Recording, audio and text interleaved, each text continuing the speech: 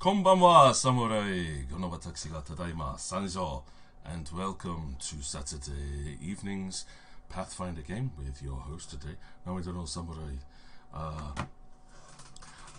also known as Peach Hips. So you won't very often hear people calling me as Peach, but I'll accept both names. I am magnanimous in this way. Just trying to get my headspace right into GMing today as we enter into the final session for the Vault of Galudrahl, my custom-made Pathfinder storyline.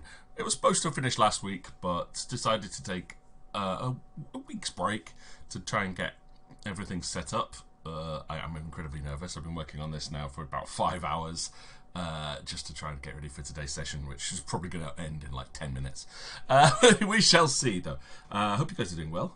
Please be aware, for anybody who is watching today, I will not be paying much attention to chat, as I have a lot to try and juggle in-game. But I will try and see if we can respond to people as we go. There'll be quite a few of us chatting along. Please be aware of adult content. There mature warnings there for a reason. Either way, I hope you enjoy this finale to the Vault of Galudrahl. Please leave any comments, messages you have in the chat. I'll send me a DM to let me know what you think. And yeah, I'm going to see what people are thinking now. Hopefully, maybe. Let's just see. I'm just testing everything to see if it's all working. This looks good. This looks good. I can actually start up some music now as well. Awesome. Hello. Hello. I think that worked. Great. Oh. Oh, cool. Are there Among Us stickers now? Nice. I just kind of heard the Among Us, like, I was like, what's that? Okay, and I should start up some of the background audio. My intros are always like super quick because I'm just like, I don't know what to say. Yeah. Meanwhile, pizza's still going. Oh, she'll be talking for another 10 minutes. That's alright. I'm back. Hey, Tor. So unrelated topic, real quick. Go to the Lewd channel. Okay. I'm looking. Oh. Yeah, I had heard that you could get weapons like that in Cyberpunk. It's better than a cop beat stick. That's quite worrying. Wait, how? I don't know. I'm very worried by that. It reminds me of Saints Row when you used to have that giant The two-hander, yeah. wandering around the city beating everyone down with that one. Yeah, after that I can't really be too surprised.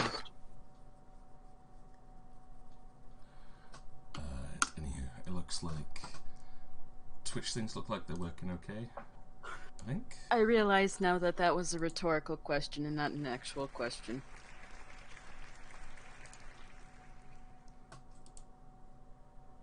It's okay. My brain understands neither of these words.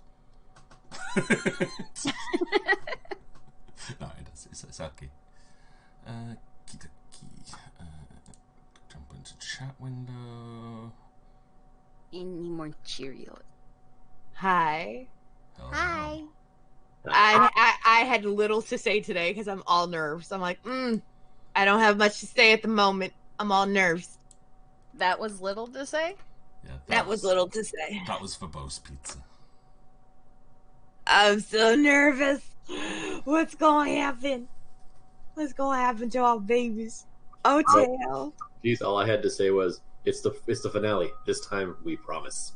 Yeah, it's like, I'm sure it's the final one this time. And we're going to spend the next 4 hours just on the run-up to the wedding, and then everyone will, like, chicken out. 4 hours running around trying to find where your ring is, Tor. Oh, my God. It is about that Best time. man, isn't that their job? Do you have a best man? One would assume. You're assuming a lot here. You are jumping to conclusions. Is your father the best man?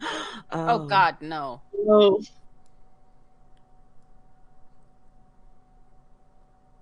Watch him make Coffin the best man. I already got too much to do. He's a busy Which man. is why you are the best man, because that's what the best men do. Yeah, they do all all the the busy same. stuff, so the groom doesn't have to. Yeah, I wouldn't be the best man then. Be the best wolf. I had one job: get the groom's party to the wedding, I think you managed that one, hopefully. and don't lose the ring. Vanasha took care of the bachelor party. And not So- drive the bride into pits of despair. Oh wait, no, that was last week. Oh wait, yeah. Put doubt into the mind of the bride. Oh, you did that one. I couldn't stop you on that one. That was all you. I mean, mistakes were made by me, too. No, I love those When mistakes. do Those were the best mistakes. When do we let slip that you're sticky fingers? No, not that one. Oh, When- there's more than one. When no one can find the rings. Where are the rings? Well, maybe Coffin's got them. Maybe He's tried to sticky steal them fingers before. has it. He stole the king's ring before. I put it back. Load a good that did ya? About that.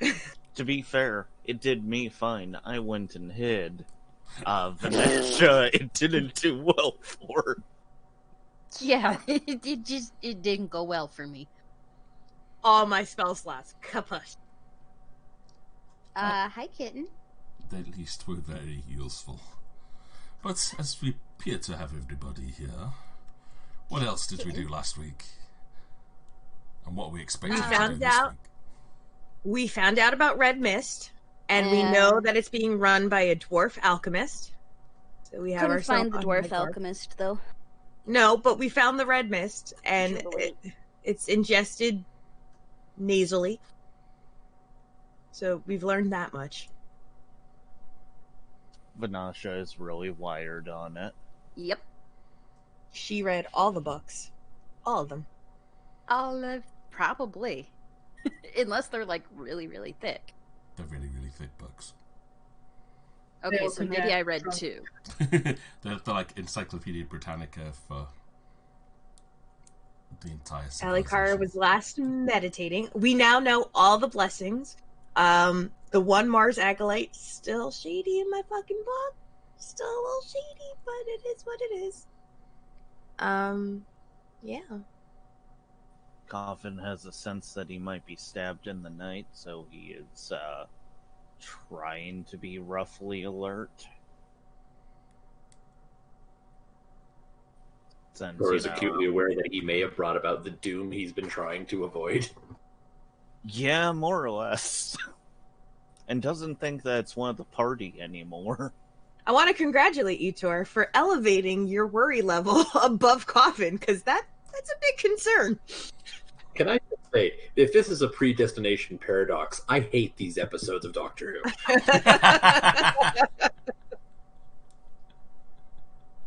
Fair.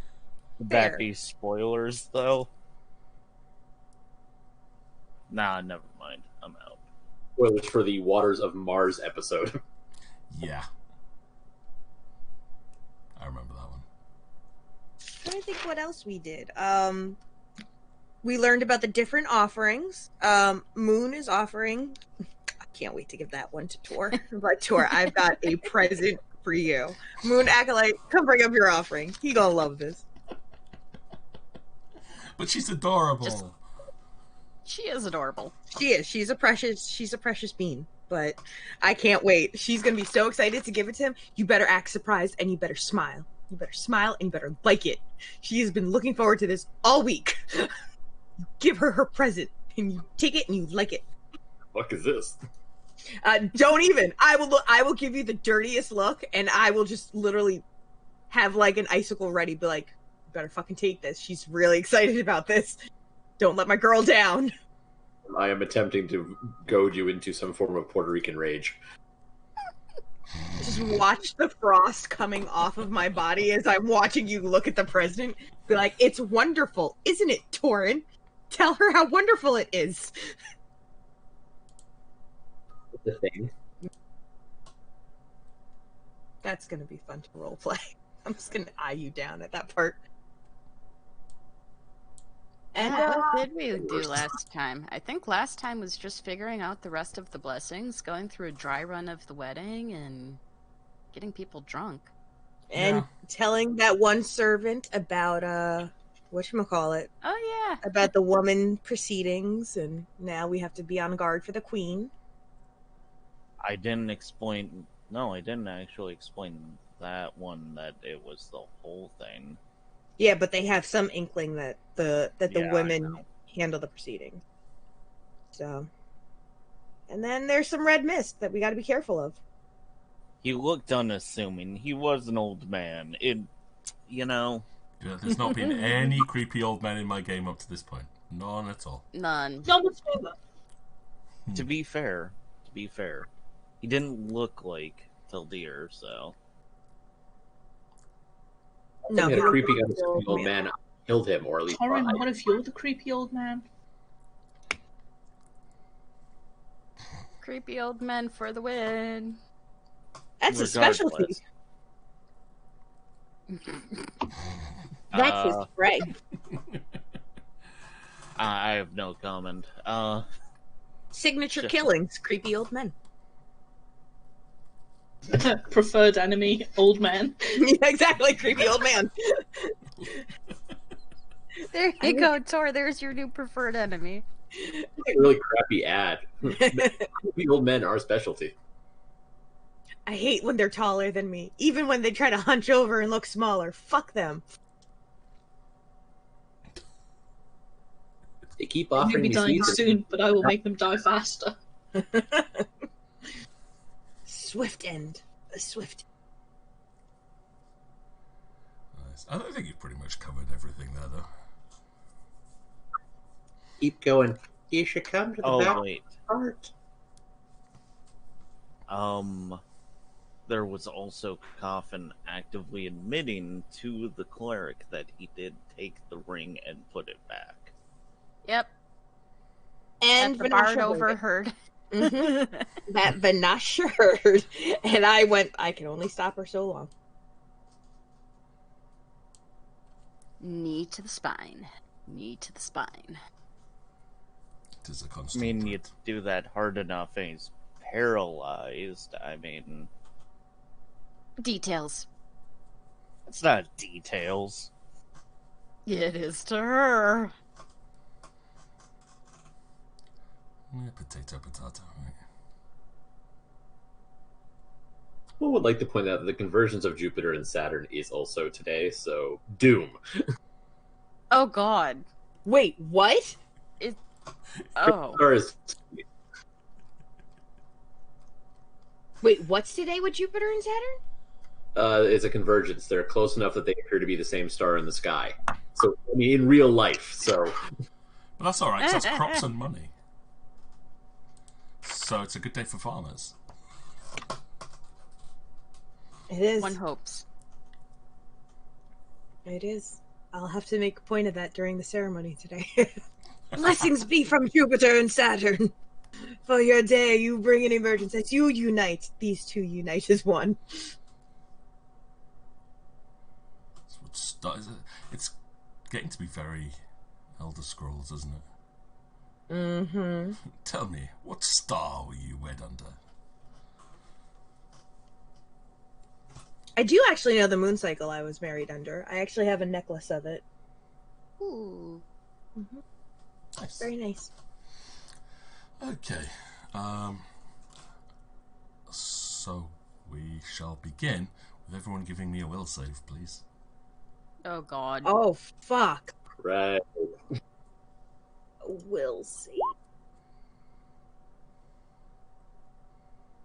Is this charm based? No.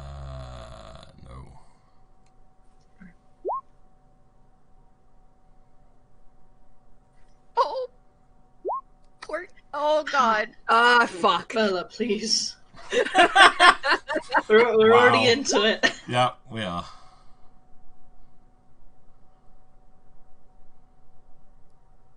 It's nice knowing you two. 3. Right, who was trying to stay awake tonight? I mean, I'm wired as all get out. Oh, so- yeah. Vanasha is not going to sleep at all. Coffin was. Yeah, I he's... was No. meditating because I'm a dusk elf. Yeah, So that's cool. Or is jacked as shit staring at ground zero of this particular fucking thing, so who knows? Yeah, he did not pass his will save there.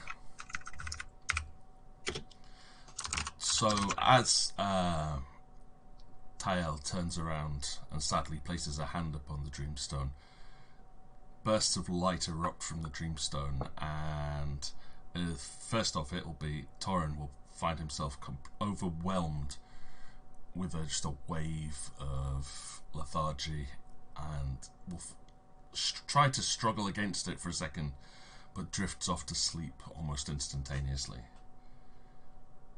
On guard outside, Merla will fall asleep at her post. Vanasha is still completely high and definitely not sleeping tonight. Through her meditation, Alikara will feel a wave of magical energy hit her, but through her clerical training, she's able to push that aside to keep focused on keeping her mind strong and awake. But Beatrix and Coffin will both find themselves drifting off to sleep. For those that do sleep, you will once again experience those dreams that you have been plagued with before entering the city. The ones that drew you to this place in the first instance.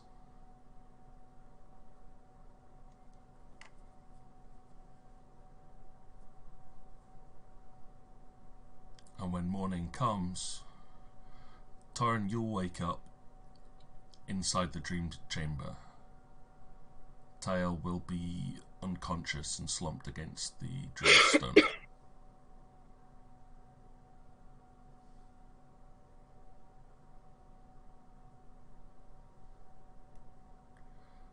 Yeah, go over to her and see if I can revive her, see if she's okay. Give me a heal check.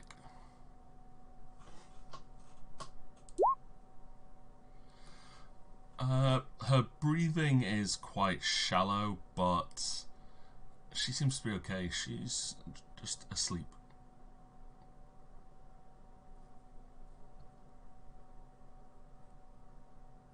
Can I try to shake her awake, or try to wake her up somehow? You try to, but you don't get any response from her. Oh shit.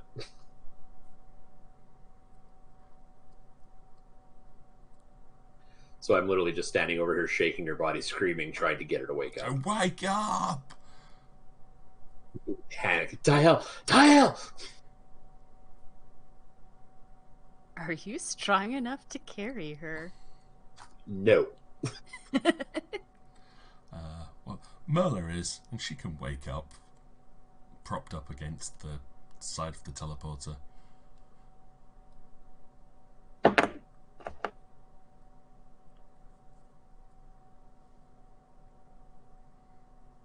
Merla, I need your help. She's not waking up. Am I awake? Mm-hmm. Okay. Right. Can I pick her up? Yeah, I think you're strong enough. Yeah. Pick them both up. No, it's like lifting a cat. Torrin on the shoulder. No, And, Tael sleeps like a Tael cat. arms. You know, you pick her up and she just gets longer.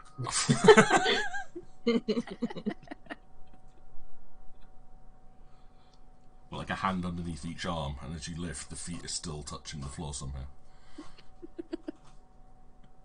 Like, how do you do this? Magic. Meanwhile, I'm getting wizard stared did it. at.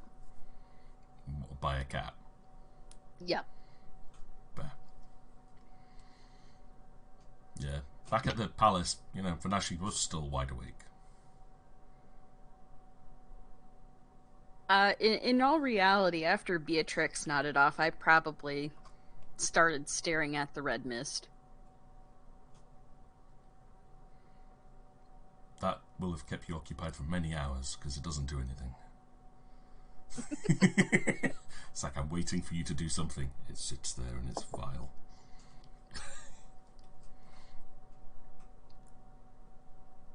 But, say, Coffin... Beatrix will probably... Say, Coffin's going to wake up. You've not been stabbed in the night. I was worried. I was actually going to type out of character. Coffin wakes up a bit more stabbed than he was before.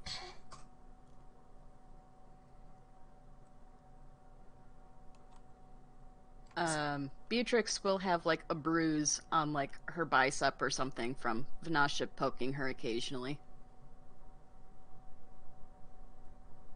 Wake up! Wake up! Are you awake yet? I'm up. I'm up. Please stop. Stop. She pokes the bruise once more for good measure. Ooh, Jesus. Are you sure you're up? I'm not sure. But the bruise. I guess when I get some coffee, I'll see. Coffee? Who needs coffee? Jeez.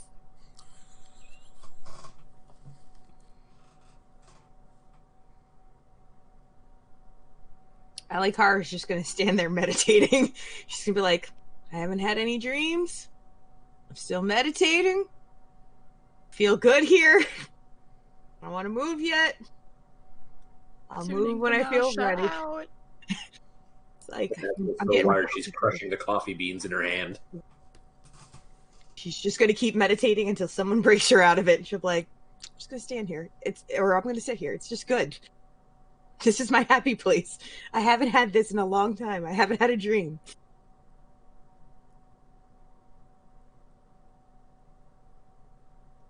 Right, so Coffin gets dressed as soon as he's awake. And he's just gonna head out into essentially trying to wake the others up. But they're already up, so it doesn't matter.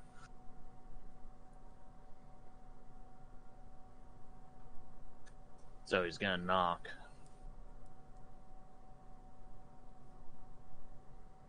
Who are you going to see?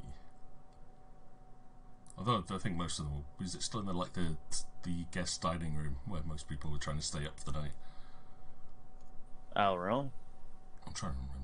Thought they were doing that in the rooms. Yeah, Vanasha's in my bedroom on the floor while I'm on the bed. Yeah, she migrated places. That's why I'm kind of wondering where you're going to be, especially if you've been poking Beatrix. Sasha's in your bedroom, eh? On the floor? Oh, yeah, the I was shipping. meditating. The shipping's just so... I am the happiest I've ever been, and it's so misconstrued. It's only because I haven't had dreams, but you all think otherwise. Oh, God. Because Vanasha's wired, and the first thing she says, I haven't slept all night. And then Alikar is happy. Alikar has the biggest nightmare. shit-eating grin on her face. She's like, hi, everybody. How is everyone?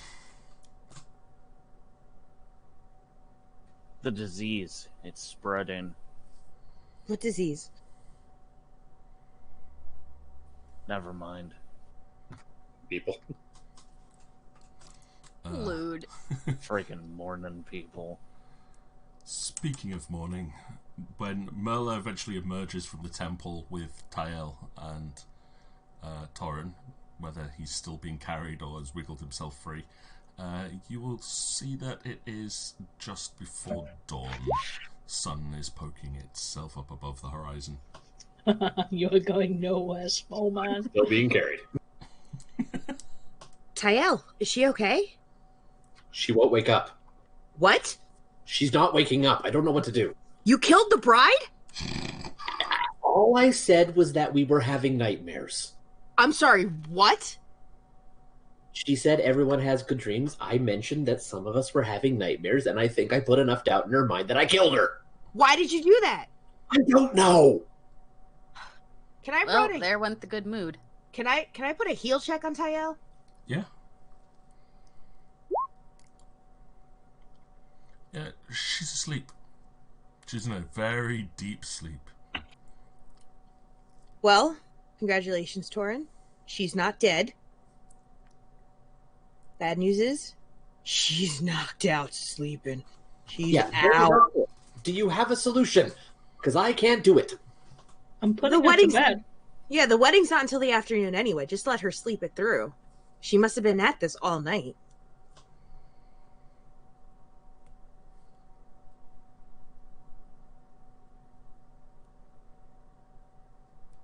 does usually sleep till noon. This probably could be wrong, but this seems like it's regimen for her. Almost kind of a schedule of sorts.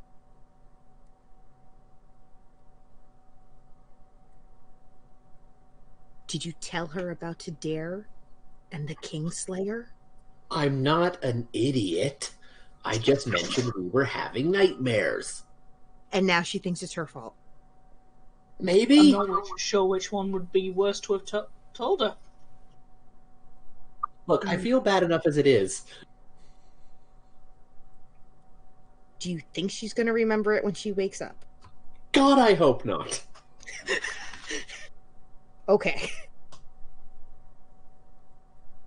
I mean, you could play the whole deflection card and be like, what are you talking about? That was never discussed. What are you talking about? I just don't know if it'll work.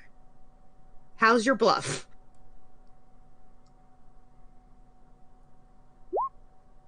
Well, that time. Doesn't work on me.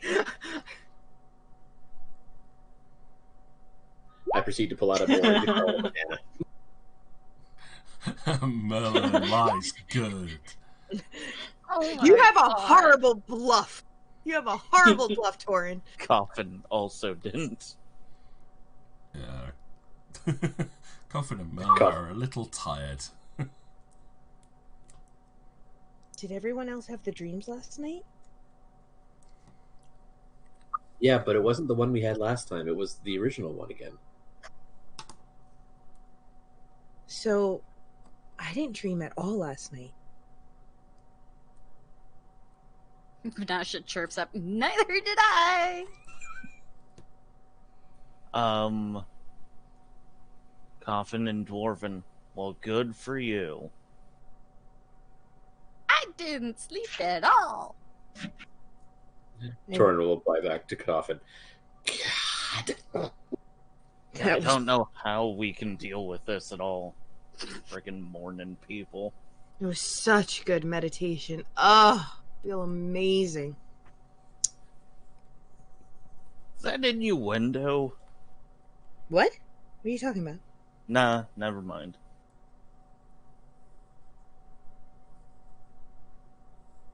Heh. Oh, are we gonna try to get Tael into her room or keep her here so we can monitor her so she wakes up? I think we can put her back in her room, but I feel like we should watch over her. I agree. Party in Tael's room.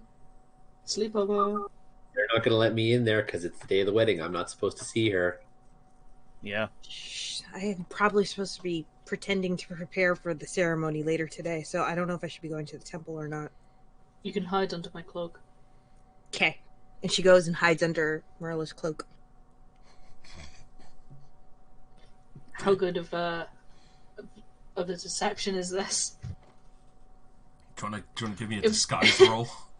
Oh no! Yeah, it's amazing that Oh, the half-orc Paladin Guard, yes! yeah, now has 4 feet, which are different sizes, and looks like potentially There's a an half. elf butt Yeah, sticking out. it's like a centaur with an elfin arse. That's convincing as 3 kids in a trench coat. I was gonna say we stack the halfling and the dwarf, and they make a man. Ooh. Can't do this today. That's because Vanasha actually tries to do that. It's like, you joke about it, but she thinks it would be funny. Oh, she thinks it would be hilarious.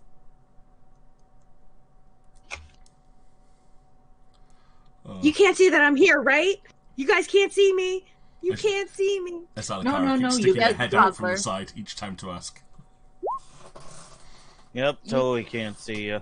You can't see us, so we totally can't see you. Oh, I'm doing so good. Nice ass. Doing well. We can tell. These bluff checks are amazing. Oh! You guys! Now her snow cloak's just hanging out from under Merla's cloak. Update your Deft stream. Right.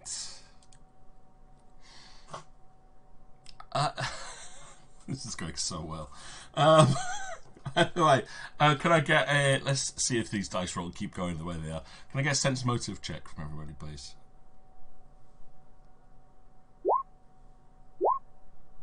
Yes! Woo! Above a 10! I'm impressed, Mela. I'm impressed. Okay. First time in a week, Merla is awake. She's opened her eyes for once.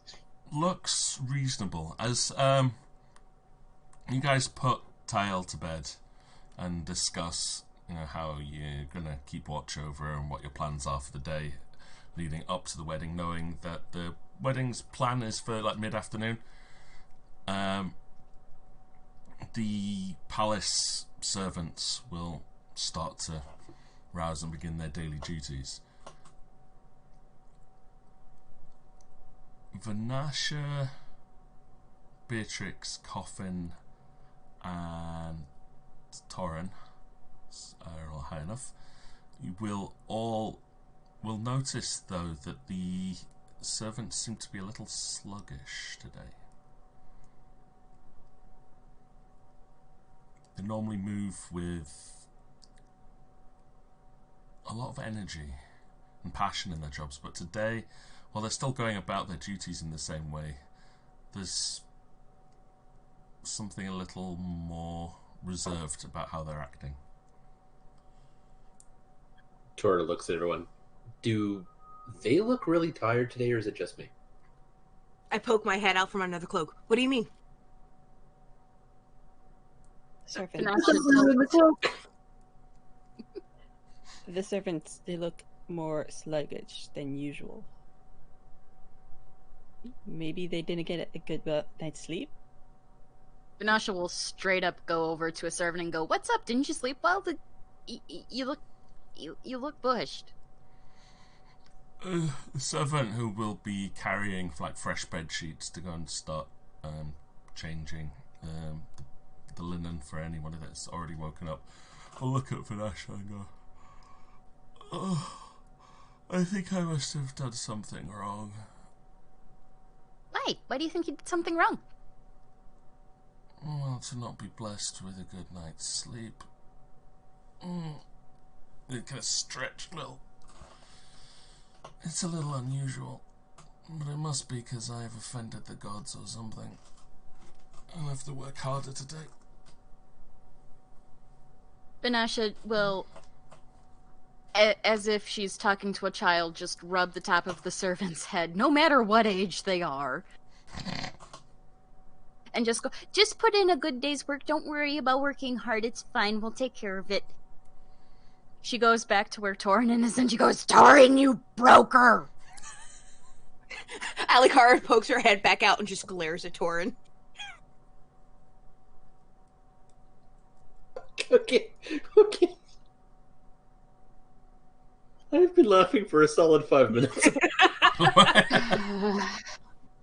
Visual of people poking out of what I'm assuming is like a poncho. Looney Tune things I've ever thought of. Oh my god. Yeah, that I can't do this comment that you guys probably barely heard is both in character and out of character. I can't do this today. We need fan art of that. I need visuals. Ash, do God's work. God's work, bonk! Wait, who's getting bonked? We're doing fan art of me just hiding behind your poncho. Or Oh, behind on your it! The entire party huddled under a poncho. Belfast sticking out of an orc's cloak.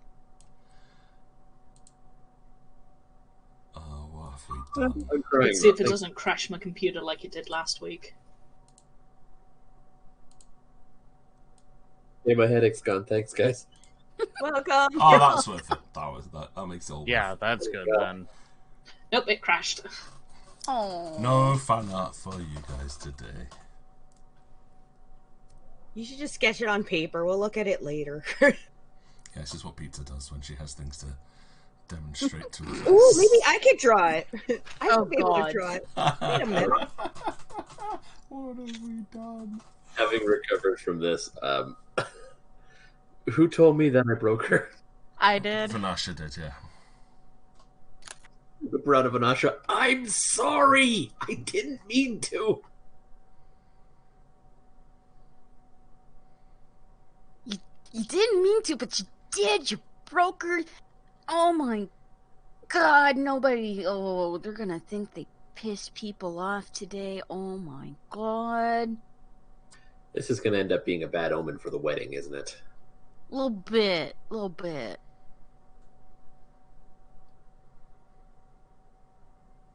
Oh, to be honest, I thought I'd wake up to the city on fire, so far so good. The day's still young. Could change. Torin just shoots you a withering look. Thank you.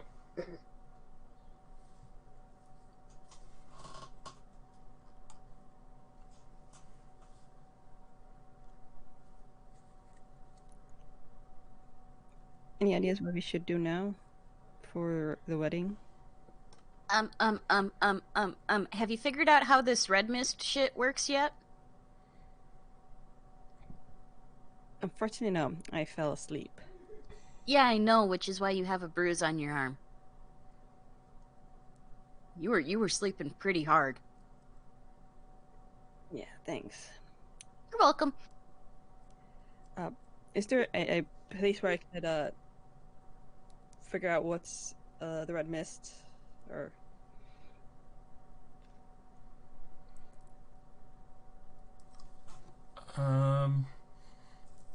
The university had some labs that they would probably let use the equipment there.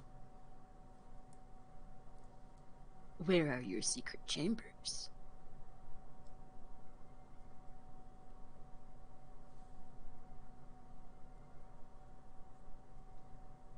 Look in the index under S for secret.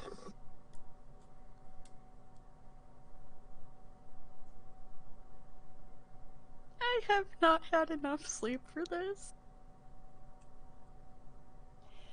I guess I'm going to head to the university and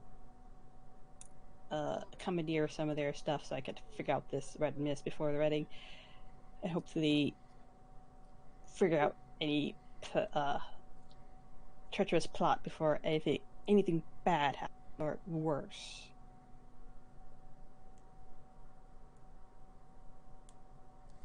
Okay, that's Beatrix's plan for the morning. Actually, I have a wonderful idea.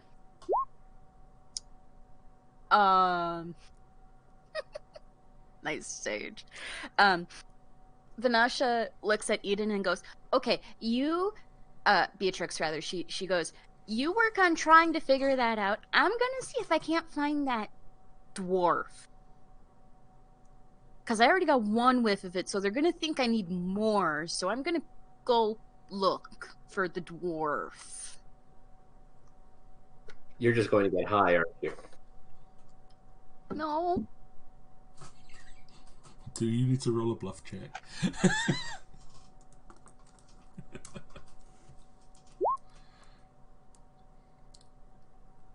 That's a very honest answer. That's a very honest answer.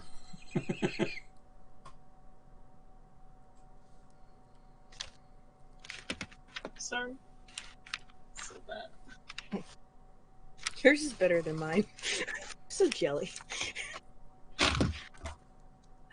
I'll poke Somebody my head has out. to do good things. I'll poke my head out of the cloak. Do you need company, Vanasha? I could join you. No, you screwed it up last time. You stay under that cloak. Go right back under the cloak. And I poke Marilla's ass.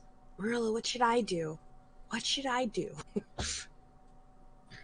You can stay with me and get some pastries for when Taya wakes up. Ooh, okay. Oh, you remembered. She likes sweets. Well, Coffin It's at a loss for things to do because most of the servants are tired as heck.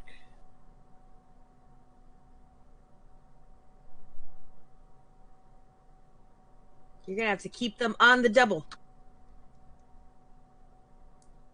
Yeah, but it's not like me to be a taskmaster either.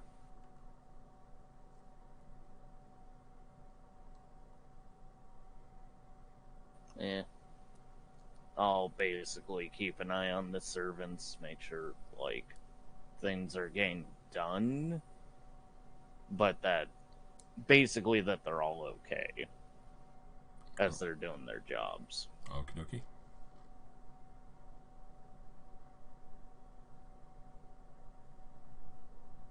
And what's Torren doing, unless I overlooked that?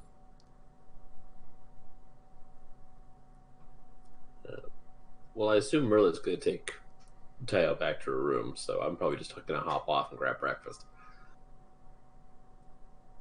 And then? I probably should follow Tayo at least on the day of the ceremony too anyway, so I'll probably stick close to Merla unless I'm needed elsewhere for preparations for the ceremony. So I'll pop out of Merla's cloak and I'll walk by her side. Like, it was nice and toasty in there. It was quite nice. Welcome back anytime. Just, if you could, and I know you did it, and you don't have to admit it, please don't fart on my face anymore. Thanks. What? I I caught a brief whiff. You farted on my face, but I'm not going to judge you. I don't know what you mean.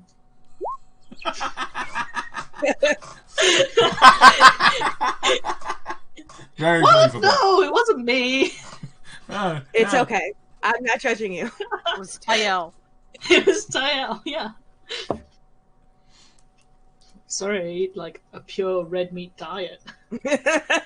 Gains Exactly. like these come at a cost. I know the truth. It's okay. Alright. I like it down there. I love you guys so much.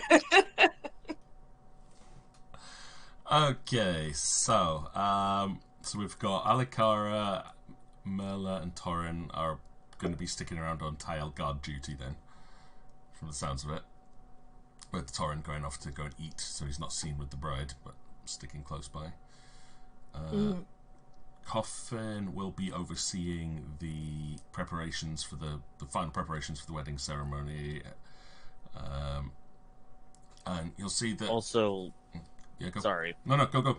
Also, loosely keeping an eye out for that servant that I talked to last night, making sure he's not doing anything weird. Suspicious. Yeah, suspicious.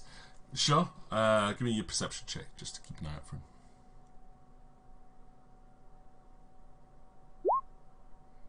Okie dokie. Right, so you will spot him as you're outside, checking that all of the seating has been put up properly, and he's there, making final adjustments to the ribbons and bunting that's around. But again, like everybody else, he seems to be really lethargic today, low on energy. He's still doing what he needs to, just a lot slower than usual. But doesn't seem to be moving in any suspicious ways, doesn't go anywhere that he's not supposed to. Alright. Yeah. We'll go to Beatrix first, and then we'll deal with Vinasha's manhunt, because that's going to be interesting. Right. So yeah, Beatrix, you can head to the university once over. After having some coffee and breakfast to try and wake yourself up a little bit. And yeah, the professors there will be very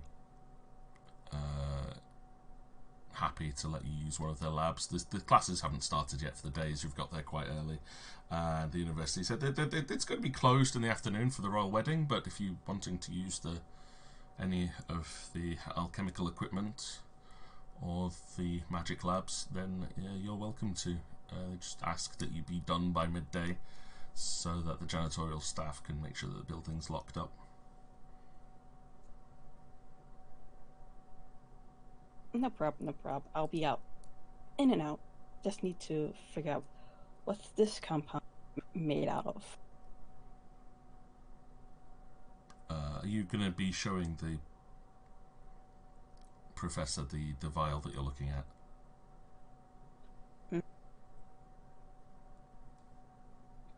I hold it out in my hand. Well, my thumb and index. And I just show it to him, a little like shaking him back and forth. He will, in the midst of a yawn, you will want to be careful of that, Magistrate. We've seen an occurrence of that appearing with some of the students who are a little more desperate about their studies.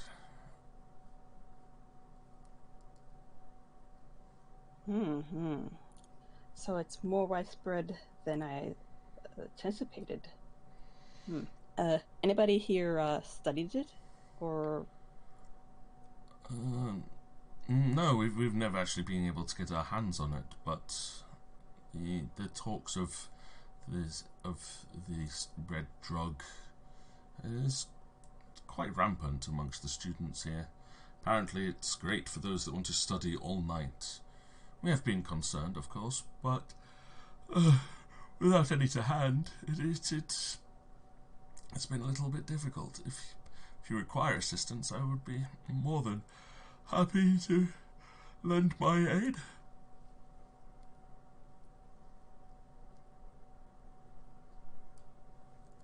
Sure. I suggest you grab a cup of coffee. You're not looking too hot there, sir.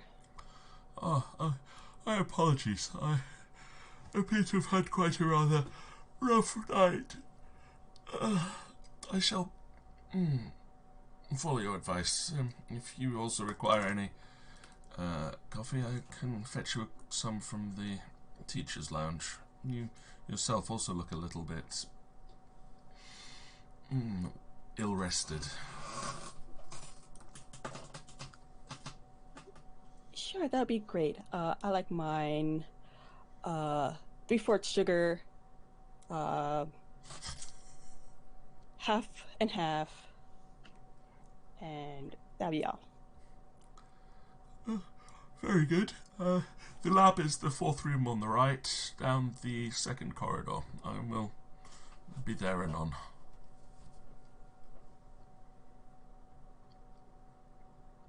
And there's a slightly dragging his feet, he turns his head off to the teacher's lounge to go and get some wake-up juice. And I equally sluggishly go down to the room. Looking forward for that sugar or water, I suppose. That's basically what you've just described, isn't it? It's like sugar with some liquid in it. Sounds like tea. Sugar and tea? Ew. Agave.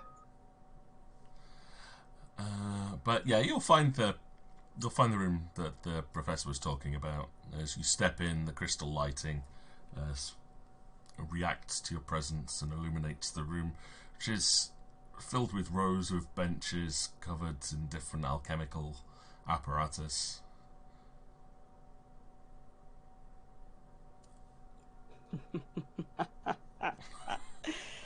Today's gonna be a good day. And I head to one of the tables so I can start figuring out what this compound is made of. Okie dokie. What skill check would be good here? We'll start off with an appraise check. You know, Beatrix is scary in the lab. Yeah. She's never going to leave this place. Okay.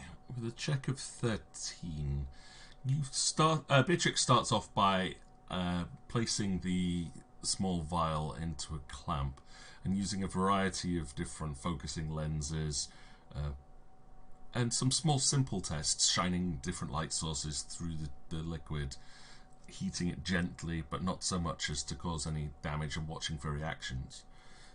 You will get the impression that this is less a liquid and more a semi-solid substance. It doesn't seem to react specifically to heat, however, or light directly, but as you look through it, you can see that the light refracts through it in a strange manner that you wouldn't normally see, whether if this was some kind of gelatin substance or a pure liquid. It seems to refract at odd angles as it passes through. Let's step the investigation up a little bit with only the spellcraft check and a knowledge arcana check, please.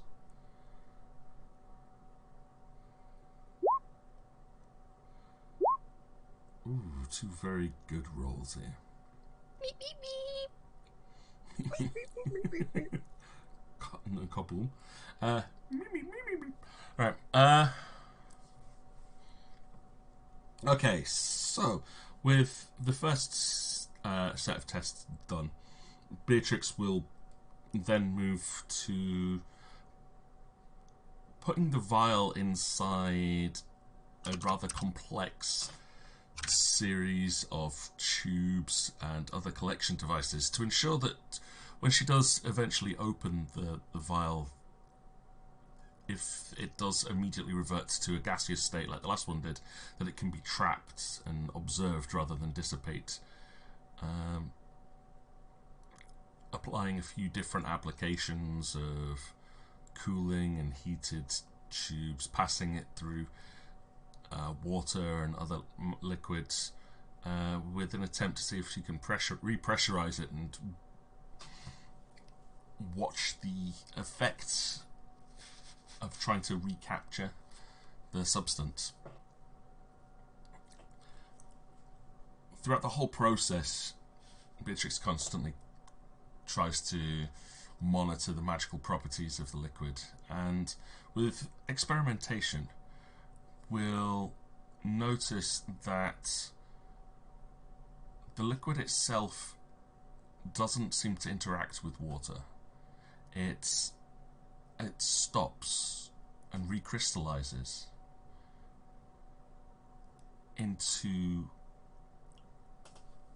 looks like large granules of red diamond-like substance at the bottom of one of the tubes. It's a very similar substance to the blue crystals that make up majority of the architecture, including the blue focus crystal that Beatrix wears around her own neck.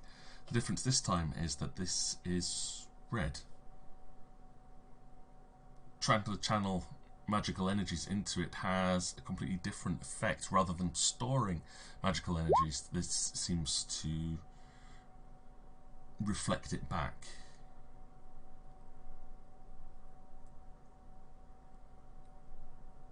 I like that. I pull out a piece of paper and my pen and start madly scribbling down everything that I gotten from the results. And I continue further testing. Has the teacher returned, or? Yes, through the middle of your testing, the professor will have walked in carrying a flask with the concoction that you requested. He'll have helped with fetching and helping you to set up the equipment that you needed to do those tests. That gif is mildly appropriate, yeah. My good sir, have you seen anything like this? Pointing to the red crystals. It seems to be like the crystals around here and my focus, but acts differently. He will pull up a small monocle into his eye and take a squinted look into the tubing. You are right, that does seem to hold the same physical properties to the crystals that we use within the construction of everything in this city, but I dare say I have never seen a red variety. When we harvest the crystal ourselves, it is already naturally blue with no impurities.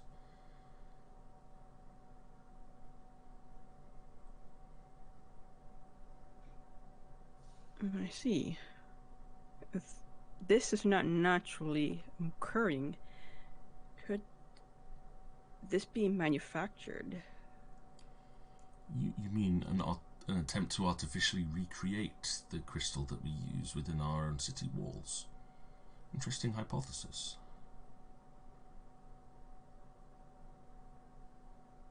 It's half-assed at best, but that's the only thing I could pull up at the moment about further testing. I can't be sure, but we don't have the time.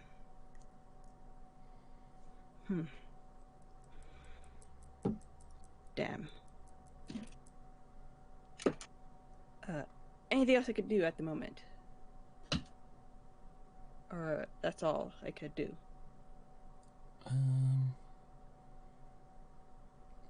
Well,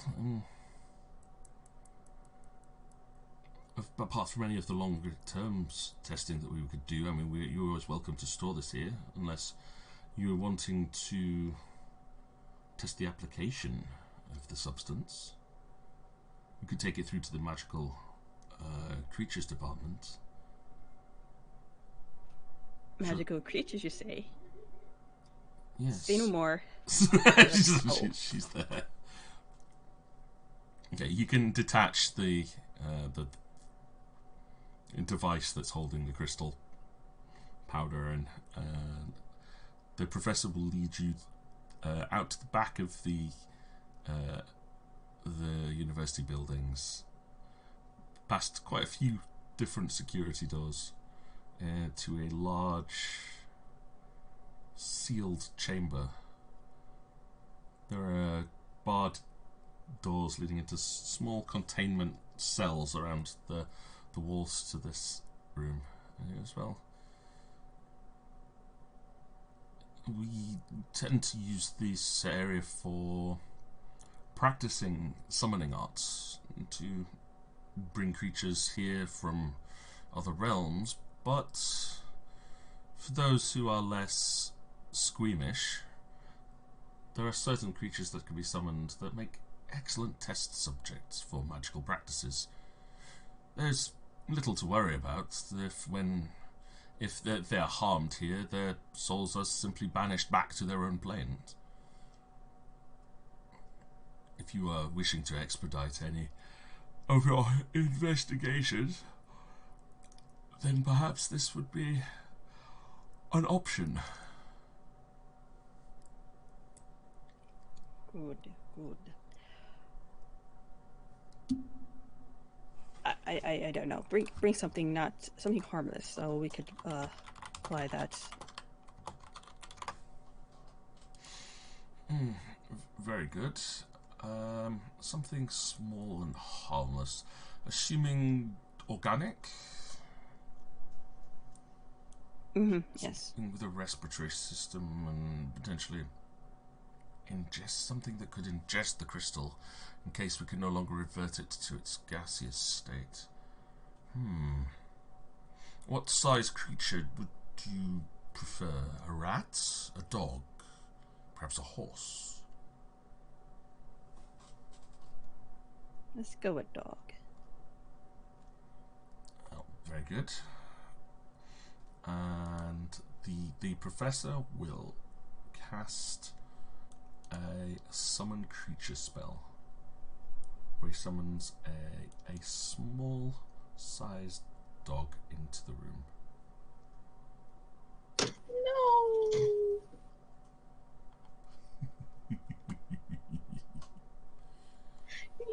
dog alone.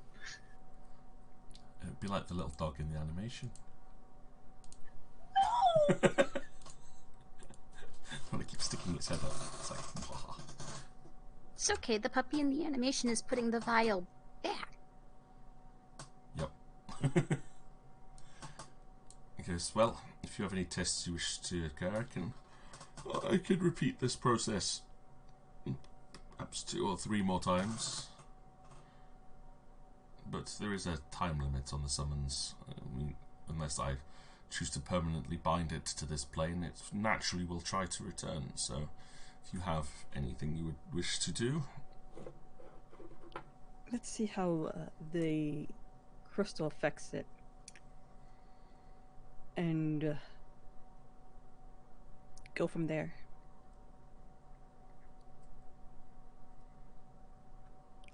So I kneel down and I expose the crystal to it. The liquid.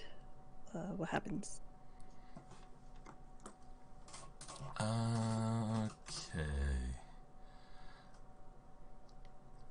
As you open the stopper on top of the beaker that's holding the liquid crystal, as soon as the outside air touches the beaker, it seems to instantly cause it to evaporate and turn into a gaseous form.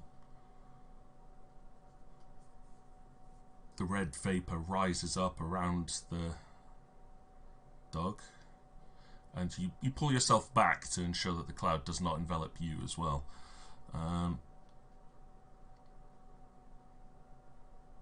It's the dog doesn't seem to do anything to the dog for a moment until eventually the cloud itself starts to dissipate around. Give me a perception check.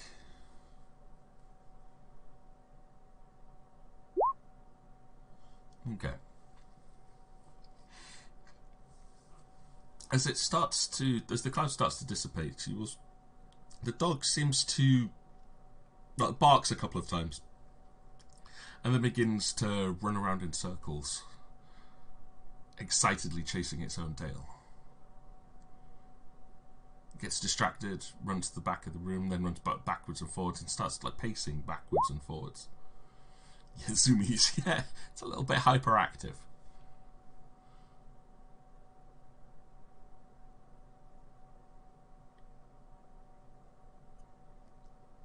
Okay, I see that the red mist gives them a boost of energy, but what else?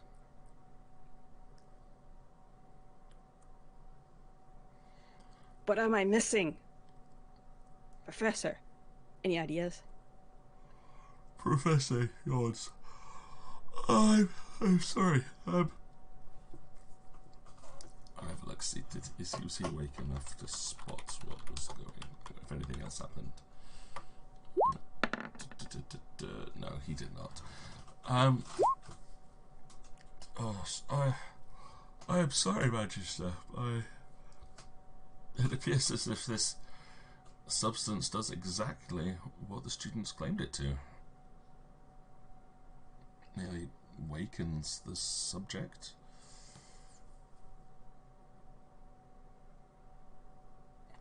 I would be interested to see what prolonged exposure would do, but it appears as if the substance itself has dissipated.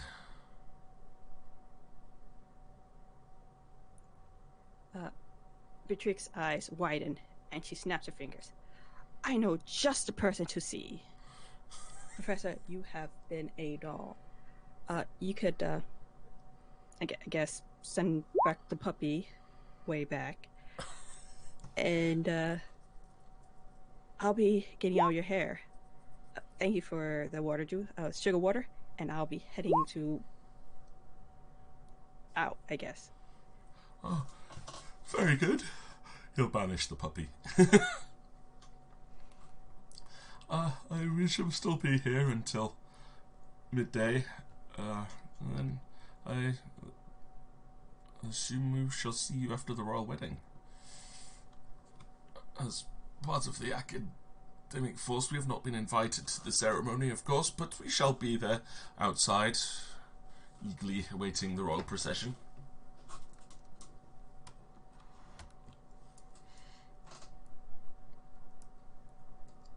That seems unfair, but I'll be looking for you later on. I bow, and I hightail out there. Beatrix is on a mission. I think we need to go to Vanasha now. And you hear half the array across town, me screaming, Vanasha! Vanasha! Where are you? I'm not here. Vanasha is everywhere. She's been running around in concentric circles. Meanwhile, running around the lower city. It's like, I wonder how quickly I can get around the entire city. And like, if I tag that one place and then I run to the other one, can I go and tag it there? Whee! Oh wait, what was I doing? Oh yeah, looking for a dwarf. Oh, you're not a dwarf. Pat's random child on head. Realistically, Yeah, she was... back in the real world, what's Vanessa doing? This is what's going through her head. She's like, wait, Squirrel.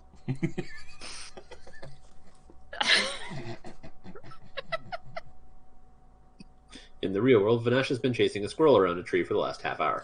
Yeah. No, she went back to the tavern. Okay. And she'll go up to the barmaid and she'll go, Well, I need more. she would do that, but the tavern is closed. So she bangs on the door going, I need more. Yep. Yep, that's exactly what she's gonna do. She's gonna knock on the door going, hey! Oh, I need more! Gonna be an angry looking tavern owner sticking her head out the window from the top floor. Will you quit the noise? Oh god, it's you again. Yeah, it's me again. I need more. You look like you don't slept well either. What do you mean? I only just gone to bed. Oh. We're at night business. We only open at night. Just tell me where I can find the dwarf and I'll let you go back to sleep. Give me a diplomacy check. Or intimidate, depending on how you're doing that. She is far too buzzed right now to do anything intimidating.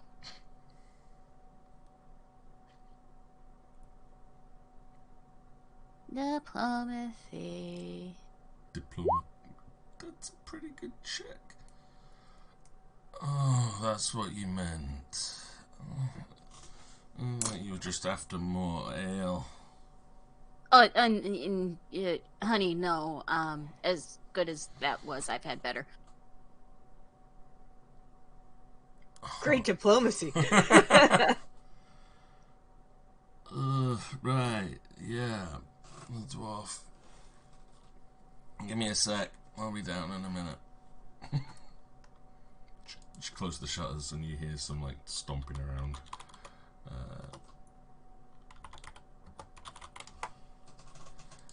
And then so that you'll hear the front door unlocking, and there is the rather hefty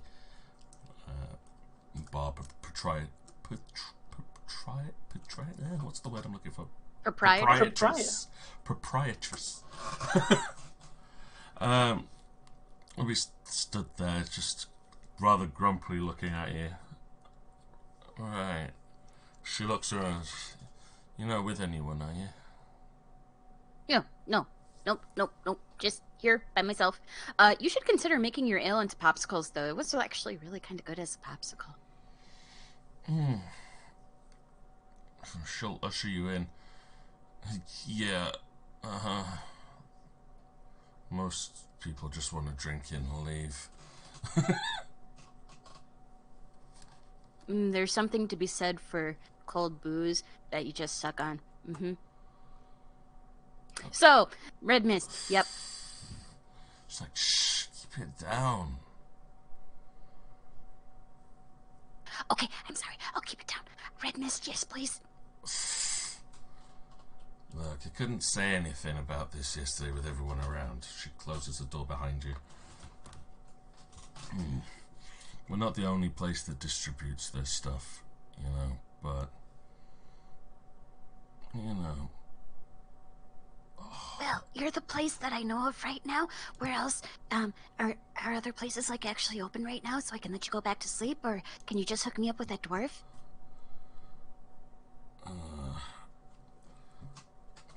Alpha Both, he comes and goes as he pleases. Wait. What was his name? Alpha Both, noble armor. He's the Wait. son of one of the blacksmiths. But he's never at home. He's got himself some secret lab set up somewhere in the city. Oh, secret labs are fun.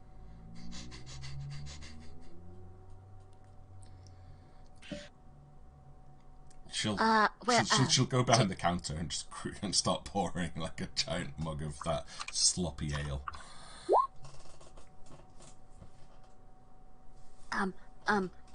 But like I said, are any of the other places that distribute this open so I can just let you go back to sleep?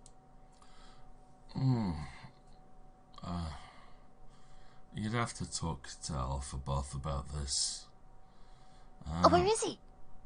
Like I said, maybe you could try his parents' place, see if they're open. I might have another vial or so stashed out back, though, if you're really desperate.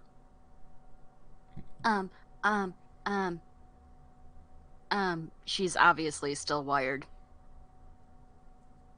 Are the effects showing any sign of tapering off at all? Nope. They're going to, but not yet. They're during the middle of the ceremony. She just face plants.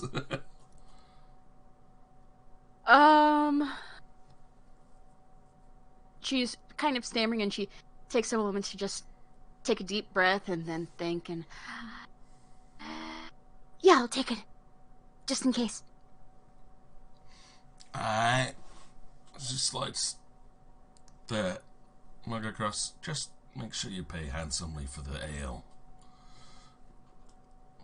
And she'll waddle off into the back storeroom. How much does the ale usually cost?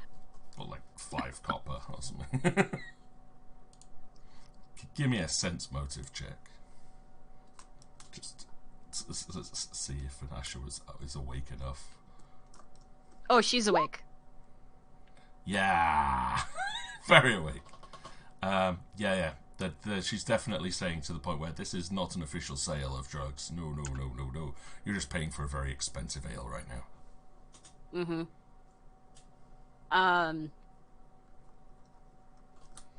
It's normally 5 coppers.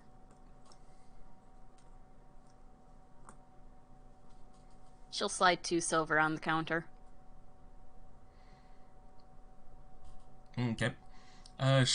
You'll hear some crashing around out back, of crates being slid around, and a box being opened, some rattling of glass. Eventually, the proprietress comes out, puts a hand on the counter, slides back the 2 silver, and behind is a small vial of the red mist.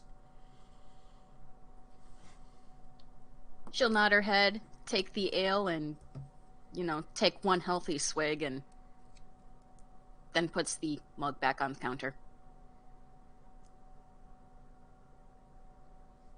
Is there anything else we could be helping you with today?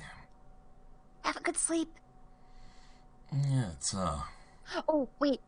Before you go back to sleep, where's the blacksmith place? Northeast end of the lower quarter. Thank you. Have a good sleep.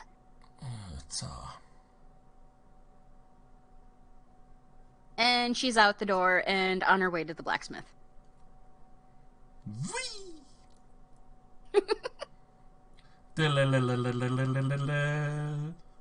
Okay, there's quite a few. There's a slight problem for Nasha in the fact that there's quite a few blacksmiths based around the city. Different ones specializing in different things. Some of them specializing in small, fine craftsmanship, like jewelers. Some of them in armor, some in weapons, some in tools.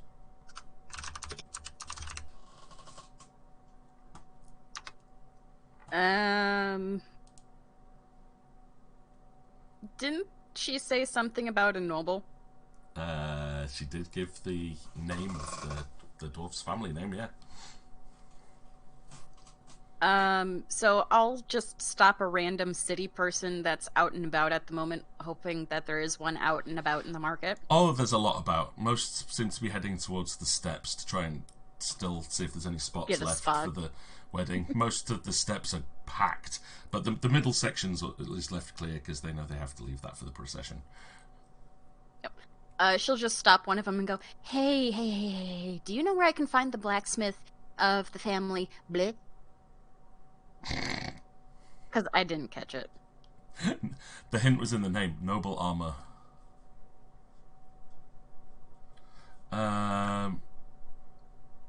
Del Pointman goes, yeah, if you keep going, they're about 5 minutes around. Take a right down the alley and next to the carpenter's shop. Thank you. She'll ruffle that person's head and just zoom off.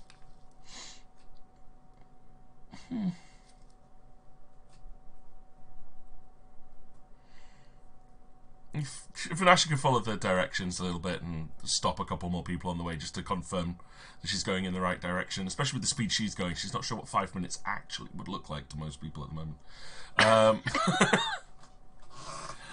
But yes, she manages to find a way to, say, spots at the carpenter's place, which it's very evident with the amount of like hand-carved wooden signs outside and the crafting tables and stuff outside.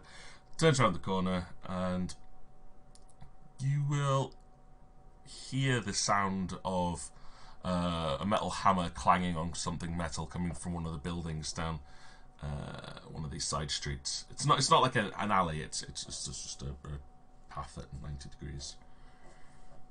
Shops on both sides, but this one seems to be still open for business. I follow the sound. You'll come to a open storefront. The inside's glowing with the red embers of the forging fires. Inside, a stocky female dwarf is hammering against what appears to be some kind of breastplate armor. Ooh, that looks really not. Actually, is it like half completed? Is it like? Yeah, it's mostly complete. It seems that she's shaping the chest section, like the top end, at this point, just to put a bit more definition into it. Vanasha knows none of this. No. And either way, she'll go, oh, that looks promising. Very nice. And then she'll just kind of start right in and it's like, are you of the noble armor? The blacksmith will look up from her craft and rubs her hand back, gloved hand against the back of her beard. She's like, "Aye, what if I am, miss?" Quick question: how old does this dwarf look?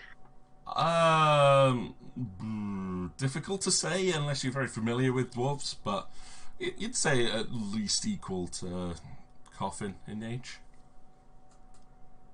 Okay, so she could have kids. Oh yeah. I'm assuming you're maybe your son, Alpha Buff. He came recommended to me, and I'm looking for him. And I was wondering if he was here. The blacksmith will pick up the suit of archers and douses it into a giant barrel. Steam clouds come off it as she toddles over to the initial account. She is like, "What's my son done now?" Nothing. Really, because you're not the first person that comes looking for him. Like, every day one of you comes to this place. Told you this. I'll tell you the same. I told all the others as well. Haven't seen my son. Doesn't he come home anymore? Oh. Do you know where he is? If I did, I'd give him his hide a right spanking. She kind of puts her hands on her own backside like, don't spank me.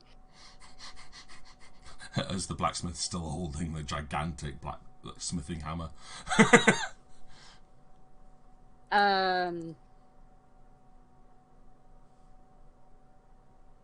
She'll visibly look put out for a second. I wanted to talk to him. Dang. No clue at all? She expects. You think I've got some kind of tracking magic on the wee lad? Couldn't have keep him Don't all tight, mothers? Aye, I wish. Since we came up here, it's been nothing but problems. Up here? Aye, it's the bloody floating city. Where'd you guys originally come from? Aye, we're from the mainland. Whole clans from the mountains.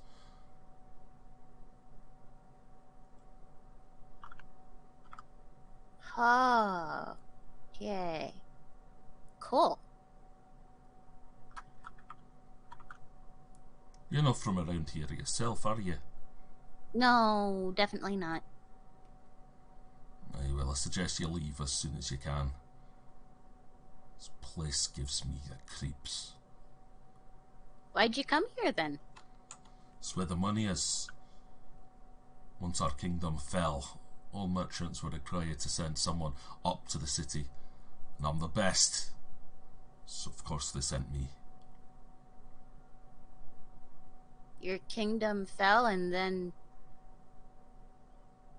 the royal family made every merchant send someone?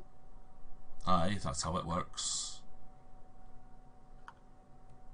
You're either with Atlantia or you're with the Moo.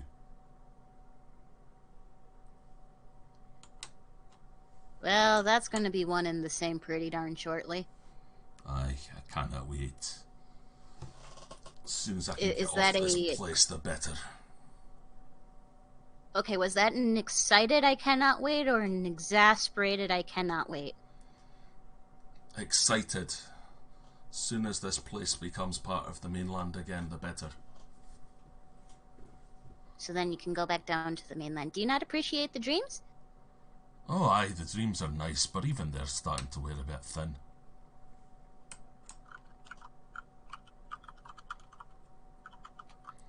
Huh.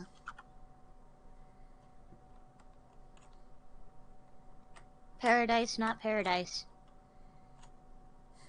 It's only paradise for the people born here. Is it something special to the people who were born here? Aye, they're just a bunch of privileged, stuck-up pigs. Oink oink. Aye. She takes a look around the shop to see if there's any completed pieces nearby. There will be. There'll be like various bits of armour, greaves, boots, metal plates, propped up against the wall, certain suits of armour hanging from different like wooden apparatus around the room. She lets out a sigh and just goes, if only I wore that type of stuff. But I don't. Well, thank you, and good luck with your chess piece there. And, if I find your son, I'll spank him for you. Oh, thanks. Feel free to go as far as you bloody like. Okay. Use that big sword of yours, he'll appreciate it. Vanasha pauses. He will? Or you will? She'll just get a big smirk. Maybe both. I'm not gonna... Right, that puts another spin on this. You have a nice day now, bye!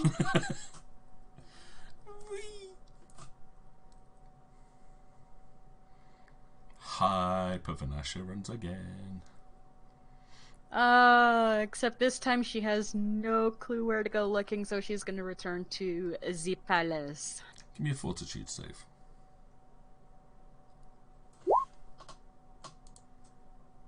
That was good. That was a good save. You, as you're starting to rush back, you'll start to feel that the world itself is slowing down a little bit as the effects of the drug are beginning to take their wane, but thankfully you shake off any of the side effects that come with it. It's starting to feel like a very mild hangover at this point, as Beatrix will run into Vanasha on your way to the palace. Vanasha, how are you feeling? A little less peppy than I was a few moments ago, was it?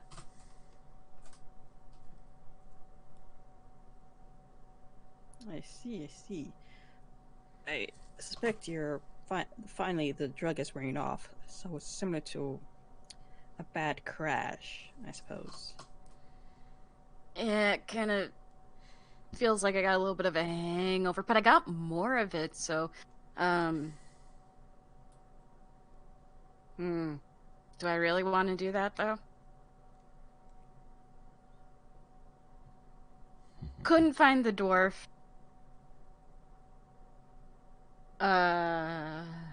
We should go inside. Sure, after you. So Beatrix and Vanasha can head inside, where Alikara will be keeping a watchful eye over Taya with Merla. I see you've returned. Any good came of your travels or exploration? Vanasha will just kind of plunk herself into, I'm assuming there's some sort of an open chair somewhere. Oh yeah, you've taken Tile back to her room. Her room is huge. There's armchairs, like a little ottoman that you can sit on. Yep, Chair, so, yeah. She'll plunk herself into one of the cushioned armchairs and just kind of... It's obvious she's no longer as peppy as she was in the morning or through the night.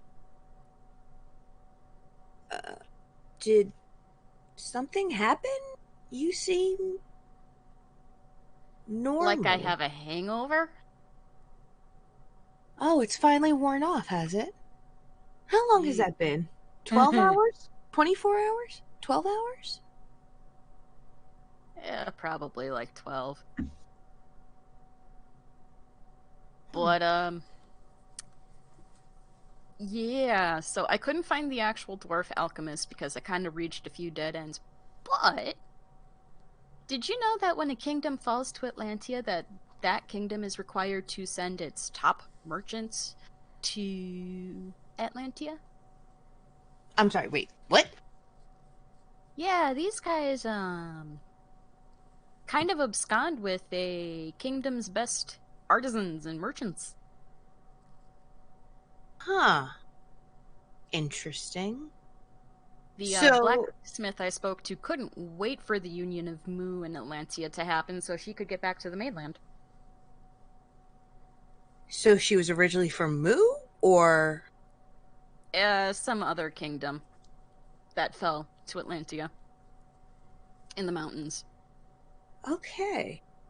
So if I'm understanding this correctly, when Atlantia and Mu merge, she'll get to go back to her homeland, or she'll get to go back to Mu? Well, it's all going to be one and the same. Ugh. Interesting. And they want this? Yeah, she wants to leave. Okay. Well, I mean, to each their own. She calls the Atlanteans all stuck-up pigs. Hey! I take offense to that. You're not an I'm not Atlantean. from here. I said that. You didn't let me finish. Huh.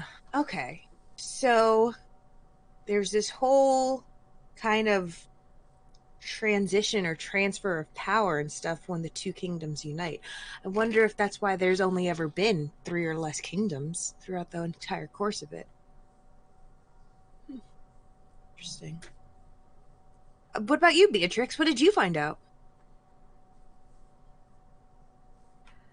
Well, I found out the properties of the mist are made up of similar crystals to the architect of this city. Wait, And so the properties of the inhalable dust is made up of the crystals from the city? not quite. Apparently, these crystals are naturally made. Mm-hmm. I'm thinking that these, since they're red in color, that they might be man-made. Someone manufactured this. Oh, so somebody basically tried to copy and duplicate the original crystals, and in the part of them being corrupted, that's what made them so horribly wrong? Mm-hmm. So instead of giving you good sleep and dreams, they keep you awake. Someone tries to reinvent the wheel, and they do it, but they go about it the wrong way. Mm-hmm. So, could this be the dwarven alchemist that's creating these man-made crystals? Or is he getting it sourced from one of these other kind of absconded blacksmiths or kind of merchants that are from one of the other previous kingdoms that want to get to mainland? Oh, if only we had the answer to that. So, the dwarven alchemist is not so much the go-to person, but just one of many who probably gets their goods from somebody else, a higher power, so to speak. Where are you pulling that information from? Well, this is just a guess. I'm assuming that the dwarven alchemist isn't the person behind all this now, if there's other trade merchants. That's, again, just my assumption. I don't know. I mean, from the chat I had with last night's tavern owner, it sounds like this Alpha Buff dude is the distributor. I'm sorry, Alpha Buff? Alpha Buff? The dwarven alchemist's name is Alpha Buff? I have to say that's a terrible name. Yeah, I would have been picked last in gym all the time. No wonder he doesn't live with his parents. I get it. Never got to play dodgeball as a child. But, yeah. So, parents don't know where he is. I don't know where he is. I'm not sure we have time to go looking for where he is. But it sounds like he's the distributor of it. So, he might be making it.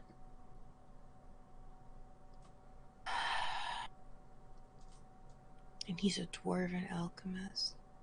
By chance, Merler, is there any way that we could try to put out a warrant for this guy in the meantime?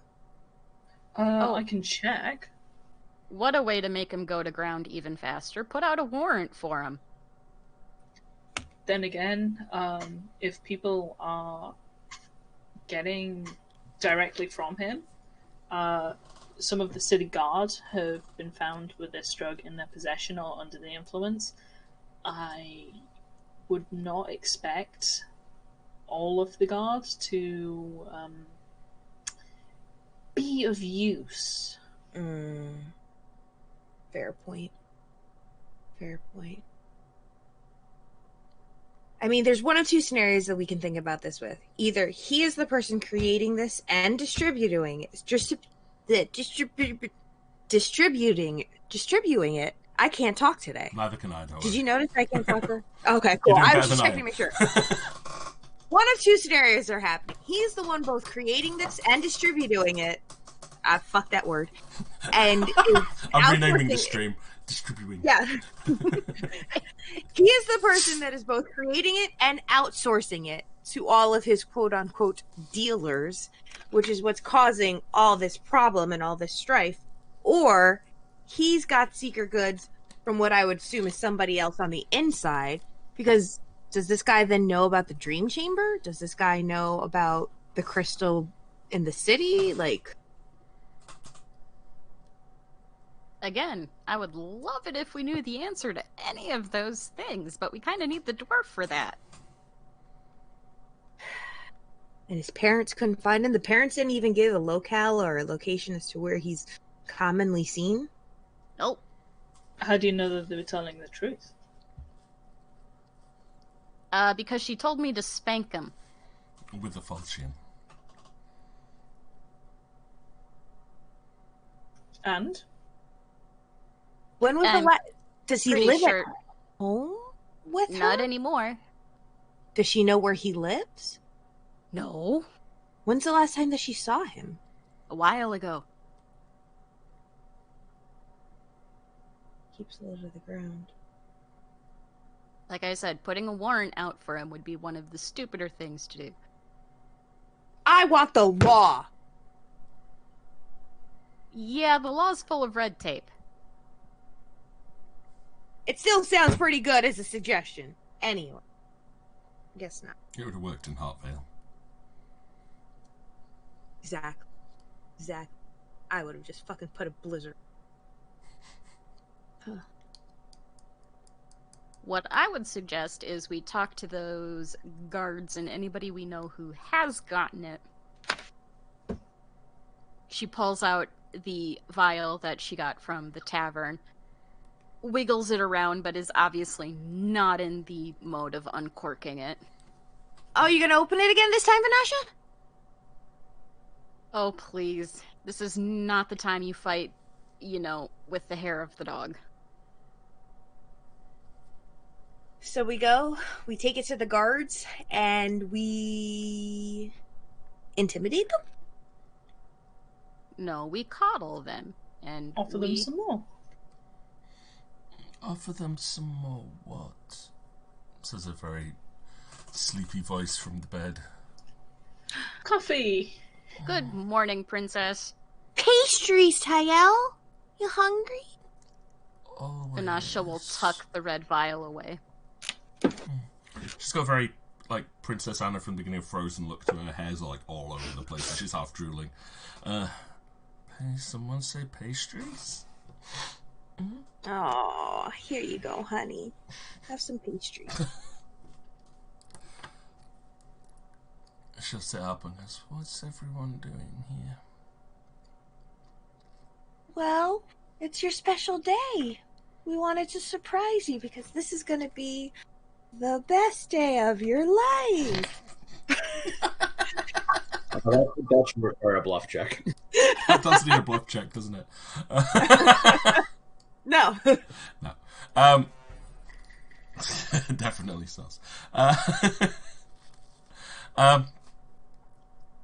She'll go, wait, that's today? Today's your wedding day. Yeah, her eyes kind of open. Today? What time is it? Where's my dress? Where am I going? Is he ready for it? Did I miss it? She's She kind of out of bed. And Kara puts her hands up and she's just calms her down. She goes, "Oh, don't worry about it. I know how this works. It's gonna be okay. We're gonna work through this. But first things first, you have to get your strength. Let's start you off with some pastries, and then we're gonna brush your teeth, and then we're gonna get started on hair and makeup. I love hair and makeup, Tayel. Look at my hair." And she kind of pushes her hair back behind her. I got this. She'll sit back, slightly relieved. What would I do without you? I know. So, Merlin, Vanasha, why don't you guys go check that thing with the hors d'oeuvres and see what they say, and I'll help keep an eye on Tayel and help her get ready for her special day. Sorry, I just had a thought of Merla doing the Cusco's poison skit. You know, I could see that.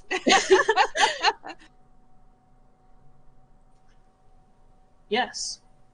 Let us go do the thing about the thing and check on that. Yes, I really want to get pigs in the blanket as an hors d'oeuvre at the reception. Yes. So, you guys like spinach puffs? Who here likes spinach puffs?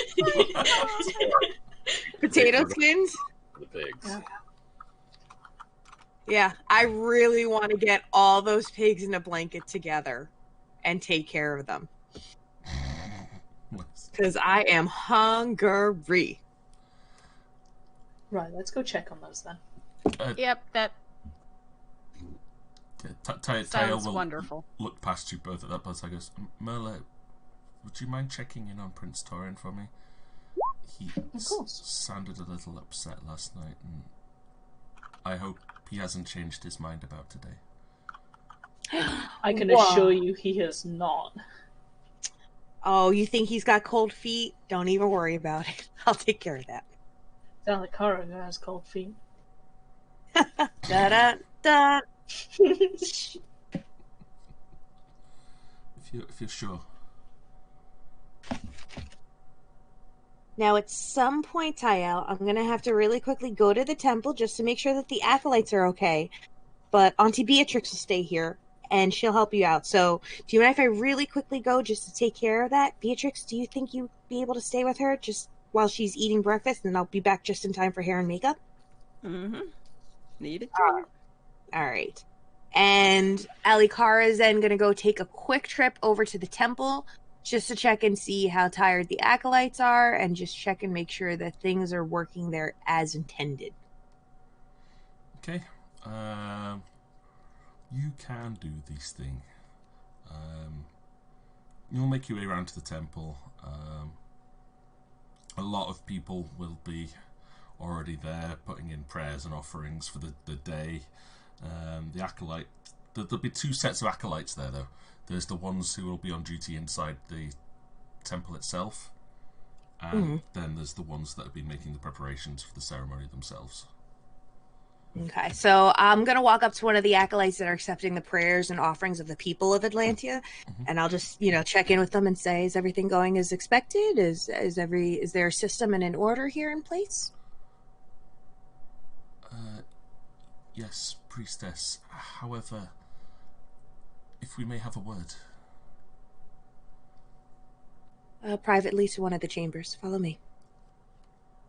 You can take them across to the side, and the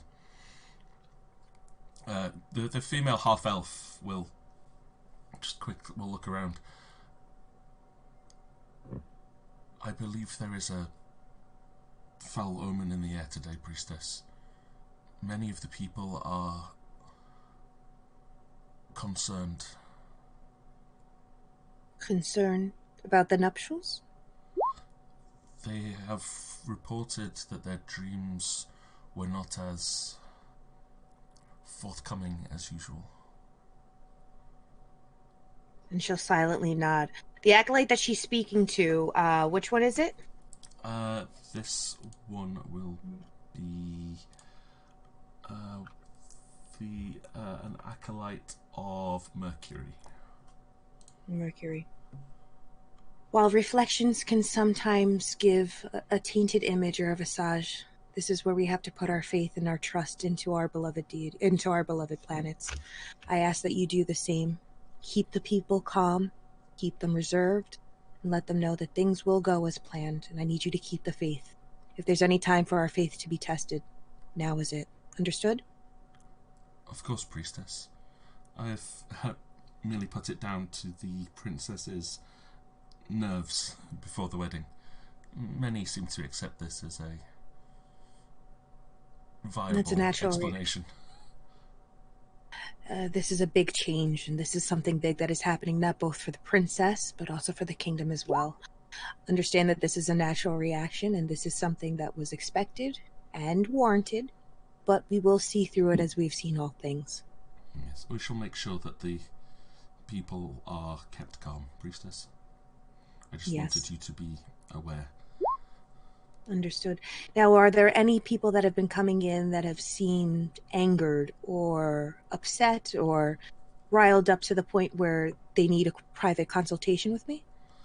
No, Priestess. Most are here to either pray for the princess this afternoon, or to offer their own wishes, or those who are just worried about their own futures. Nothing untoward. Then I ask you this, Mercury Acolyte. I ask that you just reflect all that is good from within your heart and to radiate that onto others. Is it understood? She'll smile. Yes, Priestess. If there are any issues, I won't be far. I'm just seeing to the bride as well as the royal family to make sure that all is being prepared. Can you tell me the acolytes that will be performing in today's ceremony with the offerings, are they nearby? Yes, Priestess. They are awaiting with the offerings in the gardens, ready for the ceremony. Very well then. I'll see to them. I'll come back here. Please don't hesitate to reach out to a city guard to come find me if you need me. Sure, bow.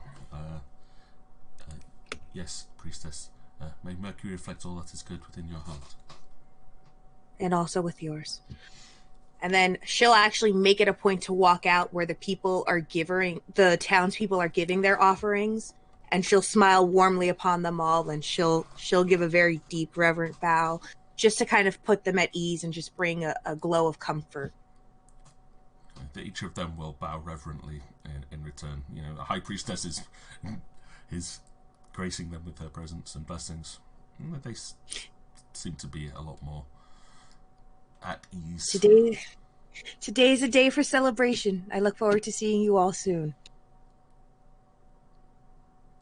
And then she'll kind of make that exit to start heading towards the gardens just to really quickly check on the acolytes that are performing the offerings. Okay. Alikara will go to the gardens where Coffin is overseeing the final preparations for the ceremony. Several nobles have already, as noon approaches, several nobles have already entered and taken their seats. Servants scurrying along the sides of the gardens with fetching drink and food when requested, tidying up after the final preparations, picking up unused decorations. I'll walk up towards Coffin, then I'll just be like, so, how's everything so far? Well, besides a few of the servants tripping over themselves, it's mostly been fine. Haven't seen anything suspicious, really. Okay. I'm going to head over and check on the acolytes and check on the blessings just to see that everything is as expected. By chance, do you happen to have a program for today's ceremonies?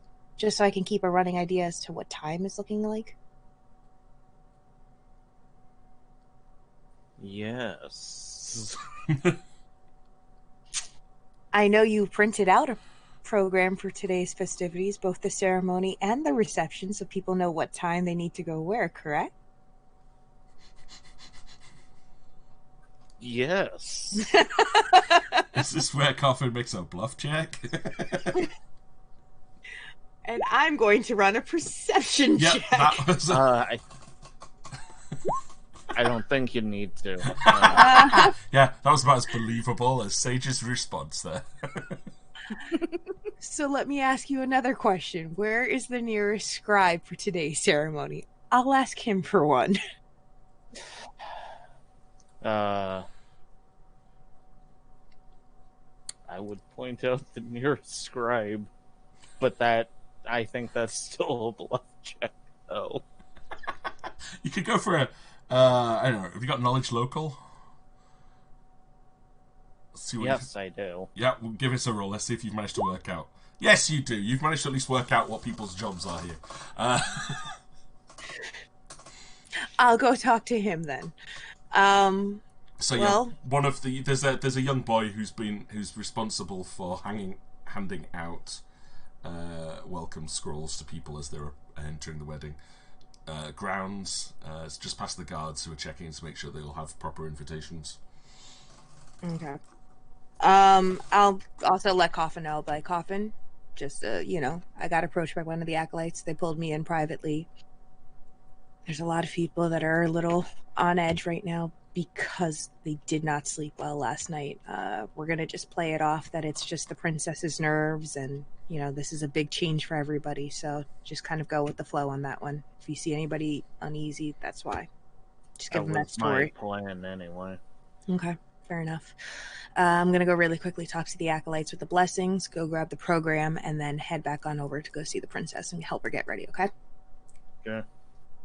All right, so I'm going to really quickly go and walk up to the Acolytes with their blessings. Everybody's present. Everybody's there. Yep, they're all there. They're all in their, they're very clean Acolyte robes.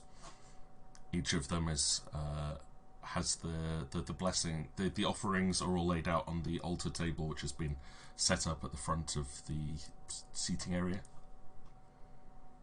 So is everybody excited for the big day today? The little halfling from who's oh yes. Oh, you're just so spunky. Look at you, little quirk, you and your birds, you stuff. Yep. Everybody else good too? Everybody? They Yeah? all kind of nod. Again, there's this definite air of tiredness about them, but they're putting in a bit more effort to hide it. Mm-hmm. As though they just nod their heads very slowly but deliberately. I could see that you are all just as excited and as nervous as the princess is, but fear not. This is a great day, not just for the princess, but also for the kingdom. And know that your role will be a history-changing event. So I just ask that you all give your best effort like I know you are now, and we'll have ourselves a wonderful ceremony. And I know that your planets will smile upon you, beaming with pride. Or water. Or sun. Or Venus. Damn it. Or moon, Mars, Jupiter, Saturn, Uranus, Neptune, Pluto. All of it. Forget I even said the word pride. Everybody's going to do a great job, and your planets are going to be so proud of you, okay? I'm proud of you. And it's an esteemed honor and a blessing to be your high priestess. I know that you'll do the temple proud. Understood? Forget I said proud. The Mars Acolyte is just going to raise his eyebrow at you. Listen, I'm better at blessing than I am at talking. Don't judge me. Do you understand? I just look straight to Mars at that one. I go, listen, I'm better at blessing than I am at talking. Are we clear? Of course, priestess. Can I get a fucking perception check on this motherfucker? Because I still don't fucking trust him. I love him. I think he's a good boy. Damn it. Oh, come on. I had better perception.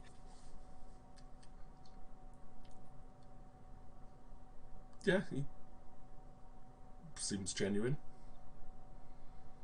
He lowers his eyebrow. I think he just thinks you're nuts. I'll just look down at him and be like, I'll show you. I'll look down at him and be like, just want to be clear. I'll show you what strength and courage is like. You need to smile more often. And she just walks away. Yeah, but he's Snape. He can't. I know, but I'll smile at him and just kind of walk away pretending it was a joke. And I'm going to go look for the scribe. Scribe? Where's the scribe? Scribe? Scribe. Scribble? The little boy will run forward. Priestess? Oh, aren't you a cute one? Hello. He'll hold Hi. up like one of the scrolls. Yeah. I'm going to take one of those, okay? I just want to make sure that everything's on schedule, okay? Okay, priestess. Oh, you're a singer, aren't you? I'm making sure that everybody gets one. Oh, if we sing any hymns today, I hope I hear your voice the loudest, okay? I will sing all I can. Oh, yes, you are, you precious cinnamon roll, you. Okay, bye. If you kill him, I swear to God, I'm never playing in any of your games ever again. You know what I like doing to spoil children in games? Fire. Ash, he's already Young, already dead. young scribe, do you have a name? Oh my god. Oh god, no! After watching Galaxy Quest yesterday. Don't dare. Don't you dare. Oh no.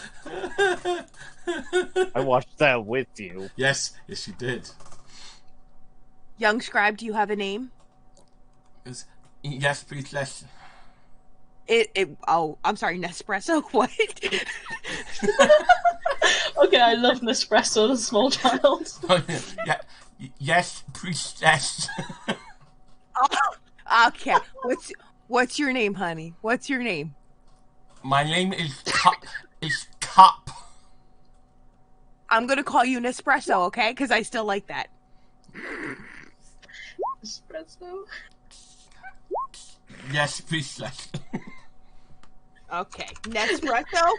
I'm gonna keep my Nespresso eye out for you. machine. You better save me a dance at the reception, okay? You just smile. Oh, Nespresso cup. I I like it. hate it. I love it. I love it. Oh my god. I'll see you on the dance floor. And then she'll give that cute little wave to him, and then she'll start making her way back to the chambers where the princess is. And on the way, she'll see Coffin. Coffin, you have an important task. What? You see that little scribe over there? You protect Okay. him with your life. Protect him with your life. I don't care. Protect him with your He's life. probably already dead. I mean, Coffin, do you Look. want me to tell everybody about the ring? I will tell everybody about the ring. Right the fuck now. shit, I'll tell them. Protect Don't threaten me. protect this precious little bean over there. He's a little espresso bean. His name's Cup. I know. Do you? Yes. I'm the one who pointed him out to you, remember? Just watch over him. He owes me a dance at the reception. And then she's gonna walk away and start making her way towards Tayel. Weird. Thought she'd dance with Vanasha. In Dwarven. Whatever you said, I fucking heard it. Yep, but you didn't understand it, so... Doesn't matter. I still heard it. Okay, whatever. I turn around real fast and I flash a little icicle and I pop Coffin right in the ass with the icicle and then I walk back.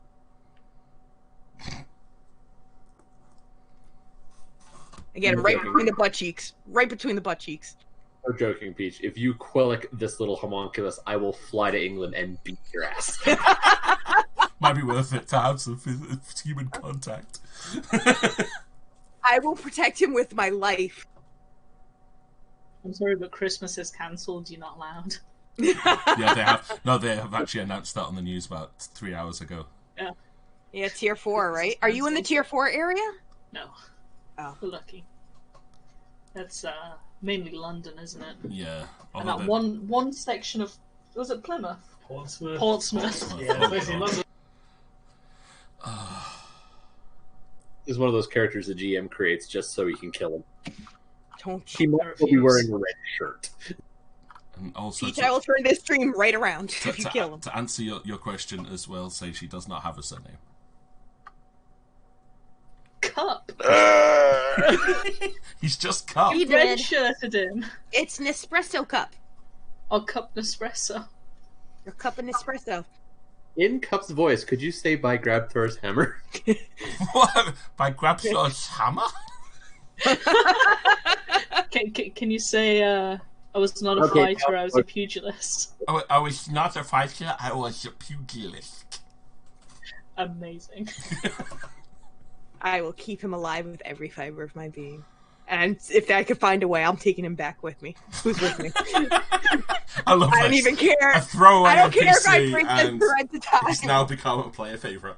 I love it. I love it when this happens. I will break the threads of time to bring this little boy back with us. And I will adopt him like Major Payne. Little tiger. Here we go, Tiger. Let's go. Okay.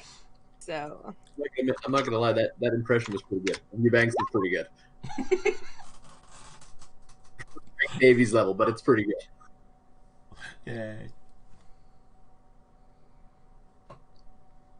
Right, so what dumb shit have we gotten up to this session? Because I've started to assemble like a little collage of out of context things. You know, like this week's episode spoilers, but there's no context. Oh, nice. Yes, please put them onto like forums and stuff. Put in your diary because it'll be funny.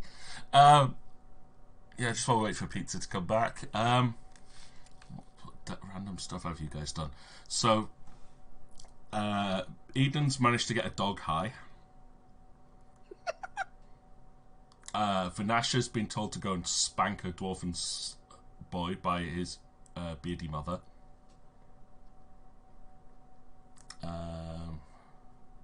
We've met Cup. You met Cup. I got a token for him now as well, just so you can have like a visual representation of him. Let's see if I can get him ready, actually. It's so bad already.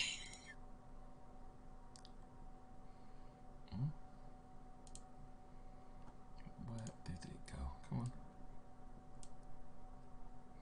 Here we go. Welcome back, pizza. There he is. I made it. Oh, God. Little Nespresso cup. Oh, bless him. Oh, bless. Hashtag blessed. He's right there. In the gardens.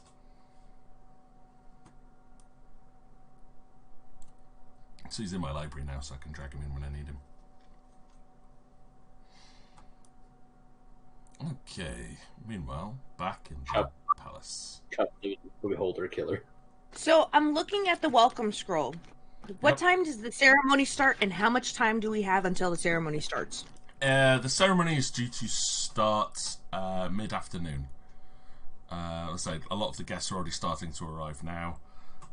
You've probably got a couple of hours before everyone will be seated. So there's not long left. Musicians are already starting to take their places.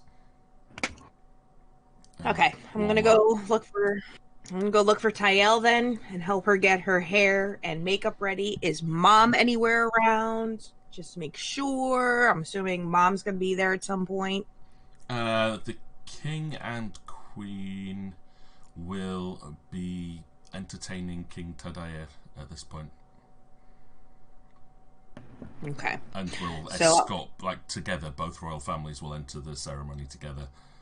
And then King and Queen will take their spot at the front of the ceremony to lead the wedding.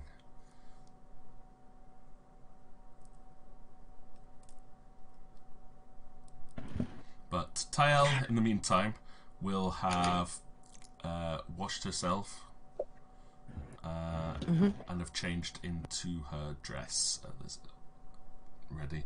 It's a very simple, plain white dress. It's nothing fancy, no long trails, no veil. Just elegant, plain design. I'll still be, I'll still act like proud auntie and be like, oh, I remember you the day you were born. Look at how much you've grown up even today.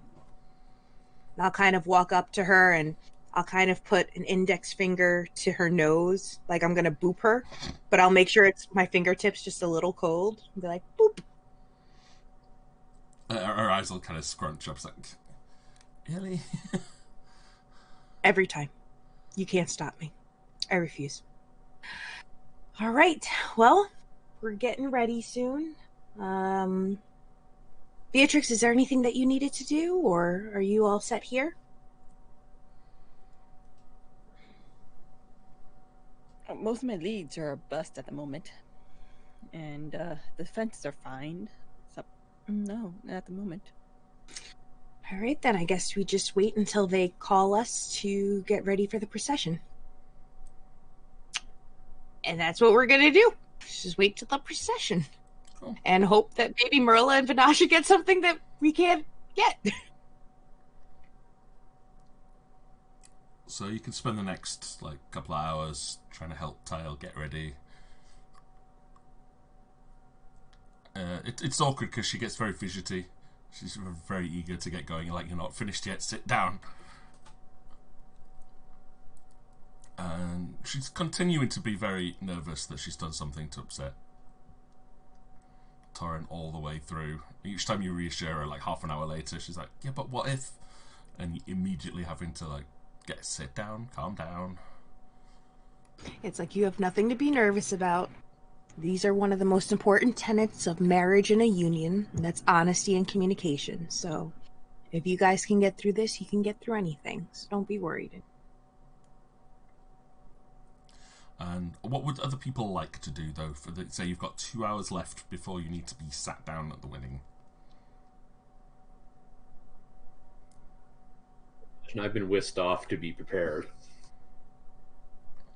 It all depends. Is Coffin going to come and whisk you off, or is he just going to stand and watch?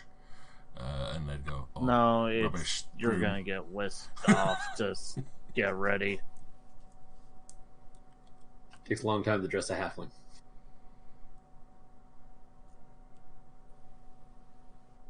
Only if you're picky about it.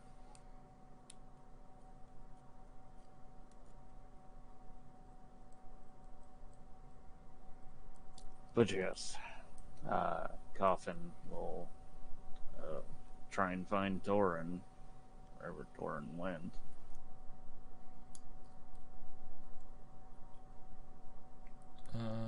Last I heard, he was mostly hanging around at the palace, trying to not see Tyle. At the breakfast table where I've been most of the day. Yeah. Right. Hungry boy. In any case, we got only a few hours left. We gotta get you ready. It's time. As I have my a few servants too. Yep. They all come in stepping out either side, sort of tape measures, needles and threads. Others carrying miniature suits. Couldn't all this have been arranged prior? Making the suit day of. Oh no, they have it. It's all ready for the last minute adjustments, because if you've been eating, they may have to let it out a bit. Yeah.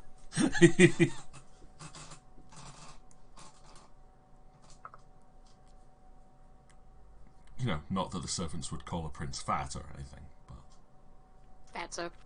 But halflings, It's just if he's on They his don't go up, they go out. third or fourth breakfast by now, he may be a bit bloated. Eating the damn thing. He's been sitting at the table staring at a sweet roll. So they may have to take it in the suit. We never know.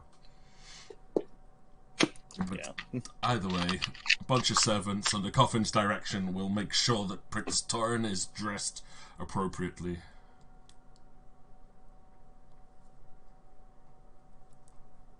Probably in the time that Tyel's getting ready, Alikar is going to get ready herself. She's going to don her linen snow cloak, and she's going to put her hair down and have it kind of flowing, and she's going to look real pretty. She's going to be a pretty girl. Then she's going to be like, Tyel, do you want to hide under my cloak? I played this game this morning. It was a blast. Isn't it really warm Yeah. under there? It's fine. You just stay in there for a minute and then come out, and then something special happens when you go under there. Marilla showed me. Yeah, go in there. Be Don't fall on the princess.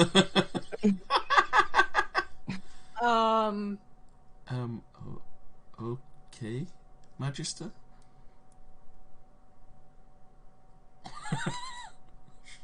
She's Oh, gonna, poor girl. gonna Don't crop dust her, please. No, I'm not going to crop dust her. I'm not gonna crop dust. she will. She'll go and put her head underneath the cloak. No, She'll be like, it's just cold in there. no, no, It's like, in case your face is okay, I think I messed my hair up, so... It's okay. We'll fix it. We got time. And then I'll just take her out. I'll be like, okay, now let's fix your hair. Gives us something to do while we're waiting. Okay.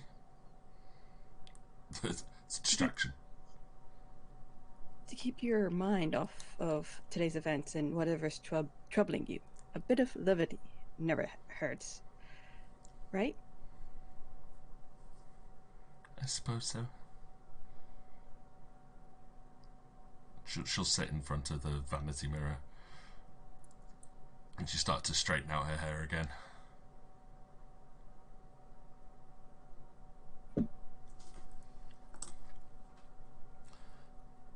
As the time starts to approach, the king and queen will escort today out of the palace,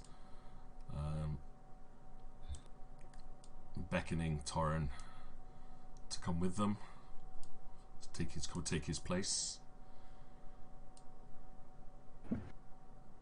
Merla will be instructed to wait for the second bell before bringing Tael out.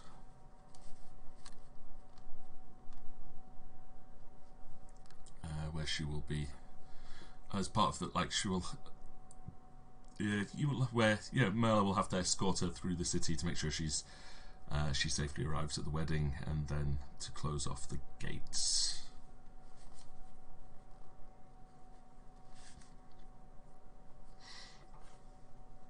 So is everyone happy? Anyone else have anything else they wanted to do during those 2 hours, or should we actually proceed to the wedding?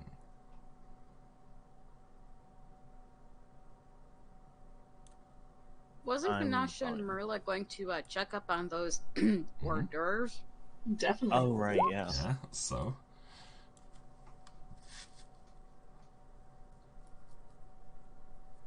So, Merla, where'd you put those guards that you pulled from duty?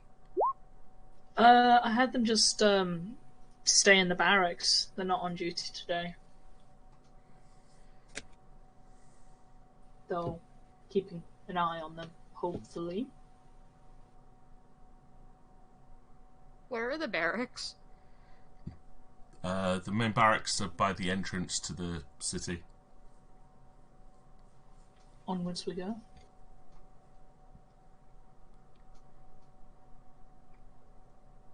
Okay.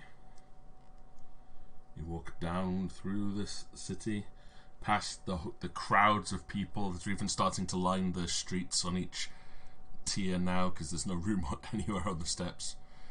Crowds are definitely building up quite heavily at this point. But you can make your way down to the barracks. People will move out the way of the head of the city guard. And you push open the door into the barracks. But there's only 2 people in there. Should there have been more? Yes. Yes.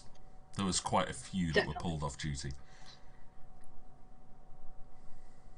Right, where is everyone? The female and male guard would both like to jump up to attention. And you will recognise these 2. Are they the ones who jumped off? No, these are the 2 that were fighting in the streets. The male one being the one that Vanash has snapped in half. Not on purpose! But the female guard will stand up to attention. Guard captain.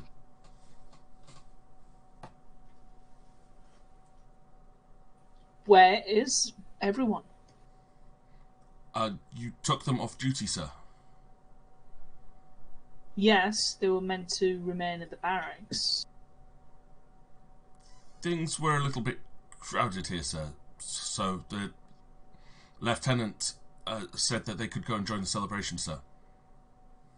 Oh, for fuck's sake. Right, okay. She leans into Badashi and just goes, for fuck's sake. I don't like your lieutenant. Me neither. Don't even know who the cunt is. Also, Merla, I'm pretty sure that's the one I squished. Yep. I'm not saying anything. Alright, you two. Go back to playing cards or whatever. But remember, you two are friends. No matter what, right? Give me a sense motive check.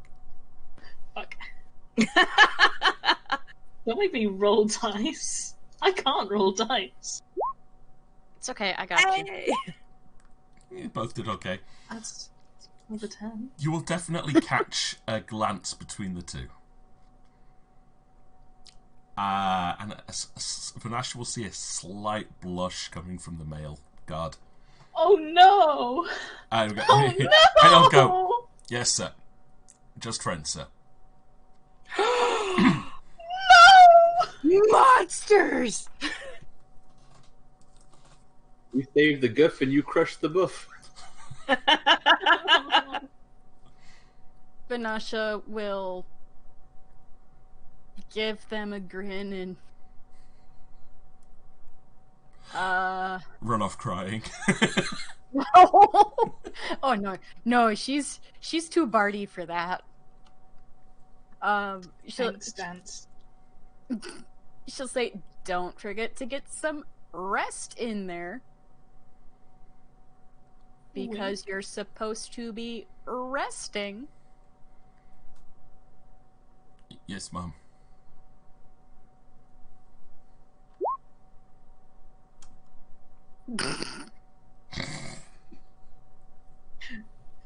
Do I get the hint? Just I about. mean, she's not being entirely subtle about it.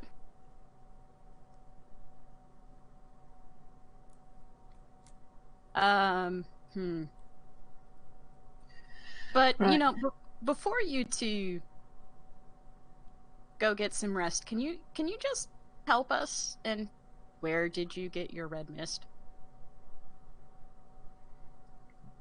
The female soldier will go, I'm sorry, Mum? Were you pulled off duty today, or are you just on break? We're just on a break, Mum. We're on harbour duty this afternoon. Never mind. Go get some rest before you resume duty. Yeah. Now Vanasha will walk out. Mela shakes her head at her little companion there. Sorry about that. Yes, sir. And leaves.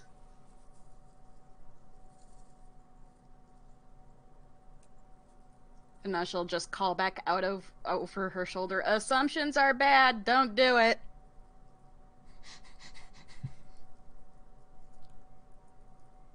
So, hey Vanasha, Yeah, you cut that guy in half with the door, didn't you? I did.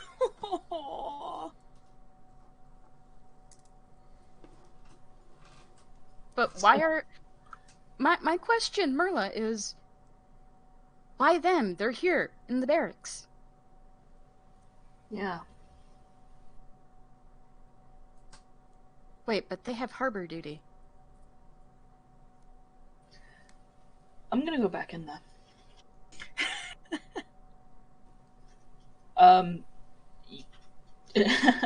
So Merlo walked back in, just give them both a look, and just says, "You know what? Just take the rest of the day off. Come to the wedding as my guests. You two have earned it." If you're sure, sir. Yep. In what do we wear, sir? Talk to the dwarven butler. He'll get something sorted. Okay. He owes me. Yeah. The One, how dare you? female soldier will be like, yes, sir. Thank you, sir. Mm-hmm. Hopefully And this of course, keeps him if they alive. do talk to Coffin, he would actively say, "Don't the guard just have parade outfits. That's fairly normal. The here is civilians, damn it. Yeah, it's we're off duty. They're off duty. Oh, fine. In which That's case, like going to your friend's wedding in full like marine kit. I mean, No. Which you can do, but then you would You can potentially do. outdress the groom. Yeah. yeah, that's kind of the thing. In which case, they would just get very civilian clothes at that point. Yeah, you'll know you'll be able to requisition some noble clothing for them.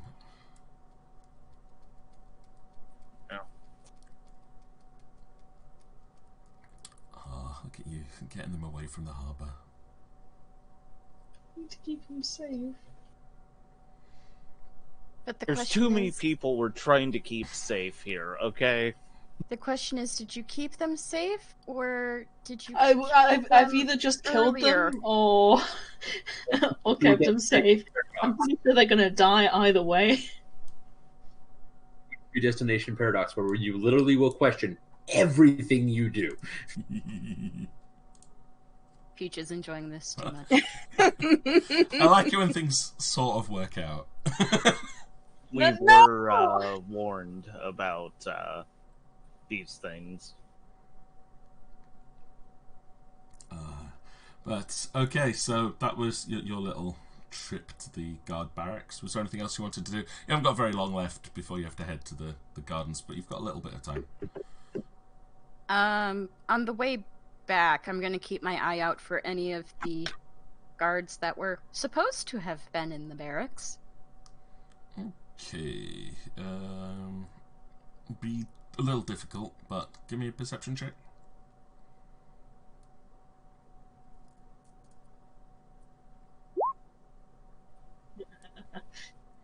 Yeah, Merla sees nothing. Yeah. As usual. How much?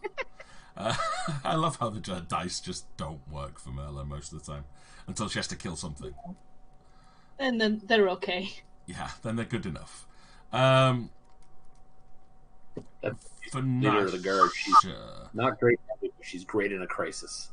the problem Vanasha has is that she doesn't know which guards were pulled off duty.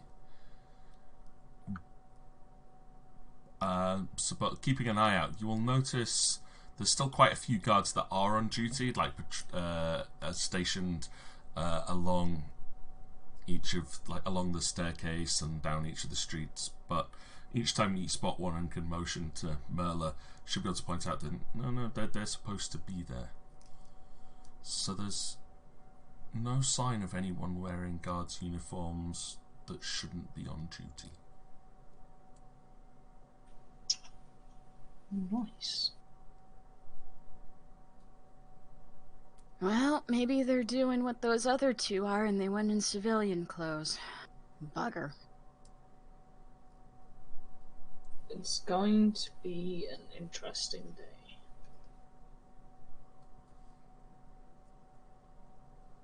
Vanasha is looking a little less than pleased that they are encountering yet another dead end in trying to figure out where the red mist is coming from.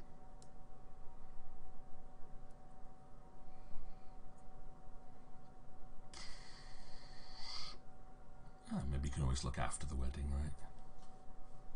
Hopefully.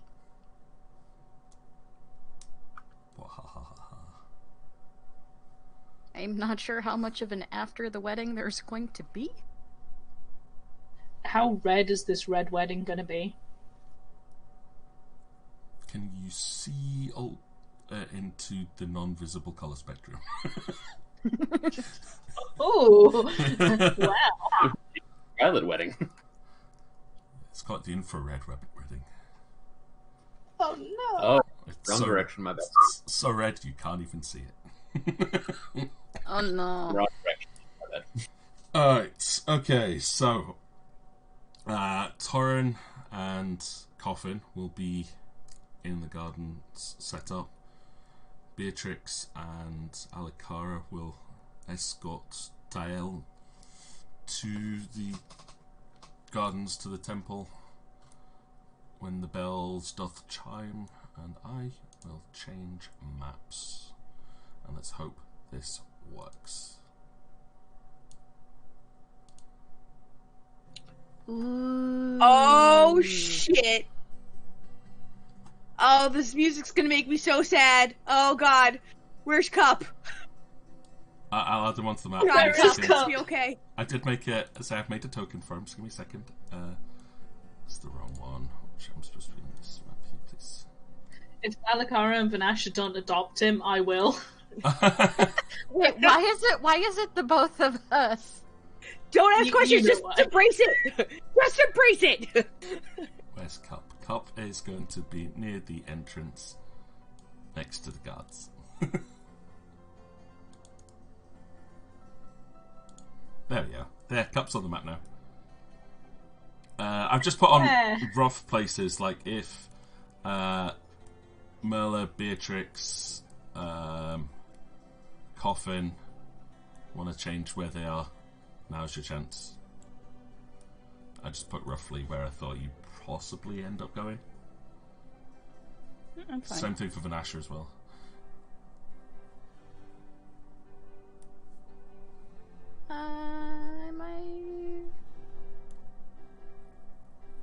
Coffin's fine where he's at. Cool. I remember you Yeah, saying I like ours. you wanted to stand near the back, so I thought like having you up behind the guest line would be appropriate. Well, that makes sense with being servant. I wouldn't be out in the front. Yeah. Alakara has to be there. Yeah, that's fine. That makes sense. So you've got your acolytes in the procession behind you. Each of them has taken up their offerings from the altar, ready to present at the appropriate time. Okay. I'm glad to see the Kratos triplets have made the trip. Come But on! hopefully the I dad wasn't of going to war- sit and make like 100 different tokens. They're placeholders.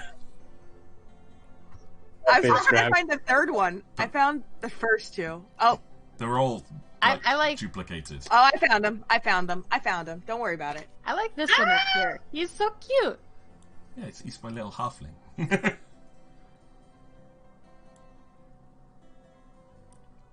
Try to get some variety. No, in I there, think but- I'm. This guy doesn't look like he's going to live to see the end of the wedding. I think that's He's the just gonna king. keep- I think that's your dad. Yeah, All right. that would be King Tadea. Connor is gonna die. Oh, there's creep. Is that creepy? That's his servant. Okay, it's creepy, dude. Fair. Oh no, I can't stand in the middle. You have to hold Alt and you can There we drag go, it there. yeah, holding it. There we go, perfect. There you go. So you're going to be on guard, stood at the side. Nice. I mean, I'd like to be in the middle on the carpet, but I think that's a bit of a faux pas. A little bit. Just a little bit. Little I'm just bit. going to stand there and fold my arms. None shall pass. You're allowed Don't to even move think about up. it. Okay, and where's this The one? scribe be a little closer to actually witness the wedding. No, I'm in the back, so I can actually like scribble without being obtrusive.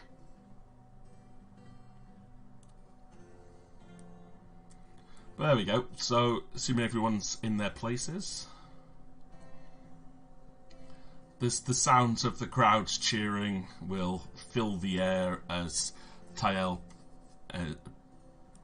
takes the walk through the steps, through the garden, and begins her approach to the wedding. While the guests stand, turn to see her approaching, and you'll see that there's a beam of delight from the king and queen as they watch their daughter walking down the aisle. Bouquet in Today's their hands. retirement day. They're Yes. excited. So I They're don't like, care "Fuck about yeah." her getting married. We get to stop going to them damn meetings. She's probably there.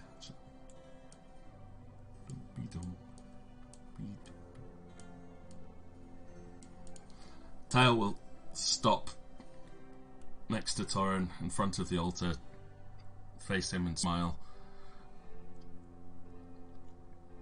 As there's like the musicians quieten down their piece but keep the background music going. Each of the guests sit down, and Tyle, just like as she looks across to Torin, she'll just kind of mouth to him, "You sure?" I'll mouth back, yes. She'll smile and turn back to her mother, who... she's just beaming at this point. And like the rehearsal before, the Queen will begin the ceremony. She talks her way through the introductions, talking like the purpose is behind the ceremony, two souls bound together, how this ceremony will mark the beginning of Torin's reign as the new king, how the joining of these two families will bring about an age of peace upon the entire world. She continues through each of the steps, reciting from ancient scrolls. A lot of it she has completely memorized, but every now and then she has to resort to parchment, which is laid out on the altar in front of her. Up to the point where it goes to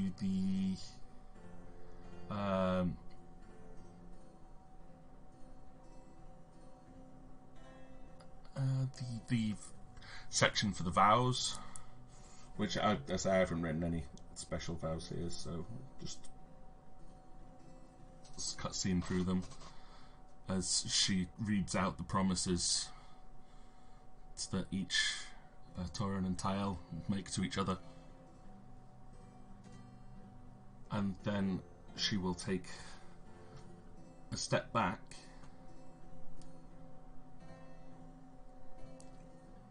gesturing for Alikara to perform the blessing before the Queen concludes the ceremony. Okay, so Alikara will... So Alikara will come forward, and she'll say, "A wise person once told me, in the darkest of nights, the stars shine brightest. And today, the stars shine bright, giving blessings to two very special individuals.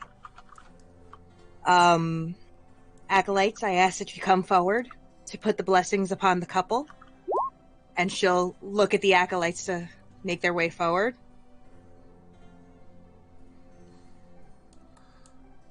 They will start to step forwards,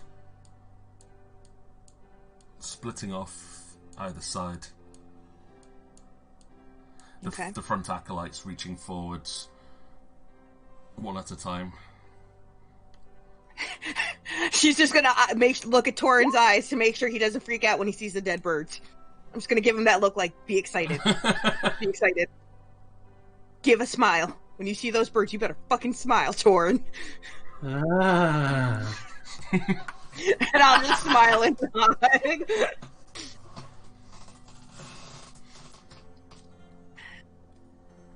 And acolytes, I ask that you please put your offerings onto the altars.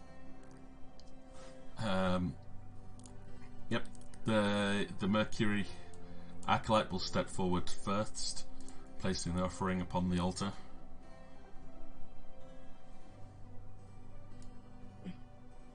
And so on and so forth, I'm assuming. Yeah. That's a lot of planets. They stand That's a lot there and kind of look expectantly at you. I'll just kind of smile and nod to each of them as they do it.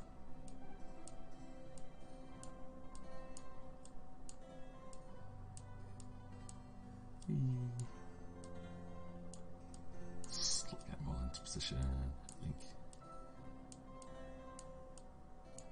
Oh, I'll just have to go there. Okay.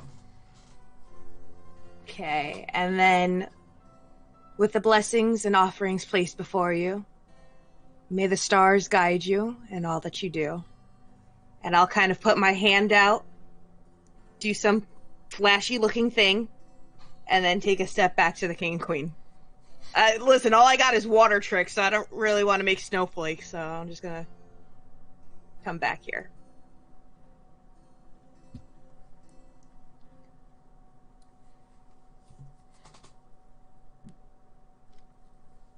Why are there only 8? Because I couldn't make Because- tokens. Just pretend. Okay. Yeah, just pretend that's all of them. His cup. Yeah, cup's the last one. Oh, oops, I forgot. No, yeah, I knew I was missing something. Well. The Queen will then take back the place at the beginning and will look to Torin and Tyle and goes, please take each other's hands.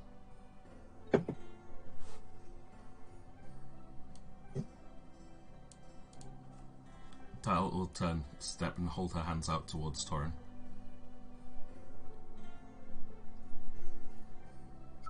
Torin will turn and grab her hands. Her hands are shaking slightly. Cold to the touch. Torin will better. It's okay, we got this. She'll smile and nod and goes, I know. As the Queen begins to speak the words that she said she could not speak before at the practice. Now, I believe someone took Draconian as one of their languages, right? I did. I think you're the only one that did. Oh my god, am I really? Oh shit, I did. don't have it. I have it. Yeah, I'm pretty sure that it might only be Alikara that took it. As the give me a spellcraft check. Anyone can make the check. It's just a little easier for Alikara. Could I make linguistics on it though? You could, yeah, if you want to try and at least identify what language it's in.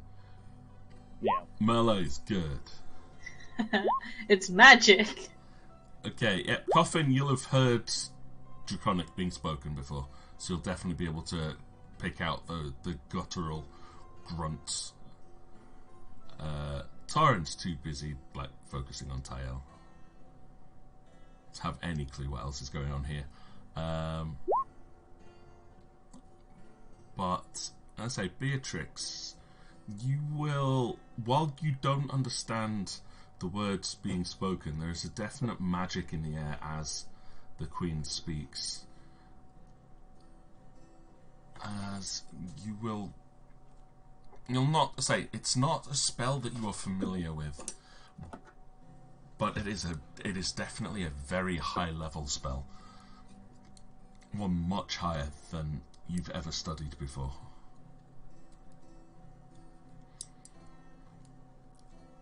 As the crystals on both the Queen's head and Tyle's both begin to pulsate,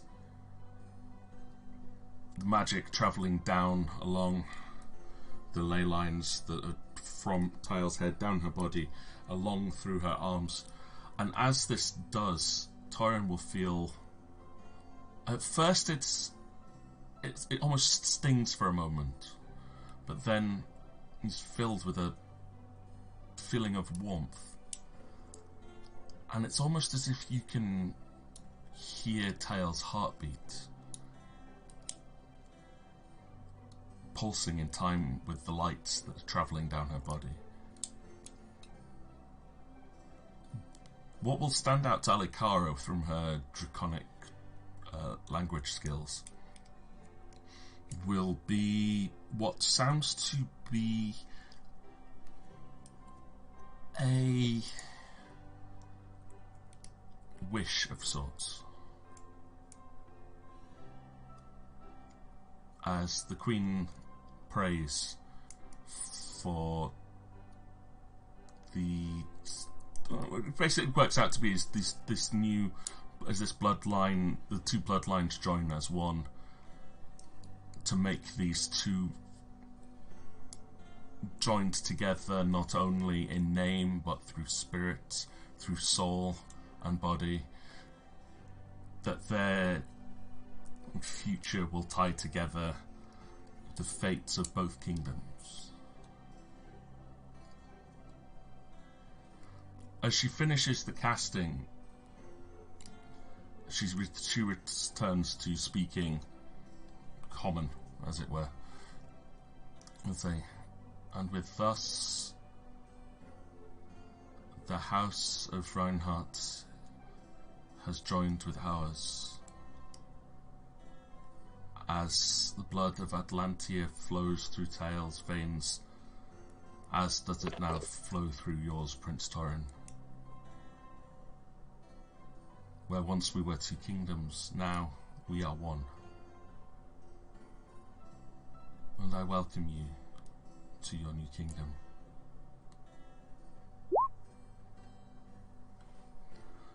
Beholder, you say? The beholder's carrying the rings. Don't jinx it! Yeah, a giant eye opens above the city. Looks down. Oh dear. The city was a beholder. Yes. It's been carried around on the back of a giant beholder. Spoiler, Cup is the beholder. Oh my god. Spoiler, Pup is the actual distributor of the drugs. Oh no! Well, you want him alive, so you're gonna have to live with that. Yep. You should So defect awful. me. So, I've never heard of a drug dealer with a lisp. yep. Tael will pull one hand free and will reach into a small pocket in her dress and take out a small golden ring. I had the one of the jewelers in the city make this. I hope I got the right size.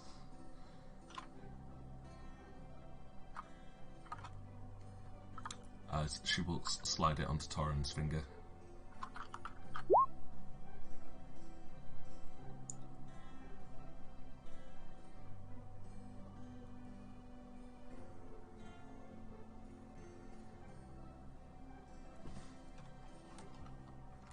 Do I have the ring?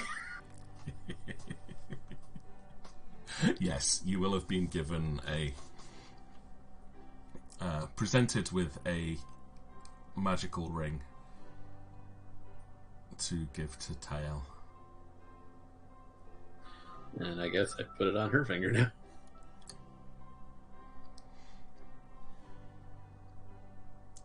now. With the rings exchanged and the blessings complete, King Atlas steps up to do his part. It's with the exchange of rings and the joining of our two households, I welcome in this new era to my new son, Torin, King of... Now everybody give me a perception check. A what check? Perception, please. Oh, fuck. It's okay, I gotcha. Even from the back, I'm perceptive.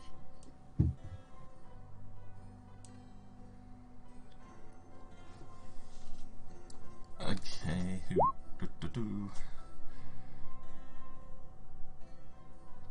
So Alikara is just focusing too heavily on watching this whole ceremony going on. My little baby. My baby's grown up. I'm still in shock that Mom spoke in Draconic. I'm like, you can do that? Okay, so everybody apart from Alikara, as the king is closing the ceremony to a halt, you will feel the ground shake suddenly. It's subtle, almost as if the ground itself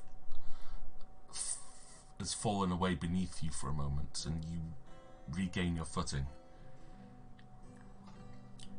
Looking around, Vanasha, you'll be the only one that can make this out, mainly because the others are probably still looking around at the guests.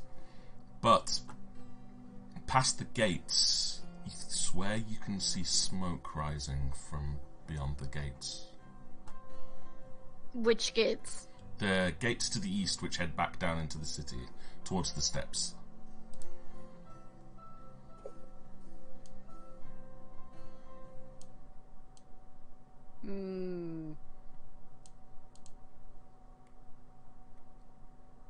Musicians stop. The king looks around, a little bit confused as to what's going on.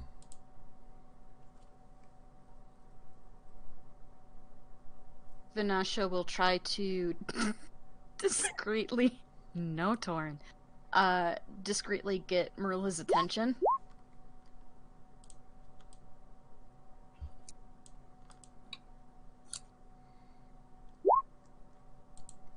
Marilla!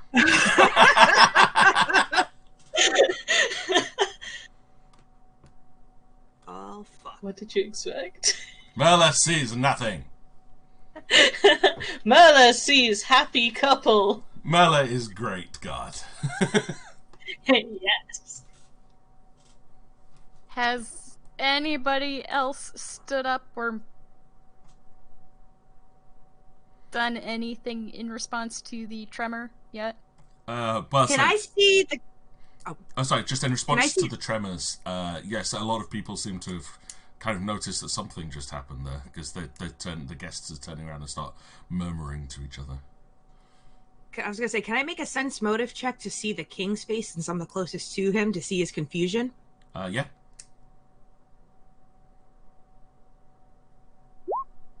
Oh, shit. I'm sorry. No. No. I No. No. I'd be like, oh, he must be thinking about where he wants to go to next. No, really not.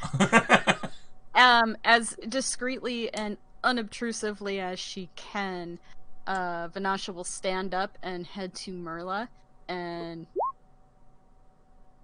tap her on the shoulder and then point at the gate. Well, head point towards the gate.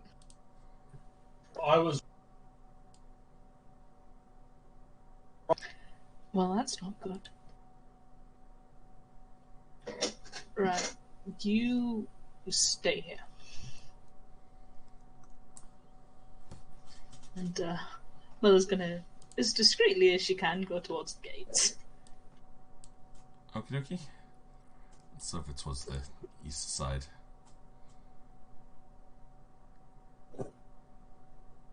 Along the hedges, because we're cool like that. Hedge running. Wait, this isn't Naruto. Doesn't need to be. I'm just cool. Well, that is a There we go. Okay. Yep, so Merla can discreetly excuse herself from the ceremony, working her way behind the guests, and heads off down to the path to the large gates at the end. With a command word, she can issue the gates to open. And as you look down into the city, what was blocked off from before is very, very visible to Merla now. As you look down to the city, there is definitely smoke rising up from the harbour area, coming from the waters beneath the city. The townspeople at this point are panicking slightly.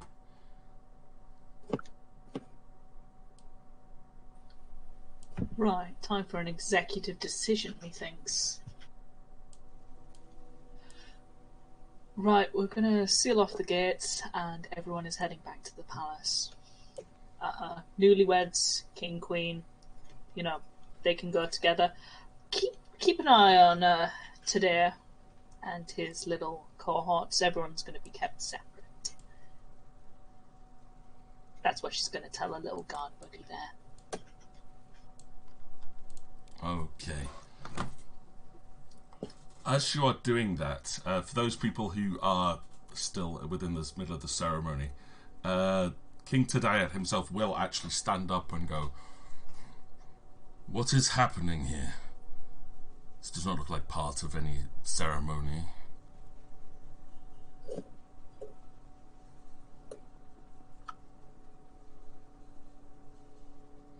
Do I hear the clanging of metal? Yes. Funny, I was going to on, ask if I heard screaming. somebody put on some atmospheric music. I did indeed. I don't like it. I really don't. As, again, some of the other nobles will start to stand up and go, stop, yes, what's going on? The king's like, please no calm, my head guard will be checking momentarily what is going on.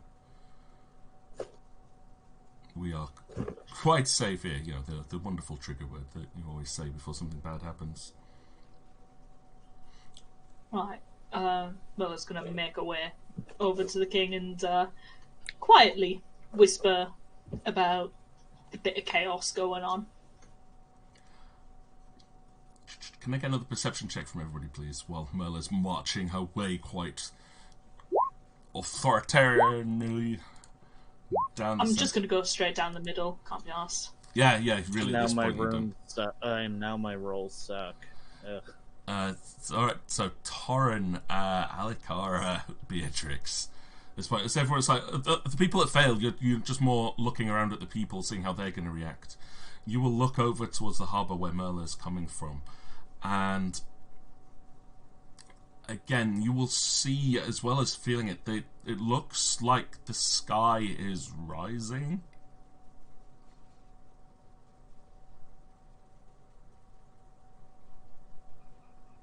Is the sky rising or is the island falling? Well, funny you should say that, because give me a reflex save.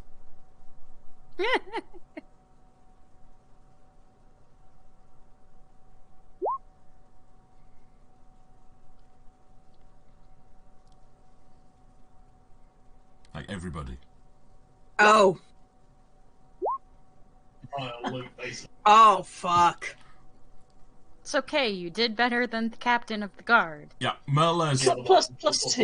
Merla's focusing on as like making her way towards the king, but is thrown to the floor as Beatrix is like stumbles from her seat. Alicara has bracing herself against the altar, collapses to her knee as the entire city itself seems to shudder as it crashes into the ocean below. Gigantic waves splash up in every direction, and the sound of people screaming fills the air of the city as water rushes into the lower levels. Those looking down the steps will see that the Atlantean fleet is in flames. The once proud tall ships sails now in a towering inferno, sending plumes of billowing smoke up into the air, as the air itself fills with burning arrows from the other fleet that was positioned outside the city. People begin panicking, and this is one of the bits that I'm worried about trying to get working. Let me see if this works. This is an experiment for me. I've never done this on Roll20. Oh, shit! Boom. Ah! I'm surrounded by way too many of those things, whatever they are. As the arrows collide into the city, buildings are set alight, the trees catching fire like bone-dry kindling. People around in the city suddenly start clutching their heads, screaming in agony as their heads lurch back, their eyes glow red, no longer white in colours, as they begin to turn to the people near them and fall upon them, screaming things of fear and terror. Why are you doing this? You're not human. as they fall upon each other.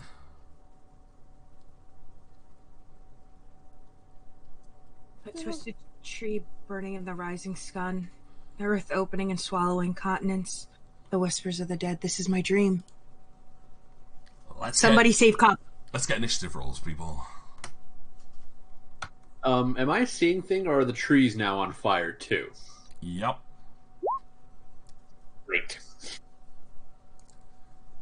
Where's my initiative button? Oh, there it is.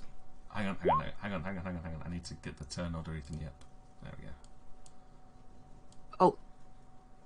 Do I have to I love my low rolls so much. I think I have to blank these ones off, don't I? I can't seem to send you my initiative rolls. Hang on. Right, I'm going to blank them all off. Right, roll them now. Let's see what happens. If it doesn't work, I'll have to manually add you on. Haha. No, that's better than the last one. I'm 13.03. Right, you can type that one in. Should just be able to click where it says 0. Was there anyone else whose thing didn't show up? Mine didn't work. I don't know. I've got so many tokens going. That could just be I've copied it across wrong. There you go. Should be able to type it in. I liked my first one better. Type your first one in. It's fine. Okay, I've thought of a logistical problem. We're at a wedding. The only one who's going to be armed is Merla. Hello. Hello. I thought about that during the ceremony. It's just kind of like, yeah, should I ask if any of us were allowed to keep our arms on us? Were we? Nope, no Oh weapons no, allowed. as a servant, I wouldn't have been able to. Okay. Hold on. I got this. Where's Merla? By the king. Yeah. Merla, I'm running to the altar. I am taking the Mars sword and shield, and I am throwing it to you. I already have going- one. Oh no, she's you fine because she's one of the guards. I'm fine. Okay. Well then, Take them for yourself. I'm gonna take the sword and shield then, and just hold on to it. And then I'm gonna look at the Mars acolyte and go, "I'll show you strength and courage." I'm gonna throw the birds a tour.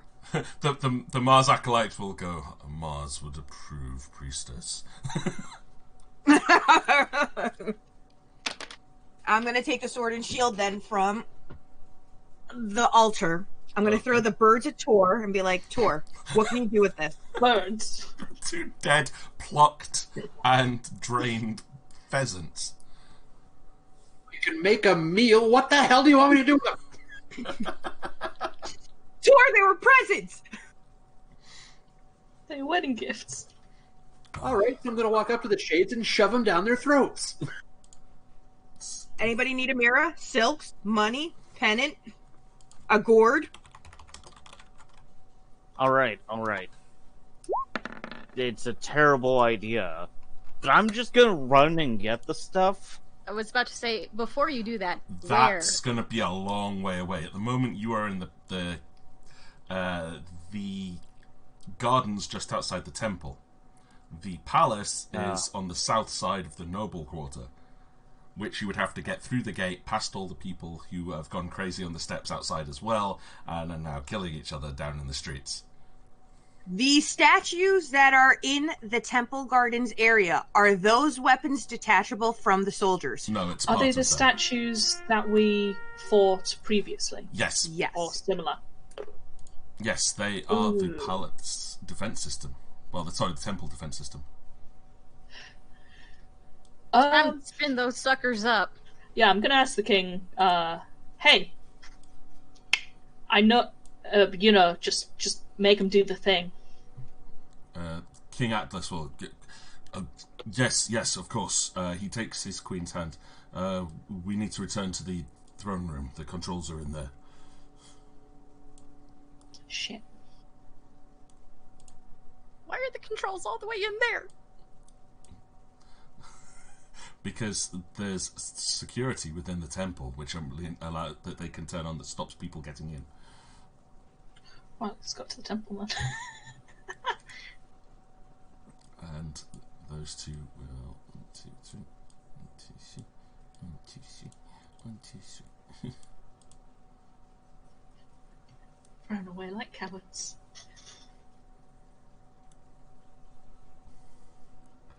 Right, so if we say there are 9. The only reason I've gone for initiative is just like so it gives an order in case you guys all want to do something. It's just like that's the order you'll do it in.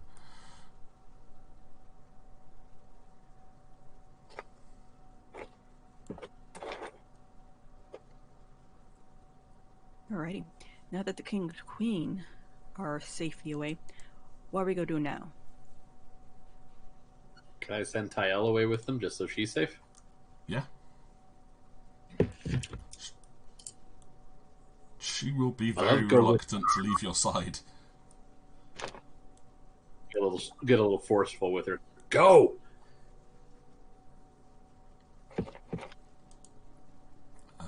Give me an intimidate check. Yeah, this is going to fail horribly. Yeah. She's like, no, I'm not going to leave you. Not now. Can I intimidate her? Oh. I was about to say, am I able to get over there to them? Yeah, I think you probably can. Yes. Just about. Okay, yeah. But, I'm gonna get as close to them as I can. Mm-hmm. And I'm gonna reinforce Torrn's comment, and I'm gonna pull out my intimidation. And I'm gonna tell her, Roll get it the straight crap to a out nat- of here! A nat 20. There you go. To get out of here and start activating whatever defenses the city has. Acolytes, follow the queen. And I'm gonna command the acolytes to surround her as she's making her way. Like, yes, priestess. And, like, Tyel will be, like, very taken aback, step back, and, like, but... You can join us, please, my king. Please, you must come with us. You can activate the defenses now. You can get through the vault. Please, don't throw your life away. Not now. As the acolytes will also quite... King, I spend my life. Go. They will start to go there, goes, and King Tadaya at this point will get up and as like goes, my son, we should also retreat if they have a safe place. I am king here now. I will defend my people. Go. Very well. I will leave my servant here with you. He will fight by your side. He'll stab us in the back is what he'll do. And King Tadaya will go with So, I don't like that. No. no, I don't like that either. Well, you just told him to go, so he's going with him. No, tell him to come back! Vanasha's going to impose herself between Tadair and the rest of the Acolytes and Tyel. Can I tell the acolytes to encircle the queen? So at least we could put a buffer or put Mars between her and Tadair? You could do. There's Mars. Mars! Tadair, don't run! You fight for your people. So I do not recognize your authority, priestess. I start making my shit all icy and I'm like, you're gonna respect it soon. Or you're gonna see it soon. Stay. Your king has ordered me inside the temple, priestess. Well, he's gonna fucking take it back. Take it back, Tor! Tor, take it back! Sure, when I said it, I wasn't thinking clearly.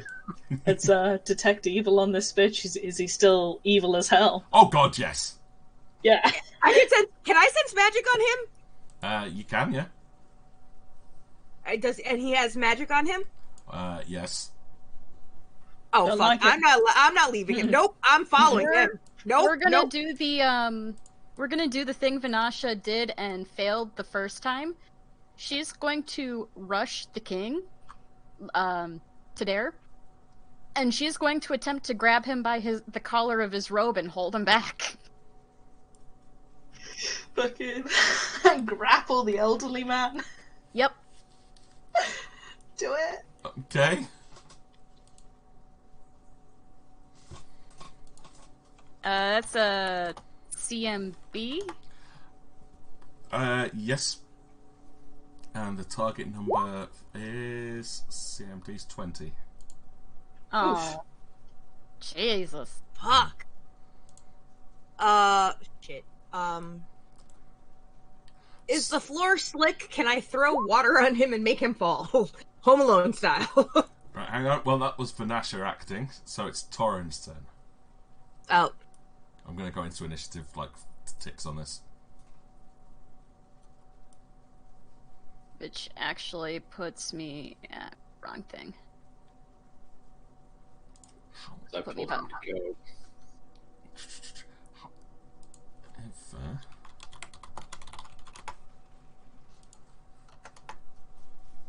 grapple, I think. Does a grapple provoke an attack of opportunity if you do not have improved grapple? Yep. Torrin is probably more focused on the enemies that are at That's escape. not the one.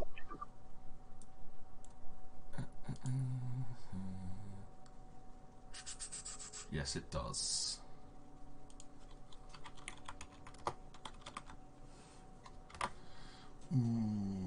What's the attack bonus? I'm about to get my butt handed to me, aren't I? I'm right by you. I have a sword and shield. +8.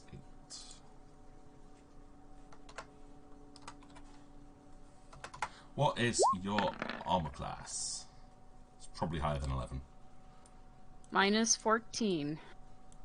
You're okay then. You'll make a charge towards King today. He moves out the way and sweeps his arm at you, but it just pushes you aside enough to stop you from grabbing onto him.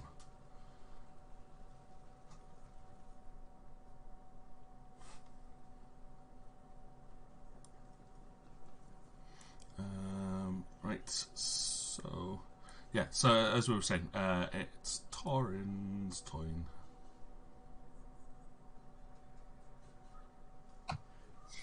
I would say Torrin is likely more concerned with the enemies that are in front of him than Tael, or than Tadir, because again, not thinking. He's sort of fallen into this fantasy that this is his family. Yeah. Out of reflex more than anything. But being unarmed, I'm not sure what the hell I can do. Would you be armored at the wedding? Yeah, I believe you can get away with wearing armor underneath your clothing, Sage. Oh, okay. That's easy enough to wear a leather vest underneath a tunic kind of thing, or chain shirt underneath your shirt. It's easy Some enough are to... easier than others. Yeah, if you full plate mail, you'd have to excuse it as being dress plate. But then the only people likely to be using that would be the guards. So. Could we sort of issue orders to sort of everyone backs into the palace for safety? You can do. As any nobles that are not already doing so. Well, yeah, because they'll just be looking around for where do we go if they're not already fighting for their lives against the people that have just turned on them. Friends, family. He'll shout for everyone to fall back to the protection of the whatever's behind his temple, palace, what have you. Yeah, okay. Are these going to be people who have used the red mist? Yeah. Do we ever is an evil situation on our hands? Yes, basically. These are people who've used it repeatedly. Vanasha. If Vanasha had used it again, that was one of the side effects. Mm. That she'd Oh. have to start Wait, making, what was the side effect? that she'd have to make a will save or turn berserk and start attacking everybody around her. Oh, shit. Because there's a problem when you stop dreaming. Don't do drugs. Drugs are bad. Drugs are bad, okay. But it's Alikara's turn. I'm going to charge for Tadair to separate him from Tael. And I think I have enough space to do that. I don't know if... Okay. Should I just try to stab him, you guys? Would that be wrong? I just told everyone to. Yes. At but- this point, yes. Okay, fine. Then I'll just charge him so I could try to hurl him back and separate from Tael. So like, is that a bull rush? I think it's called. Yeah. Actually, I have a question also. Hi. The Mars sword and shield that I have, does it have any magical properties? No, you already established that. Yeah, it's just Oh, no? it's Okay. masterwork, so it gives you +1 to the attack roll with the sword. Okay. I think it's like a -1 to the armor check penalty on the shield. Okay. But Got it. Doesn't do anything really for you. Okay. So to charge him, do I do a CMB check? Yep. If to make a bull rush, it's a standard action or part of a charge. It's no one. Yep. Blah blah blah blah blah. If you do not have bull rush, it initiates. There's an attack of opportunity against you. And because this guy has combat reflexes, he can. And for every 5 that you beat his CMD, you can push him back an additional 5 feet.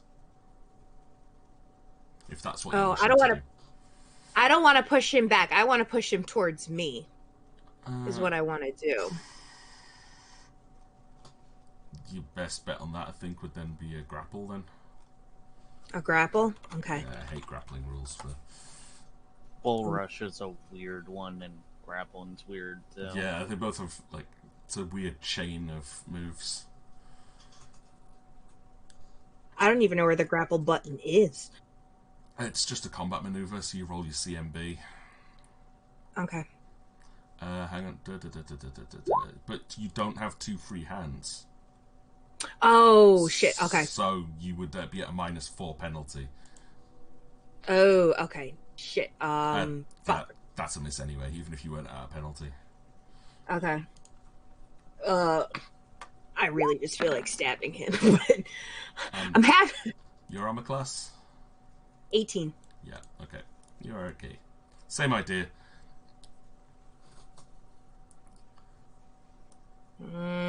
As it's like today, I'll go, Your Majesty, appears that some of your servants have fallen to some foul bewitchment. As he like pushes you to the side. I'm not his servant, bitch. Yes. Merla, your turn. Oh, right. Where's Cup? Cup is by the entrance, hiding behind one of the guards. Oh, Jesus, Cup! This one, right? All the way back at the gate. No, Cup! He's over here. Nespresso! Nespresso! But he has guards with him. He stands a chance. Nespresso! I'll never forget you! She's I measuring couldn't right protect now. him at that point. There's nothing I can do. I'm coming for you, Nespresso! Okay, that'll take like 4 turns. You can do I'm it. sorry, though. guys. You can I do can do it. it. Okay, I'm coming for you, Nespresso! Damn it, Merla, I fucking believe in you! Merla's going back for the boy. Merla! Nespresso! We're coming, Nespresso! Okay. Oh god.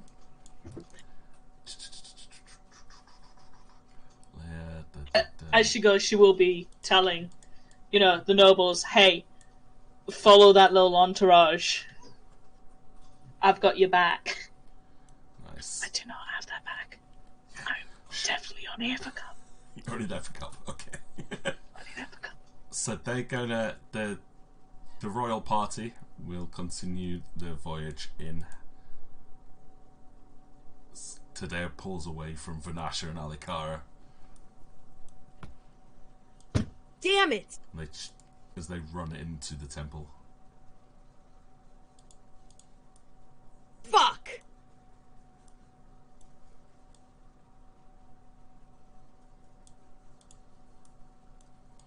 The butler that's with it turns to moves up next to Torin, turns to face the nobles.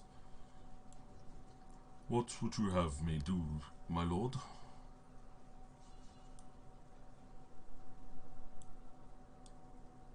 Dave Cup?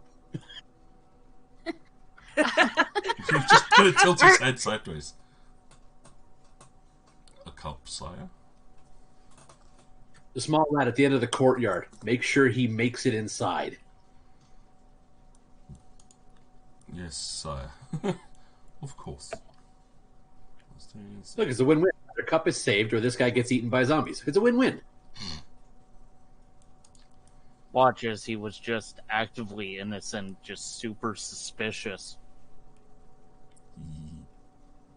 It's doubtful, but could happen. Next up is Beatrix.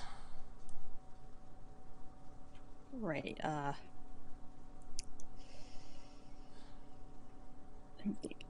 I guess I'll follow the king and queen since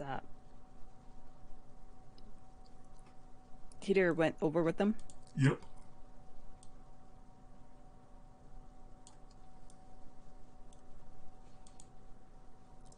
So Beatrix can run up next to Vanasha and Alikara, following after the royal procession out there. I want my weapon. Oh, should have thought about it and stashed it somewhere. Do you want my sword and shield, Vanasha? I highly doubt I'd be able to do much good with it. Can you shield bash? Definitely not. The stabby sword, though, you might be able to do something with. I don't know. Yeah, the sword I might be able to do something with, but... Then take the sword, I'll hold on to the shield, and I'll just hold on to the shield.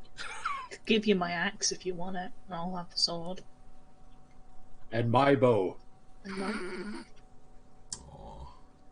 This really is a fellowship of the bling. Aww.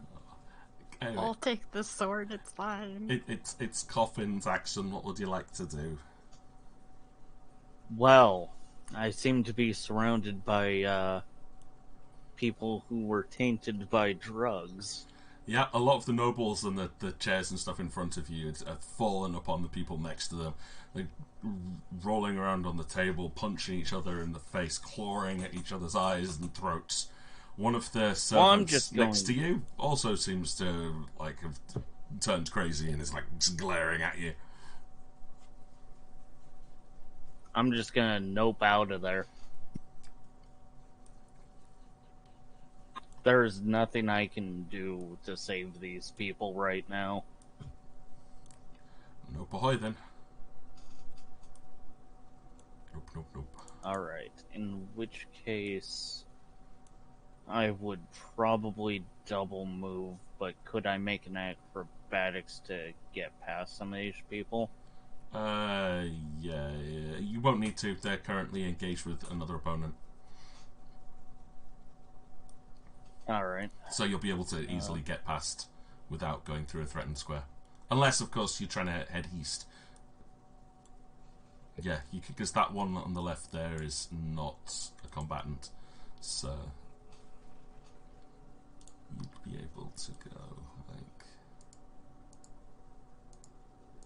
like that kind of thing.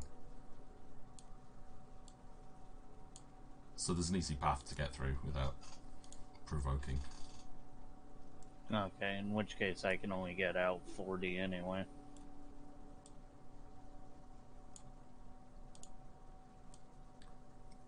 So anywhere along that front row there. Unless you ran across the top.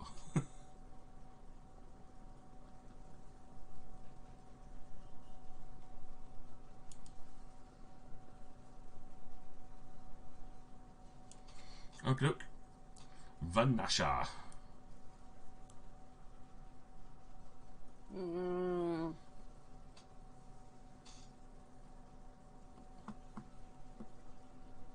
She's looking really, really frustrated, and it's just kind of like...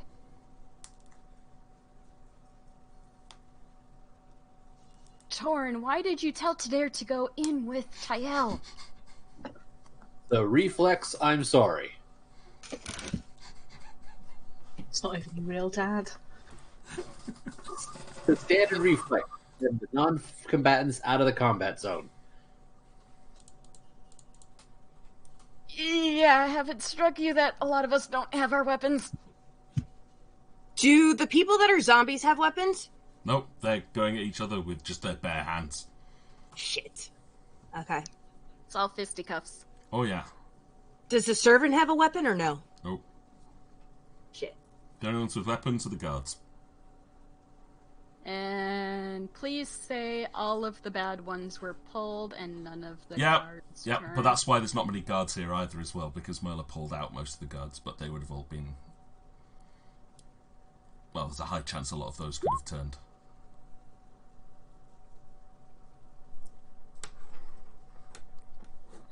So it's helped in one way. Yes, it has.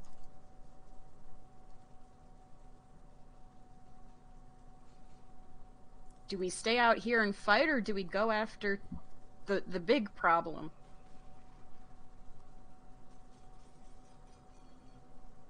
That still doesn't alleviate the bigger issue of we still won't have weapons.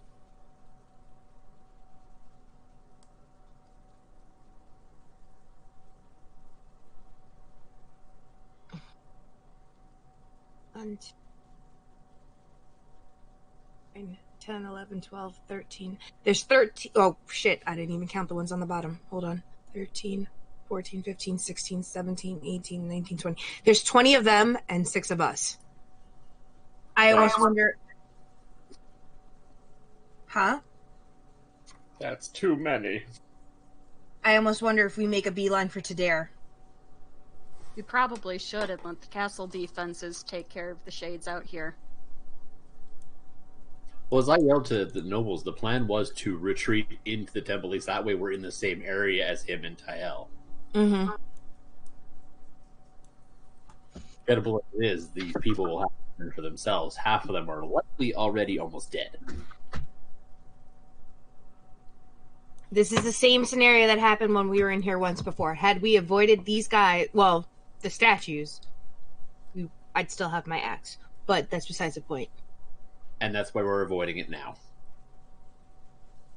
Maybe we just make the beeline in and just follow Beatrix.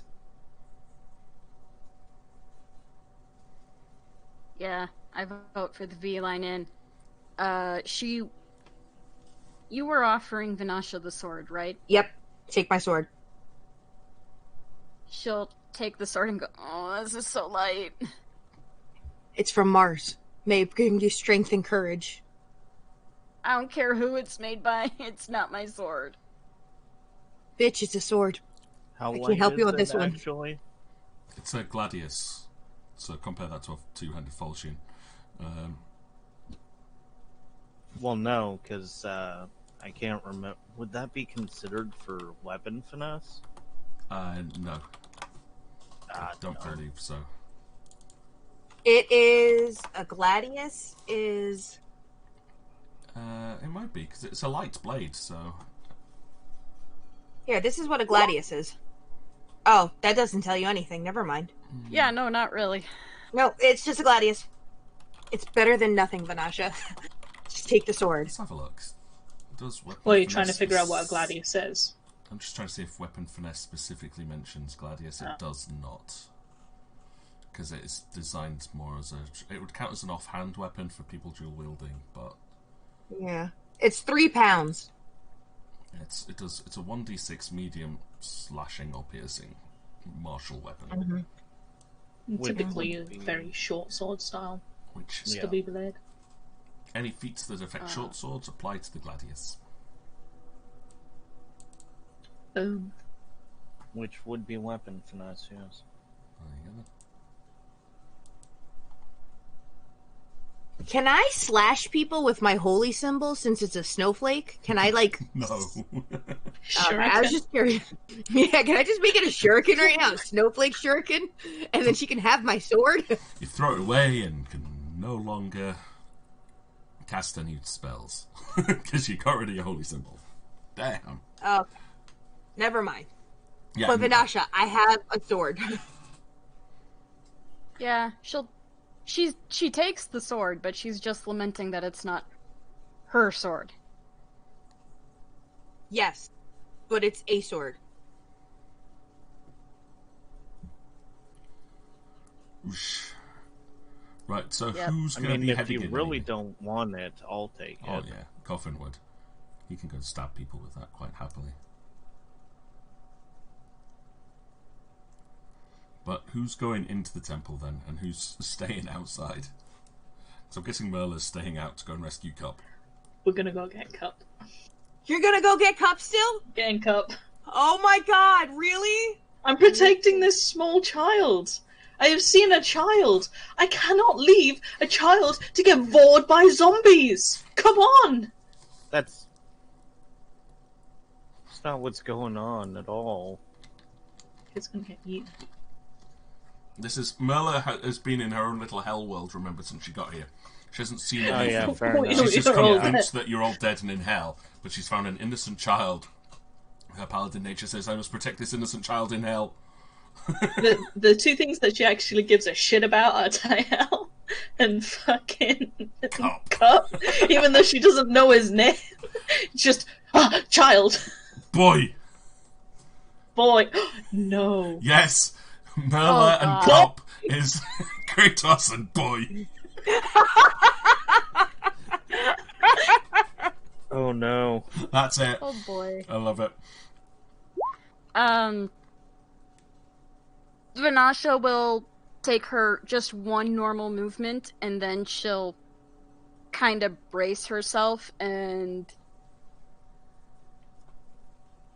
see if any of the zombies come rushing. Okay.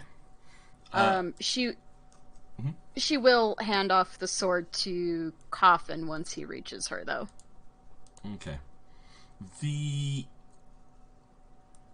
people who've changed seem to be more preoccupied with each other at this point. Each of them still speaking to whoever they're attacking as if they recognize who they are, but seem to be overwhelmed with this, with delusions of persecution and fear, almost. No, most of the nobles are unable to really get away. Each time one of them tries to make a run for the entrance, one of the possessed, as we'll call them, just dives on top of them, tackling them to the floor. Why are the guards not doing anything? The guards will be dealing with people on the outside, basically trying to bar the gates because there's people still trying to rush in from outside.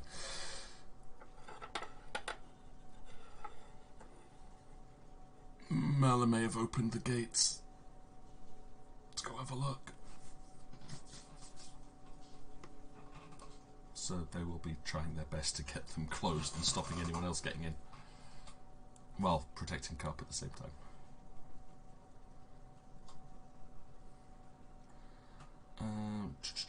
But yeah, so is it just Merla that's staying outside? Yeah, I think for the most part. Yeah, I'll probably be going in to help with Tadair. Okay. And Torrin? I'm sorry, Ash. I'm so sorry. Bye, Marla. Fine. Gonna die with Cup though, so it's gonna be alright. It's a no. Come in. No, come in with Cup. Or just come I'm in. gonna try and bring Cup in. But yeah, is Torrin going in? I forgot if you said he was or not. Yeah, going into the temple. Okie dokie. regathering yourself. Sorry, just because I chat, this reminds me of my last marriage. Yeah, this is how weddings go, right? So, grouping yourselves together, you pass equipment around between yourselves as best you can, and resolve yourselves to head into the temple.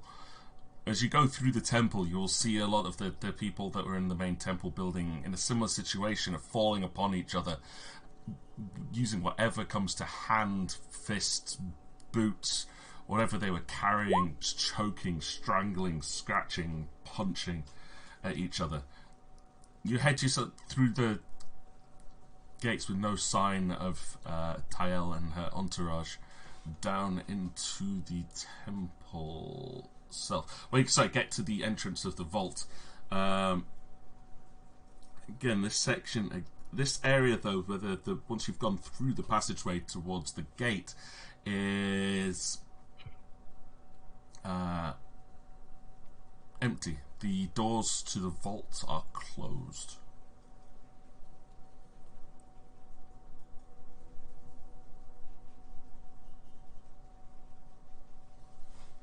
The doors to the vault are closed? Yep. Is this the door that had the runes? It's on not. it? This is the door that has the teleporter behind it that takes you into the temple. The room with all the light crystals are.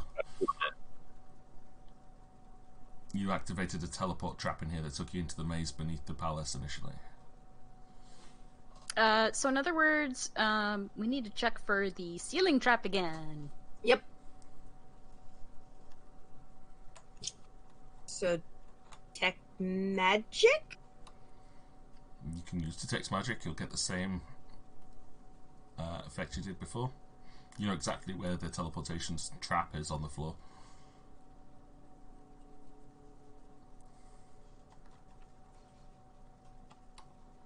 Shall we?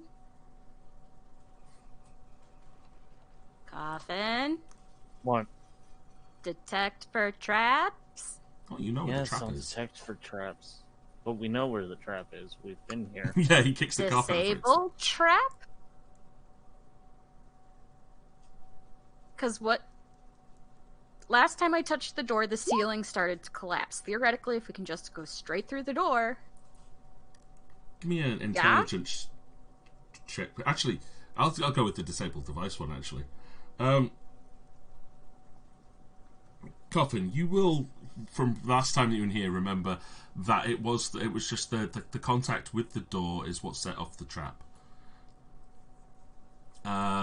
Just don't touch the door. However, you've seen other people go through that door. Tael was always able to just touch the door and the door opened to go to the actual teleporter that takes you straight to the temple.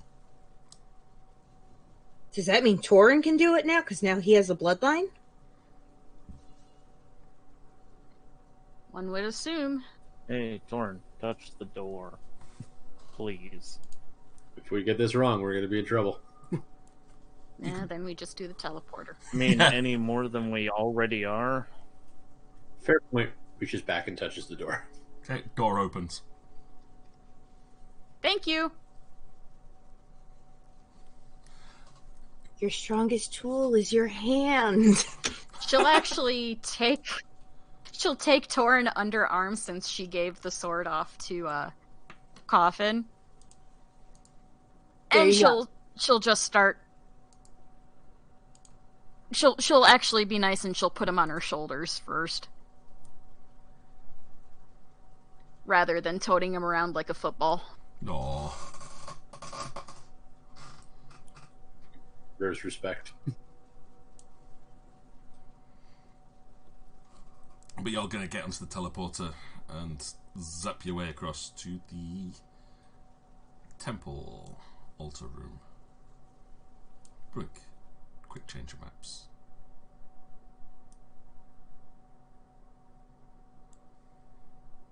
Okay, I think the lighting should be okay here.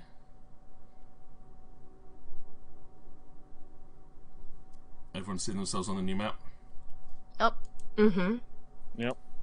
And can see okay?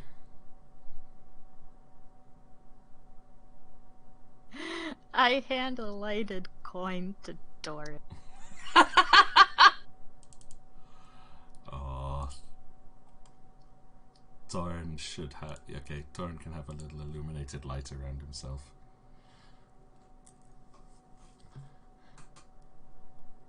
And just checking in on chat. Sage, you've got some compliments for your beard. And oh yeah, happy Christmas and happy holiday for everybody who's watching. Thank you. Oh, happy holidays. Happy holidays. Okay, so yeah, you guys step through the teleporter into the temple. The magical lighting that was illuminating this place seems to have gone out. This is the wrong soundtrack playing, though. We no longer want creepy soundtrack. We want the battle one from before.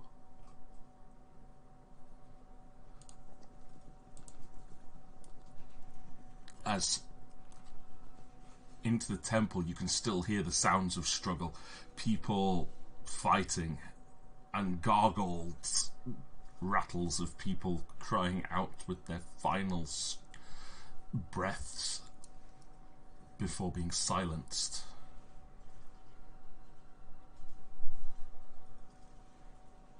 Coffin, you're up.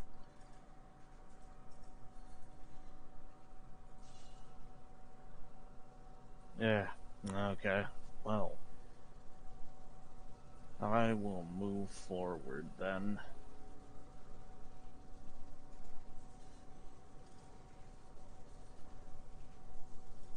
And I see the edges of someone, it looks like. Yeah, you will see barely the back of one of the city villagers seems to be leaning over someone, but you can't quite make out what's going on there. I'm not gonna get any closer than that. That just seems like a bad idea. Do you want to give me a stealth check? Sure. Okay, thank you.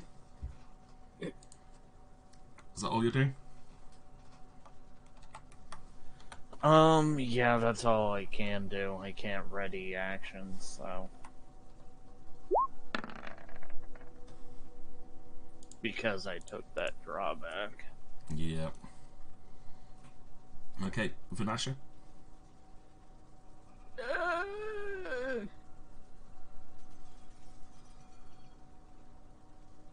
Oh, goodness.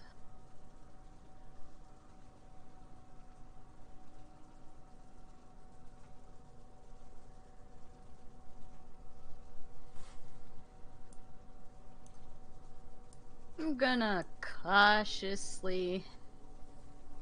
so, with dark vision, what's going on? Or can I not see what much you of can anything? what you can see is what you'll be able to see. Mm, Hopefully, can you see anything at the moment? yes, I can. Yeah, that's what you can see, and you can see it clearly because of your dark vision.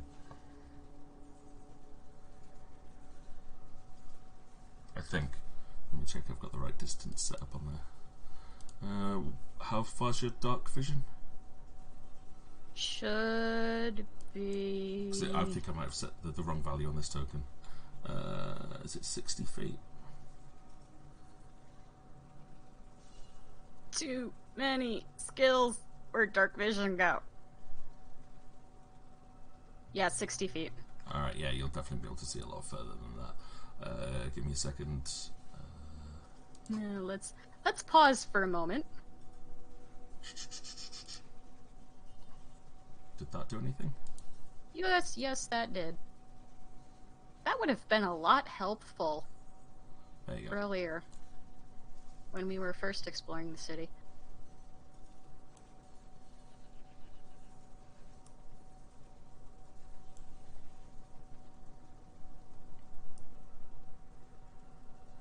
Vanasha will...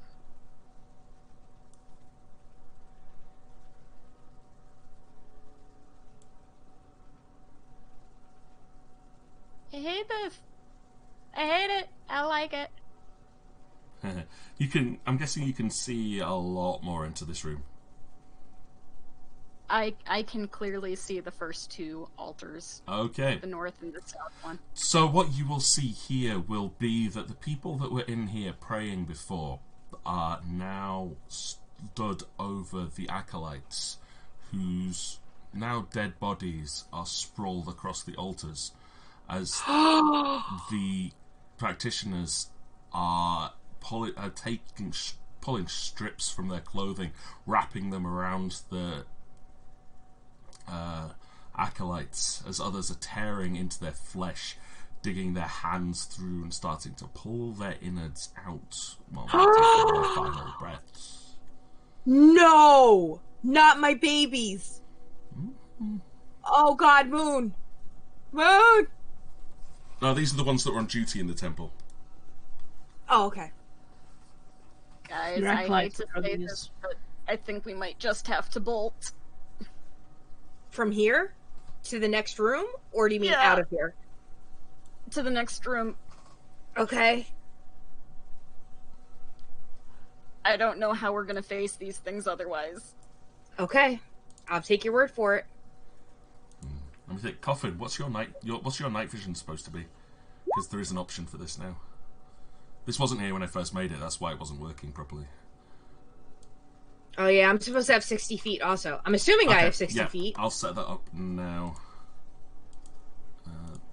That should let you see pretty much the whole first room at least. Oh dear, yeah, that changes a lot. Yeah, so this wasn't on when because they've done a lot of changes to the Oh. thing, and Beatrix I think as well has dark vision, right? Yep. Is that 60 feet as well? Mm-hmm. Right, night vision, turn on, distance 60 feet. There you go. You are not wrong, Vanasha. We should just run.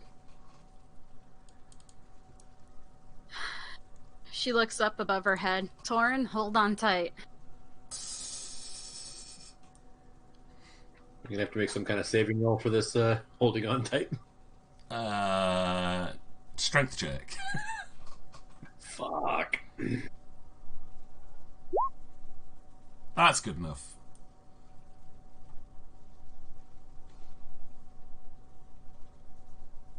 And we bolt in. Okay. That's what one bolt will get me. Right, yep. That's with Torin, Alikara. Yes. Because I can't see where she went. Alright, Yike. Where over here? There you go. Oh god. Oh crap, you have a lighted flame on you.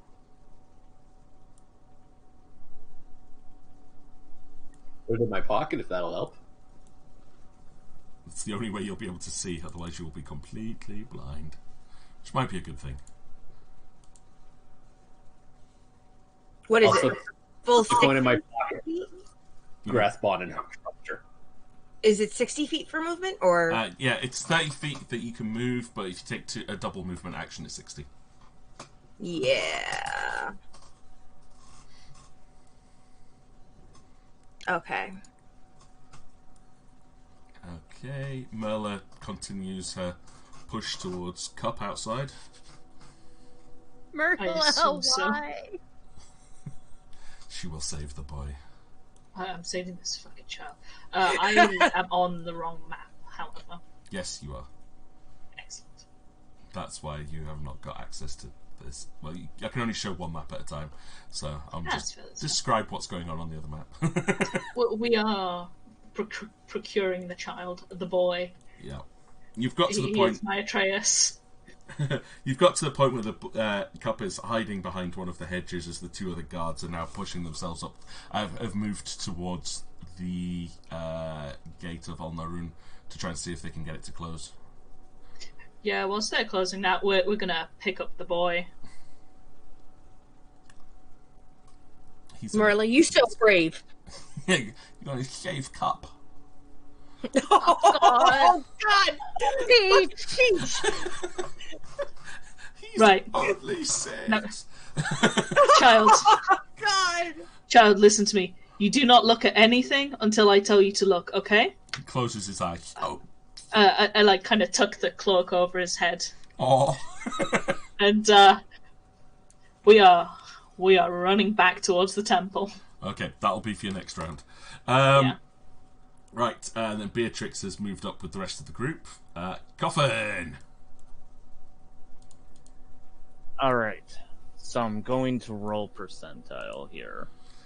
Is this to see how you Because- react to what you're seeing in this room?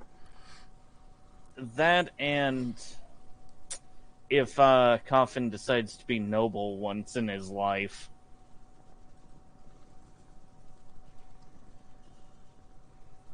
Basically, more or less, decide to wait for the Paladin to come in, so he at least can make sure there's more of a fine chance to save Cup, I guess.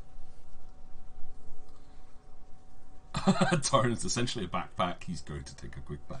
Fair enough.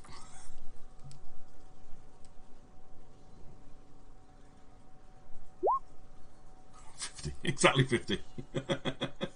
Just what I didn't want to see, you know? Well, were you going to the bottom percentile, top percentile, even percentile, odd percentile? Bottom was his nobility, so Nice he knowing will you. wait for Merla then. Okie dokie. So he's going to just stay there. Right. Well, he's gonna go around a corner and try and stay stealth, you Okay. know. Yep, that's fair. But something will seem eerily familiar to Coffin in this room. Suddenly his dream looks a lot more vivid. Damn it. Vanasha, it's your turn. Let's continue running. I don't know why I'm bothering to measure this. Just go to the edge of my vision. Yeah.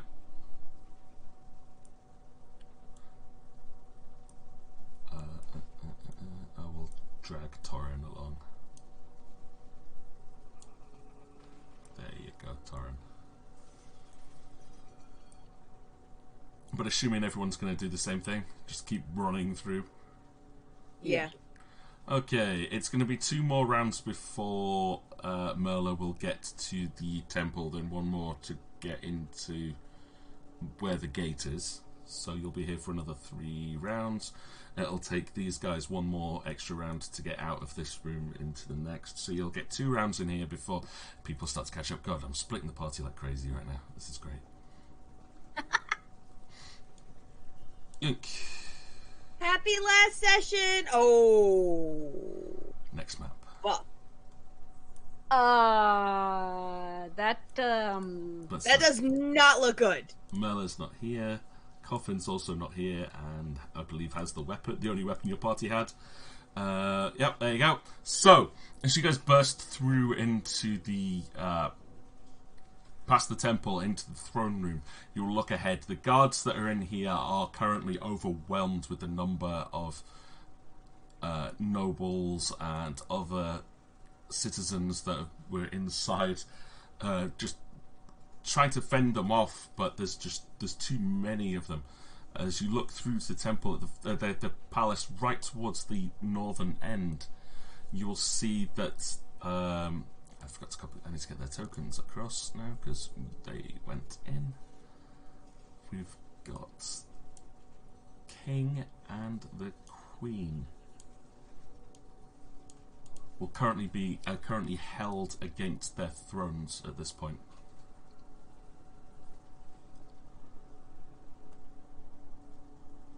At the far end. Where are the other 2?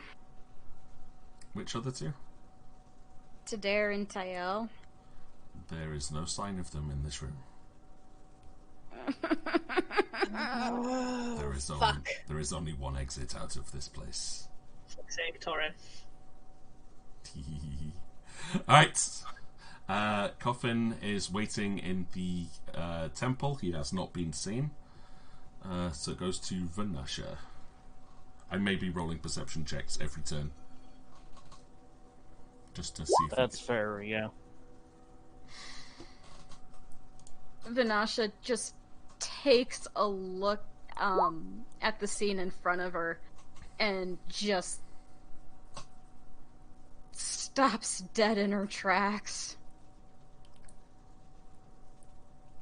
Alright, Soren, time to get down.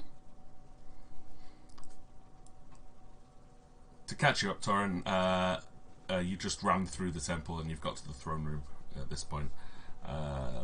Coffin has stayed behind to meet Merla when she gets in. I see our situation has not improved any. Nope. It might have gotten worse. Question. If these not killers, if these villagers have turned, what are they doing to the king and queen? They're holding them, but they're not attacking them? All you can see from here is that they're being pinned to their chairs. You can't make out exactly what's happening because the people closest to you have their backs to you. I'm almost wondering if you have the bloodline, if that makes you immune, and we kind of use you to navigate to get to them. All I can think of is these are royal guardsmen. These peasants should be no trouble for these guys just to cut down. With what sword? They're elite guardsmen. Yeah, These they should have all weapons. These guys would never be without weapons. Fuck. She pauses for a moment. Do you want down now, or should I linebacker it through this? I don't see Tael. Linebacker us through. She grunts and goes, can I borrow that shield after all? Hands it over to Vinasha. Go for it. She'll just hold the shield in front of her, kind of hooks one arm around Torin's ankles as she braces herself behind the shield, and she's just gonna go charging straight ahead. Okie dokie. That's good. Weigh it as far as you can. Yep. Okay. She is literally linebacking it. Okay. What is your armor class? And if you've got the shield equipped, that's going to give you another plus 1. Plus 1, that'll make it 15 then. Okie dokie.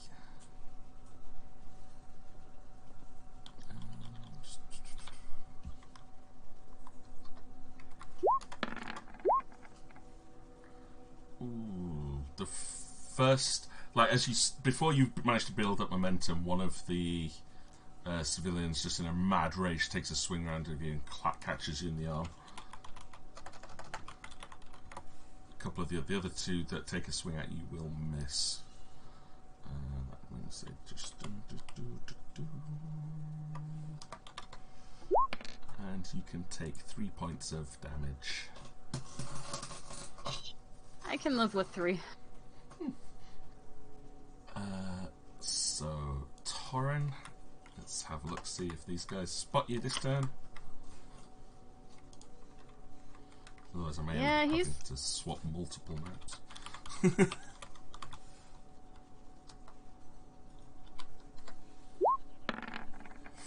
Ooh, you got 19 on your stealth roll, didn't you? I haven't done a stealth roll yet. No, this is for Coffin, sorry. Yeah, I got 19. Yeah, okay, you're fine at this point. So it goes to... so just that was Coffin's right. Torin, yep, your roll. Yep, you run past, that's up to you. These are just civilians, they don't have combat reflexes, so they've already made their attack of opportunity against Vinasha. So you can run up happily behind them. Alikar? If I use my full movement speed, that would be a full action, right? Yes. Shit. You can move 30 feet and then take another action, or you can go 60 feet to do a double move action. What I want to do is I want to see if I can cast positive energy, but use it as damage instead of healing. You can only do that against the undead. Oh, these guys aren't considered undead? They are not undead, no. Okay. Then, gonna full line it to Vanasha then. And come up. See if at least I can help her when I get up there. Oh, if I could just... Game, please. Game, stop it. Game. A moment. For whatever reason, okay. Oh, okay. Nope, I don't. Nope, wait 1 second. I can't for whatever. Okay. Give me a second. For some reason, it doesn't. Oh no! Why is it doing this? Is it the point where you click on your token and it looks like your token's like a mile away? But it keeps shaking and bringing me back down instead of moving forward. Like I can't. You can potentially also use the arrow keys on your keyboard. Okay. There you go. Okay, what's your armor class? 18. Okay, you're good. Next up, Muller makes another mad dash past the nobles. Some of the nobles have fallen, and the other possessed have turned again on someone else. This time, ganging up on each other's like ravenous beasts. But that pushes you. You begin with cup in hand. You barreled your way down through the center of the wedding carpet. So you're about two. Yeah. So this was 2 more turns till you get to the gate. Beatrix. Instead of moving down the center, I like to move on the side up. Okay.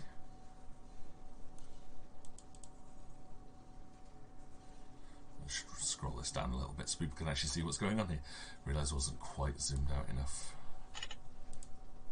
That's a bit better. It's slightly nicer view. No one else can see the turn orders, but I've got the list in front of me, so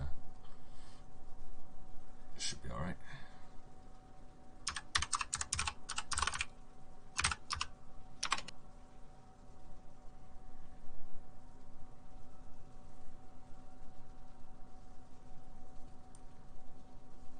Bear in mind, if you run past someone who has not attacked someone already, then it will provoke an attack of opportunity.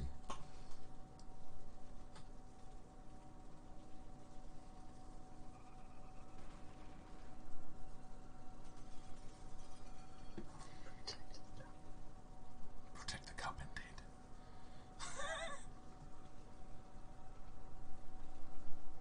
Yeah, that's a pretty sensible idea. There's 25, so you've got another 35 feet you can go. Nice. Okay. Coffin.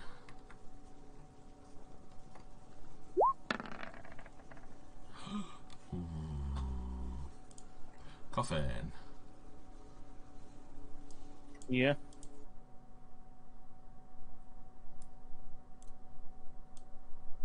Just going to hide everyone else on this, because they've all gone. They left you behind. However, one of their guys turns around and sees you.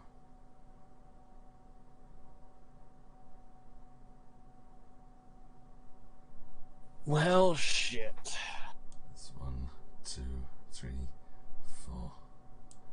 Junk. What is your CMD?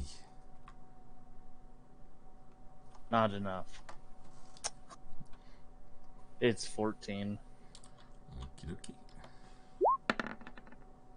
Yep. Oof. Yep. He charges straight towards Coffin, diving on him and tackling him to the ground. That is, he gets a hit. Let's see if he can get. This is where I hate the grappling rolls.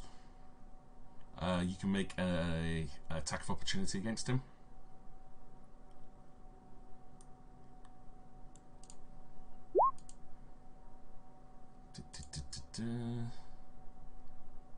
Attack on a 10. Nope, that's a miss.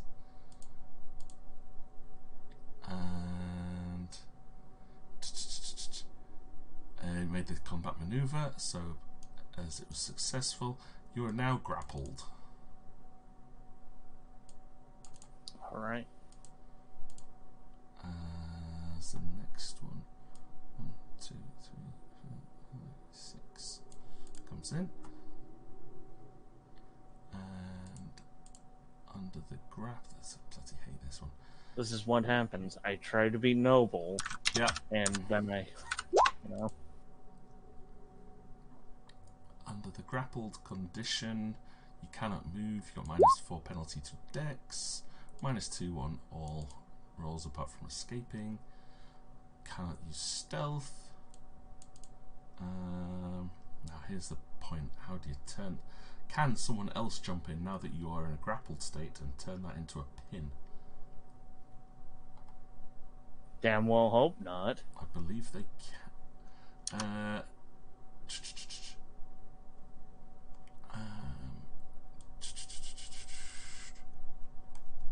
Pin. Give your opponent the pinned condition despite pinning the opponent. I think it's got to be the same person that does it. Okay. Yeah, I think so. Instead, it'll just attack you then.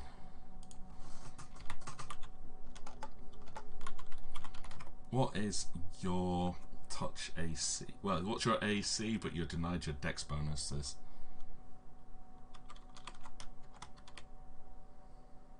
Uh, 13. Yep, they hit with a 15. So you can take 2 points of damage as the first one starts like punching you around the face.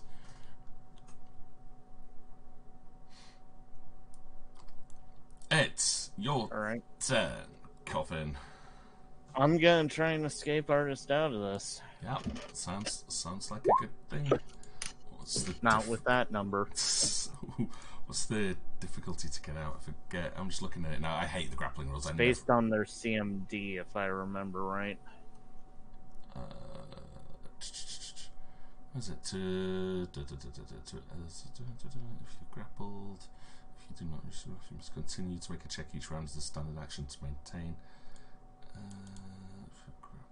How do you escape a grapple? That's really, really annoying.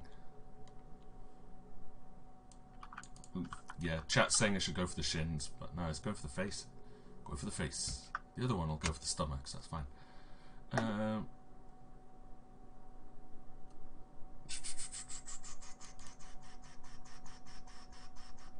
Here we go. You only need to succeed escape. It just says you need to succeed a combat maneuver or an escape artist check to escape the grapple or pin. So with that 9, yeah, you're definitely not getting out with that one. Which means they get a +5 circumstance bonus to maintain the grapple next turn. Awesome. This was what was always going to happen to Coffin. Right, we go to Vanasha. There's a reason it was low on the chances. Yep. We are continuing the linebacker charge. Okay. Where you're gonna end up? Oh, great! So you're going past 1, 2, 3, 4, 5, 6, 7 of them. Okay. I need to be able to see this. Okay, so I go there. And what was the armor class again? 15 with the shield. Okay.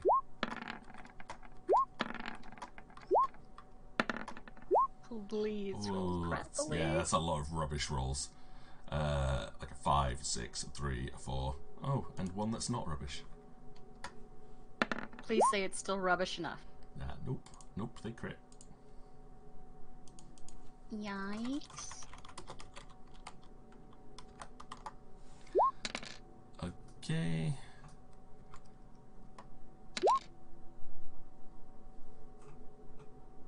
Yoink, as you will take 13 points of damage from that run. And the mount goes down. Yoink there. Vanasha charges forwards, each of the crazed citizens, each lashing out as she, like, ducks out the way from the one on the right. The two behind the left just seem to work in tandem. One of them catching her deftly in the ribs, causing her to buckle slightly, as the other one just brings her fist straight up into the solar plexus, knocking Vanasha straight out. Now, thankfully, this is subdual damage. You're not dead, but you are unconscious, I believe. Yeah, I'm technically at like -3, if that matters. That's okay. But Vanasha is down, guys. Vanasha is down. Orc down. Orc down. Torrin. You better know how to roll, buddy.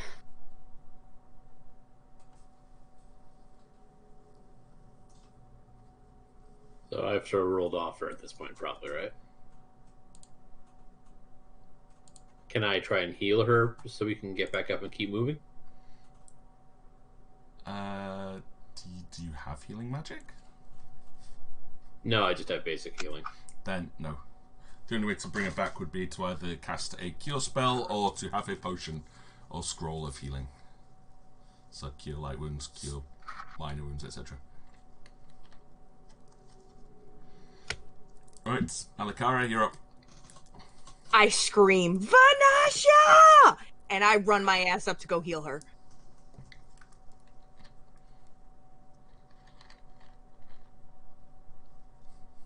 Okay. The optimal spot I'd like to be in. And I cast... You can't. That takes you 2 What? movement. That's 2 movement actions to get up to her. Shit. Oh, shit. Where was I before? Here? Okay. Fuck. Fuck me running.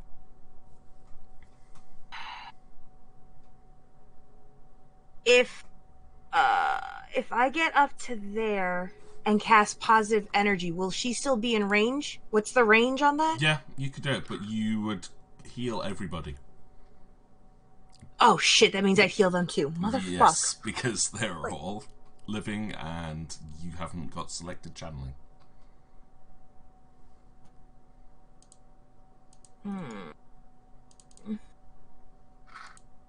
Shit. Fuck.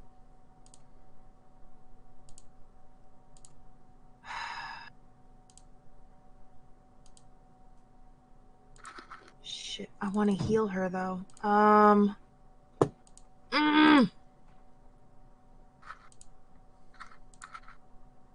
What do I do?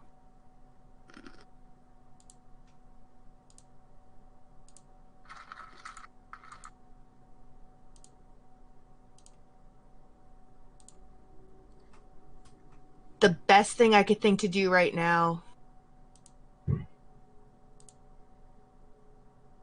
is take my double movement, move up to 35 feet, and kind of like brace them so that if anything, I'm taking the hits. It's the only thing I can think to do right now. Shit. No. Can I do that? Well, you can position yourself to be in a defensive position, but you won't be able to get in front of everyone. There's quite a few people here. Yeah. I just don't want to leave them. I want to leave them behind. Fuck. Do I have anything here that I can use?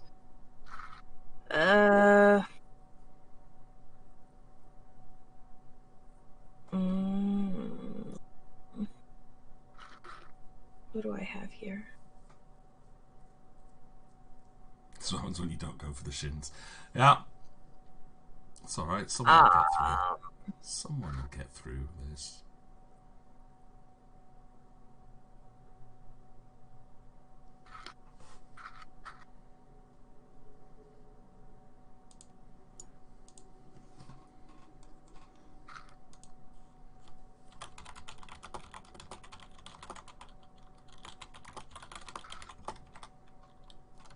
God, I don't know what to do. I'm so torn. Guys, what should I do? I don't know what to do. I want to just throw my body and protect you guys, but I don't think I can do that. Do you have anything that can damage stuff? I have hedging weapons. That's...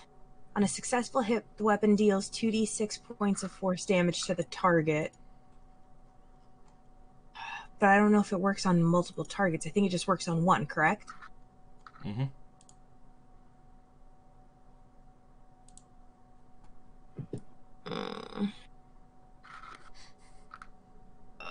I think that just might be the one thing I can do, unfortunately. So for my movement, I will... Fuck. Okay. I do love how Beatrix is the only one who decided to run around the outside away from all the people.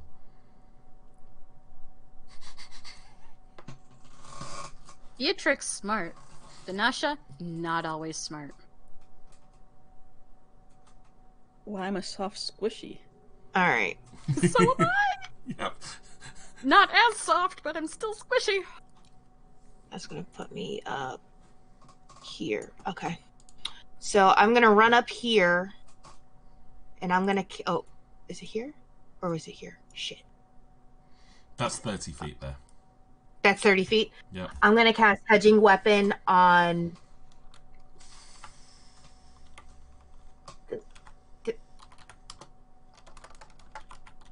No, if moving there.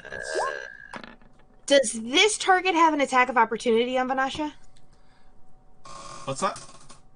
Does this one have an attack of opportunity on Vanasha because of it being on the side? That's the one that knocked her out. That's the one that knocked her out? That's the one I want to get. Fuck that guy. Okay. That's the one I want. And I'm going to cast Hedging Weapons on this bitch. I'm just imagining sectors.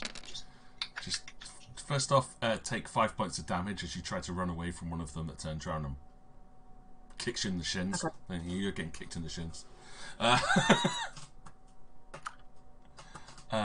what kind of damage is this? That's again bashing damage. Okay. But okay. then you say casting spell weapon takes the shape of your deity. Okay, blah blah blah blah blah. You've gained a +1 deflection bonus to your AC. As a standard action, you can grasp the weapon and throw it. So you can do that next round. Okay. Thankfully, everybody near you at that point has already taken their attacks of opportunity, so cannot attack you while you cast the spell. Okay. Okay. That was Alikara. Next up is Merla. So Merla reaches the entrance to the temple this round. With Cup, who's been a good boy. Cup being hiding He's in like, space. I'm keeping my eyes closed, Miss Merla.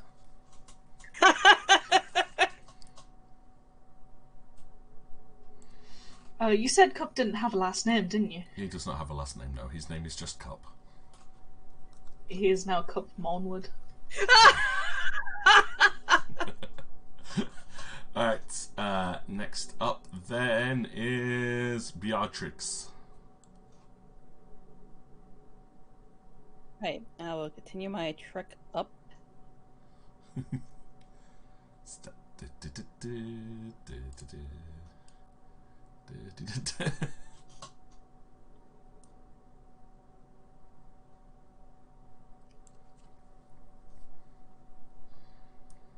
From the view that you're getting from behind Beatrix, you're actually noticing that a couple of the guards have had their weapons wrestled away from them and are currently being stabbed quite savagely in the back and ribs by their own swords at this point.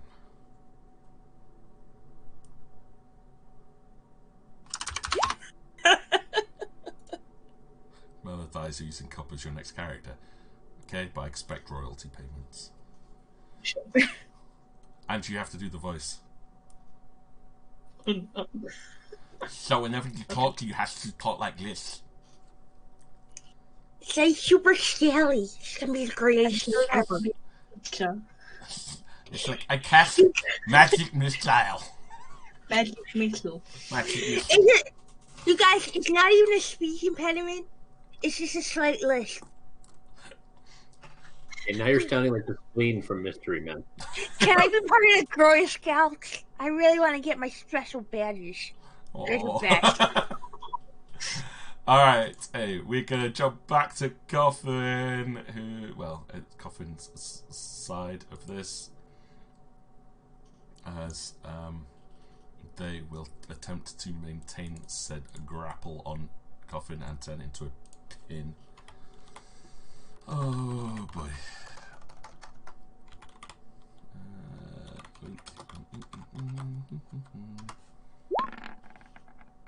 Oh, and because I have a lower dex, it's now easier to pin me. Yep, what was the CMD?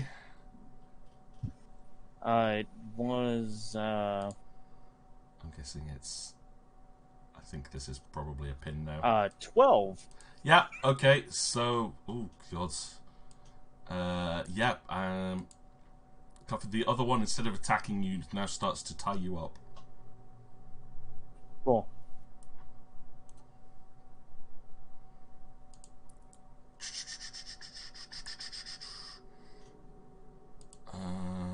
Back to the throne room. Sorry, dude. You stayed behind on your own. There were multiple targets. Not super. Right, okay, so we're back round to... you can try and make an escape artist check, I think, on your turn. But... denied as a pinned action, despite... If you have your pin, otherwise restrained or unconscious. 20 plus 7. Yeah, that's... I'm gonna haunt all of them. Nice. I like it. I like it. Yeah, I don't think you can physically get out of this now, Coffin, unfortunately.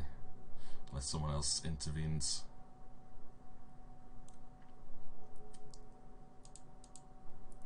Well, Merla's gonna get in, so... Yeah, She could. there's a chance. Depends if she can get through the teleportation door without having anybody with her that can open the door.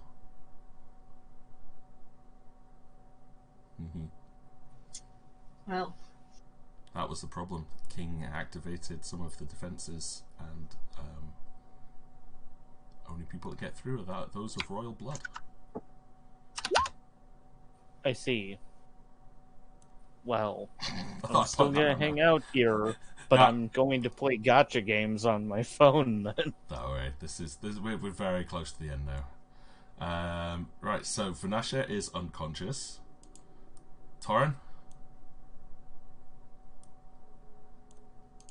I'm not sure what I can do. I don't have any weapons. I don't know where Tadir or Tael is. I'll stay with Vanasha. Try to make your way as fast as you can to the throne room. Well, you're in the throne room at the moment. Oh, well, try to get to Tael and Tadir as fast as you can. If you and Beatrix can do it, I'll stay here with Vanasha. I don't know where Why? they are. Don't stay with a dead person. I'm not leaving you behind. I'll never leave you behind, Vanasha. I care too much. And this is why I said there was sexual tension. Fuck you. I just meditated last night. I told you. Oh,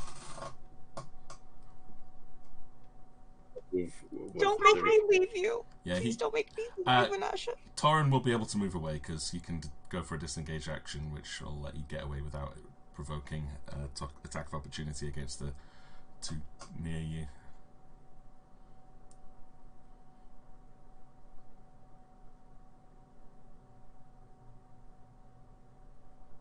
You move 20 feet?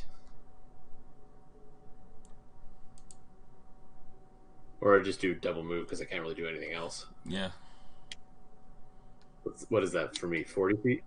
My base is 20. If your base is 20, then yeah, 40 feet for a double movement.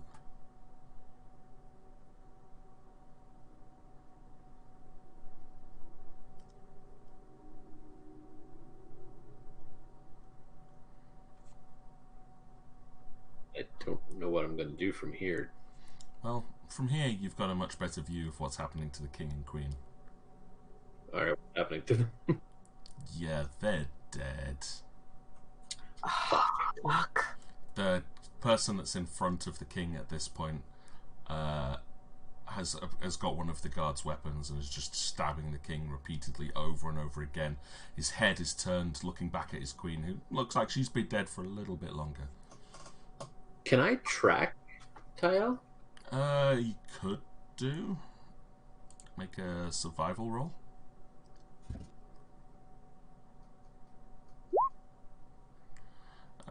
Take 10. No, taking 10.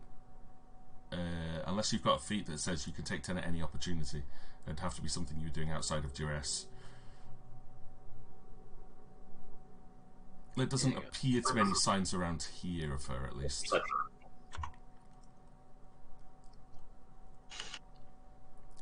Anyway, we go to Alikara. How was it that we got to the rooms before? Wasn't it something with her on the chair? No, there was the door to the right of where Torrin is right now, which had the runestones in it. That was the teleporter that got down to the Dreamstone. Shit, I really don't want to leave Vanasha. I really don't want to leave Vanasha behind. And I'm afraid that if we get back there, something's going to happen to her and she won't be able to come back with us. And neither will Cawthon and neither will Merla. Fuck morality, man! This is why I like playing. Yeah, that's what I'm saying. This is why I like playing neutral characters. It's like, well, at this point, I don't care.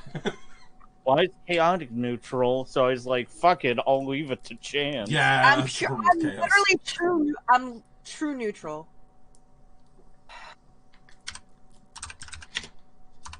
I'm just getting flashbacks from the World of Darkness game. It's a bit I'm pretty sure 2 out of 5 players made it back. Yeah, a lot of people died in that one. Okay, Peach, what's with you and writing campaigns where characters actually die? If there's no chance of death, then your character has no urgency. I mean, I impaled myself on a spear trying to climb over a statue. So, it was the first death, I think. Oh, yeah, I was told about that. Mm. Yeah. Yeah, you made despite numerous warnings of it being a stupid idea, you insisted. Yeah, hey, don't do this. This is not a good idea. You could just walk around it. No, I want to jump over the giant upwards pointed spear. And then you botched. Yeah. 3 times! Yeah! I was like, alright, reflex save to throw yourself to the side so you just get, like, bruise your ribs. Fail again. Oh god, here we go. You're impaled. Right, can you pull yourself? No, you're just dead. You were just dead. Well done. Well done.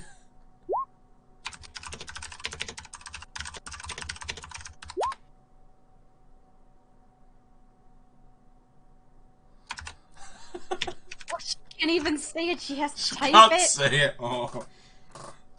I'm so sad. I want to cry right now. So let me go. She's good. Okay. Alikara puts down a snowflake on Vanasha's chest and makes a run for it.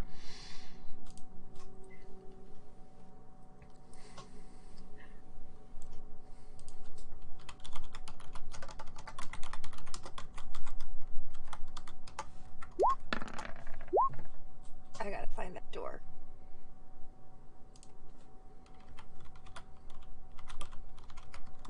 I'm literally tearing up. I'm so upset right now. I'm so upset. Alikara can didn't take want to 5 more points of damage. Oh. Fine. Yep. It's alright. I'll heal myself at some point. Yeah, you'll also get the same view of these guys holding the king to his throne and just gutting him.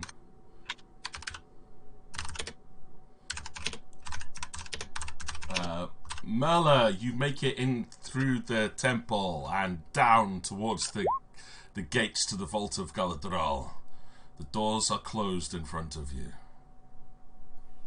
And I'm guessing if I push, they're not going anywhere, right? Are you going to go and push the door? That seems like a bad idea. If it does, that's what makes the ceilings drop, and then you have to use a teleportation. Yeah. Which needed 2 magical users to... Yeah. I'm just gonna look at Cup and just say, right, this might be the end of us, my little guy. It's been nice knowing you. Oh my god, I can't. But I'm not gonna let you die here. It's like, should I open my eyes now? Oh No. god! And she puts him down and just pulls out her axe and just stands in front of him, between him and the entrance of the where they've come from. She is not going down without a fight, and she is not letting anything touch Cup. Nice. Okay. I'm sorry, I gotta mute myself. I'll come back to that.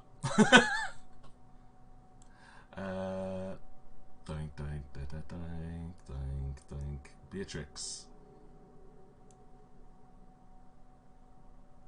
Alright, let's continue my stealth. I'm gonna try to go to where Alikara is. Okay. I think you'll probably make that. Yeah, easy. Yeah. Beatrix is like, dumpty. Don't know what all your problems are. I just kind of walked down this whole thing. Run. Alright. I say I'll come back to Coffin, because he's not getting out of that now.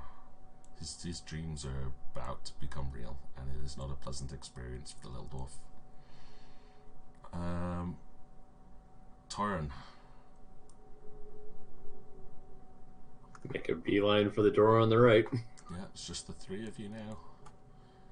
Okay, you can run up to the door. The door is closed, but you remember the sequence required to open it and push the symbols into place. Doors slide open in front of you. Give me a perception check.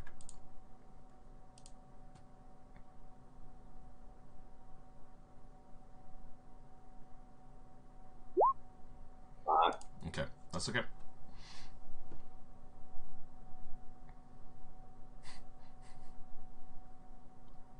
Alright, next one, Alikara.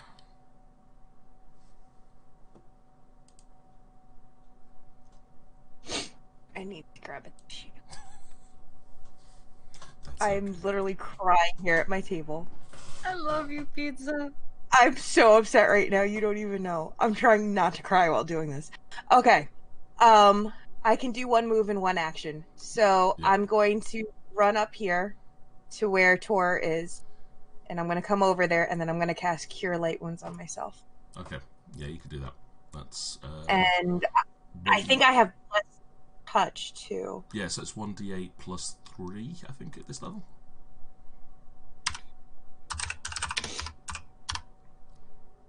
Fucking do it. It's her fetish now. Okay. Wait, +3? I think so, because it's +1 per caster level, and she gets +1 for the Blessed Touch. Oh, right. I was about to say, we went to level 3. I didn't know this. No, it's because we kept forgetting. There you go. She's got all her hit points back from that. We kept forgetting to add on the Blessed Touch, which gives you +1 to channeling positive energy and cure spells. I'm so upset right now. Now I'm gonna fucking kill Tadair for what he did to Vanasha. I am not okay. I am not fucking okay. Let's take this motherfucker. I'm killing your dad, Torrin. I'm killing your fucking dad. Beatrix. Do I have to make a perception roll? Oh, okay. You can make a perception roll as well, yeah. Okay. Then Beatrix can work on what she's going to do as well. Okay. Alright, I move next to Torrin. Mm-hmm. And I guess I'll make a perception check as well. Yep.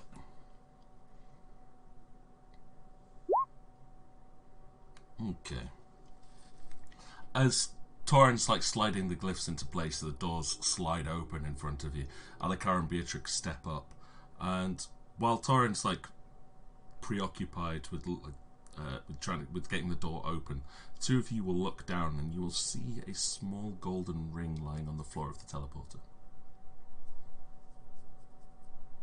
Oh god, Tayel's ring. So they have come down this way. We need to hurry up and get to that stone crystal. Beatrix, put on the ring also. If it has any magical properties, at least it'll give you a bonus. Alright, I'll put on the ring. Okay. Lo and behold, it's cursed. Aw. You're now married to Torin. Yeah, that's the curse.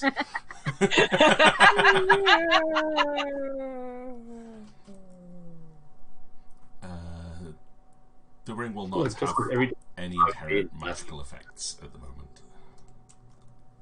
Never Because mind, have a ring. every decision I've made in the last 2 hours has taken us from bad to worse. Doesn't make me a bad husband. I love it. Right, so the three of you step into the teleporter and vanish. No, wait, that's again. Damn it, Sage. What? Every single time I have to keep making references to Quantum Leap. Oh. Well, I won't be making a leap home, though. Right, so Vanasha is out. Coffin is out. Mela is out. The three of you. Okay. Three of you step out the teleporter and rush down the passageway into the dream chamber. In front of you, you will see not the king, but his servant stood in front of the... Ah, fuck. Send this guy to go save Cup and Merla. Mm-hmm. The fuck. How did you get down here so fast? Question is, why were you so slow? Took a detour. Don't judge me. I'm horrible at directions. Where's Tayel and where's Tadair? Child, you know nothing. However, I would also like to know where the young queen is. Son, if you would bring her out so we can finish this. Her power is required, it seems. Our blood is only enough to open the doors down here, not to activate the stone itself. Yurika!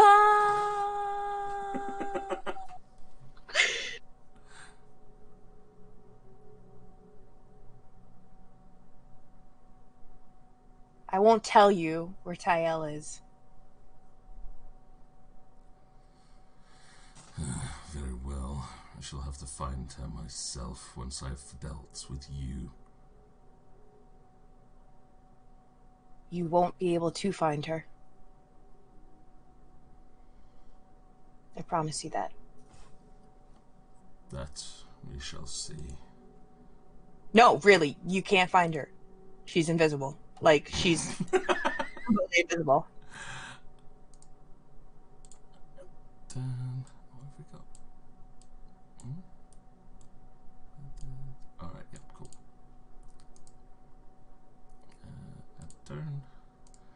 Right, new initiative rolls, please.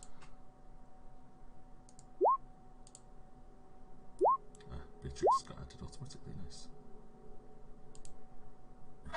I'm 20.03. Nice!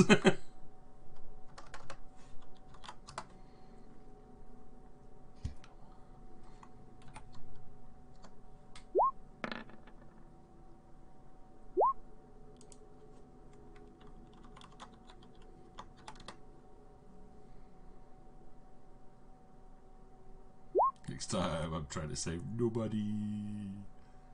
Coward. Right, what did Alikar get? 20.03.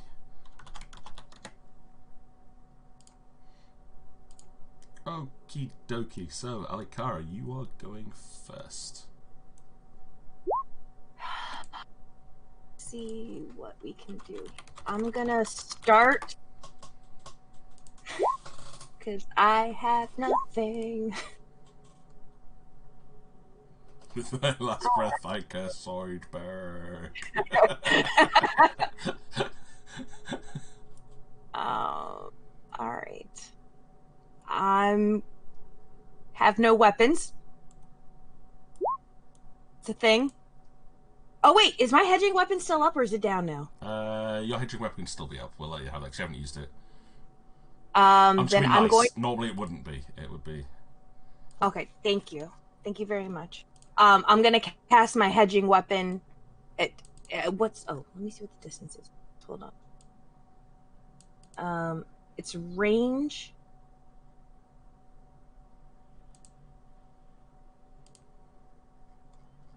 Okay, so what do? Do I just click it? Yeah. Let's see. What does the description say? The weapon made from divine force. The weapon takes the shape of your deity's favorite as a weapon. standard action, you can throw it as a ranged attack, so you make a ranged attack. For anyone within 30 feet of you, so you have to be within 30 feet to make a ranged attack. Okay. So if you can reach there with your movement. Okay, let's see here. No, I'm still short. Fuck. Okay. But then say this lasts like 2 minutes, so it'll stay up for this. That's absolutely fine. Okay, well then, shit, I gotta hit him with. What am I gonna hit him with? What am I gonna hit him with? Oh. No. I only have 30 feet anyway. I can't do icicle either, and I have no weapons on me. I'm just gonna walk up a little bit then and assert my dominance.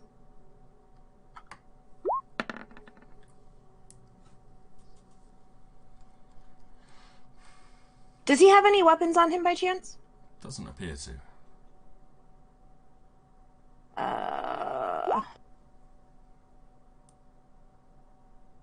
You could teach your son how to be sassy. Alright. And I'm just gonna... It's 30... Let me just... This is my no guts, no glory game. Okay. Alright. Fuck you, bitch! That's all I'm gonna do. Okay. I can't do anything else. He's still too far. Torrin, you're up.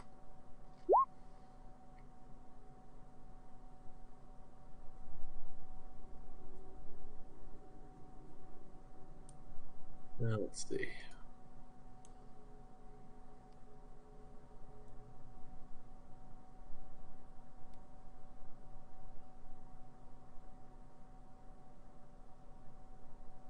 Anything around here I can use as a weapon? Doesn't look like it. Is the shadowy finger out to the south mean anything? That's just where he started. I can't get rid of that on the map. It's Just checking. Last time you were in here, that's where you saw the shadow of the priest. But yeah, no, that's not anything. I thought of ways to try and get rid of it. I just couldn't be bothered going into photo editing.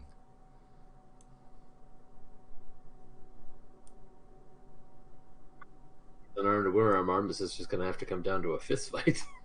Yeah, fisticuffs. Or we're going to find a way to put him onto one of the many spikes around the room. Oh, maybe we can knock him off the edge. That too. Yeah, we've kind of shown that, numbers can overcome people with defenses. Throw me at his face. I will get him off balance.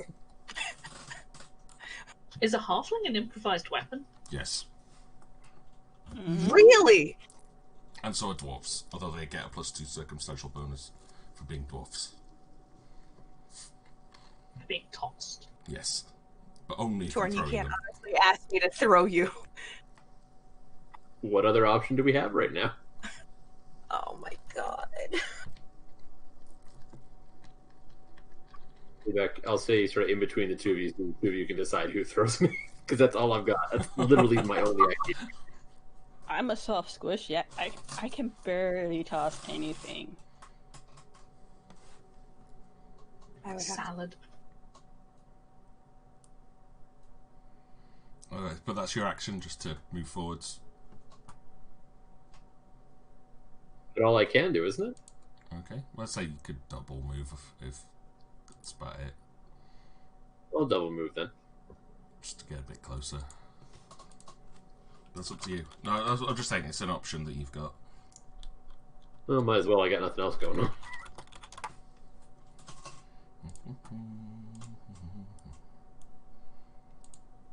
Okay, now it's his turn. The question is because the one tactic I had set up, if you had your weapons with you, is no longer necessary.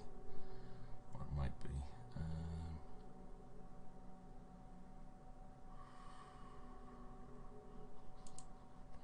Okay. Give me a spellcraft roll, people.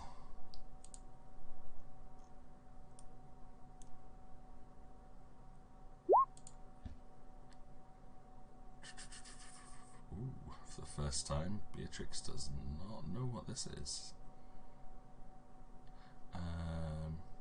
Alikara just about will recognize this as the figure in front of you begins to cast a spell, pulling out a small set of components from his pouch belt, holds it into his hand and breathes in front of you as he casts a spell known as Solid Fog.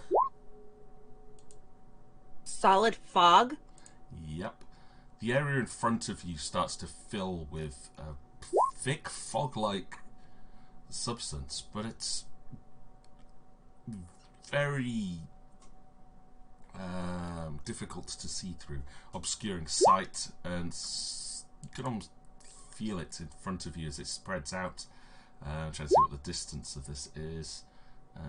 Duration of spell resistance. It falls into this. Okay, I've got to look at the fog cloud spell for this one. It spreads in a 20-foot radius. So he is going to cast this on top of you both.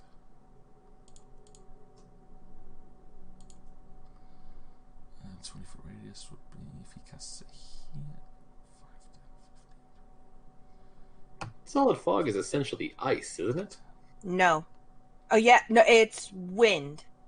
I mean, in reality. Oh. 1, 2, 3, 4. 1, 2, 3, 4. Because fog is water droplets, solid water is ice. Yeah. Therefore, he put out a bunch of icicles.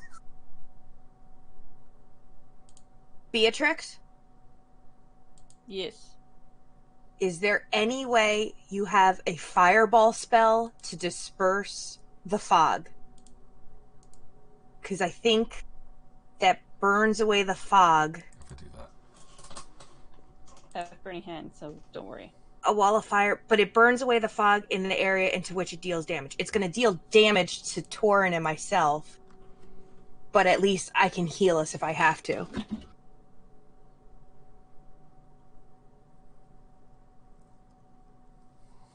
Alright. The only way to disperse this is with a strong wind.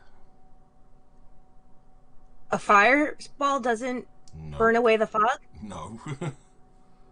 Really? Uh-huh. It's nothing like obscuring mist?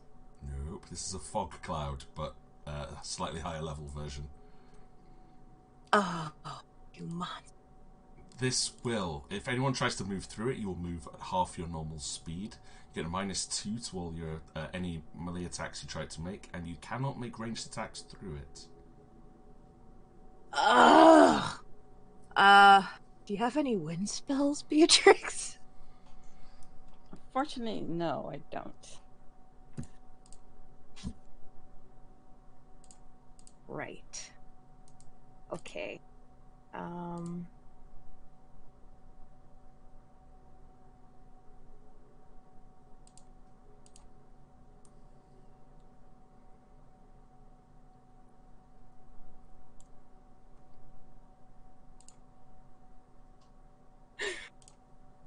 Oh, fuck. What are we gonna do? This is such a TPK right now.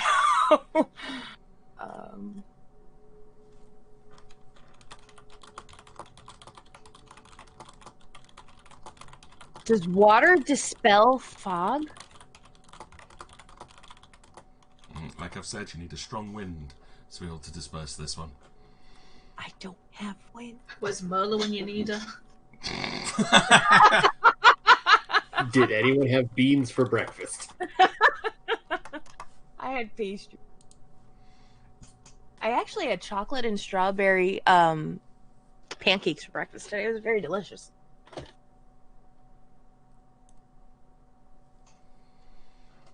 But it's Beatrix's turn anyway, so what Yeah. is Miss Beatrix going to do? As in front of you, your two companions have just been enveloped in this thick magical fog. You cannot see through it. You have no idea what is happening on the other side of it.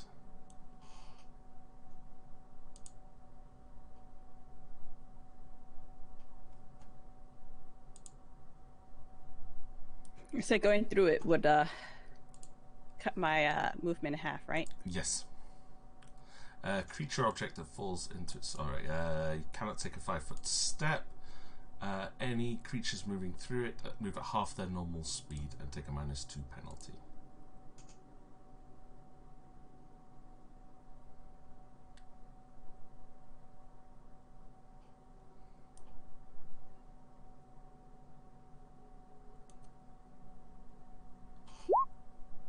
Alright, I'm gonna move around the outer ring.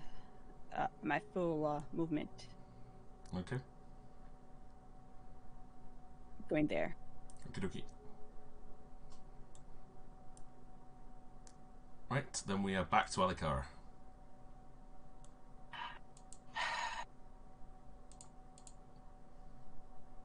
I'm going to draw a transparent circle on this one so we can actually see through it. Yeah, I'm trying to make sense as to what the heck to do here. That's not what I wanted to do. Oh god, we died! The world! You can't see anything. Does anyone want to Wait, play why- Dungeons and Dragons for the next quadrillion years? Why did my map go? You deleted the map. You deleted everything outside the circle. No, instead I of- didn't, but it's just disappeared completely. Edit, undo, Control Z. No, it literally it's vanished. Oh, Oh, we're in the void. We did it, guys. We solved the puzzle. Did we fix win? it. It's because I've got like the window like half tabbed open, so it's shrunk one of the maps, and then the other one it's just completely made it disappear. Map and background, paste it in place.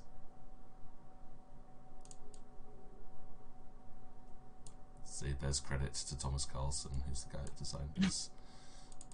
Very lovely. It's Very a beautifully done. Fantastic piece of artwork, this. Right. Do we will like that?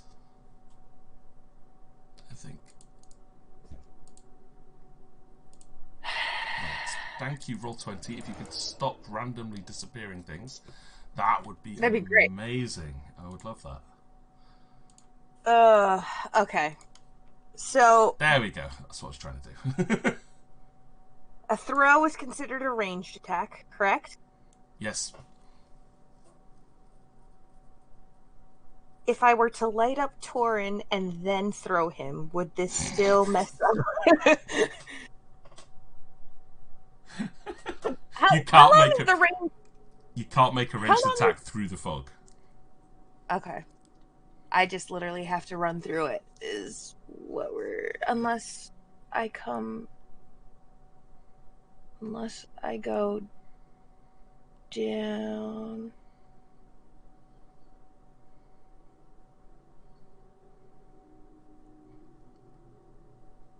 and end up here and come in the other way. You'd be a little bit above that, but yeah. Okay, I would be a little bit above it. Because you have to go through 3 squares of it, so that's one movement to there. Okay. And then you could get down So to that... So up to here. yeah, 45 feet if you're going to go straight south.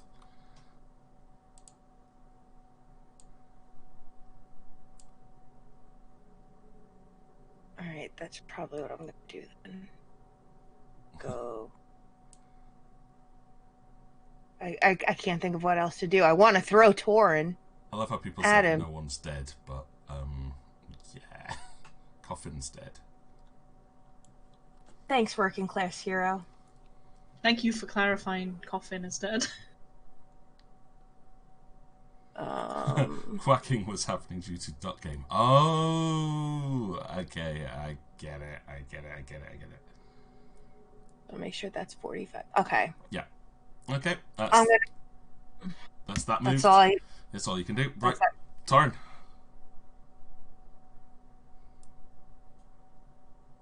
While moving, can I shout at this guy, "Who even are you?" Yeah. Yeah, you could do Because that.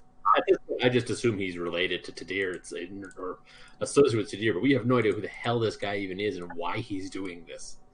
So I think a run-in interrogation is a good approach. Okay. It's like a... okay, yeah. So it's just you like run out of the fog. It's like, who the hell even are you? So it goes, how quickly you forget your own father. Son Oh god, is he a visor the Tadir from the reality? Oh.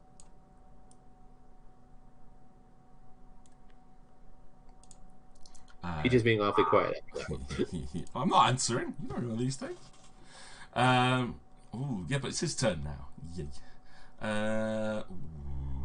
Let's do this one. I'm just looking at his spell list to see what he has memorized.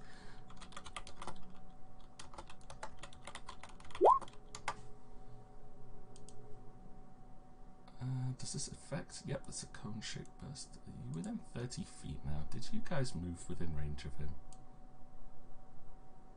Not quite. Oh, that's a shame. Okay, he's gonna find. I don't like it when you say it like that. He's gonna move Isn't it a shame? down here. And he will. Depends how mean I feel.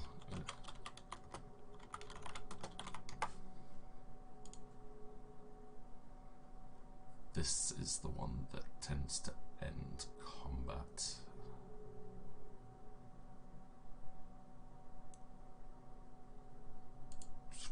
What? Okay, he's going to cast another spell, so if you want to give me a spellcraft check, please.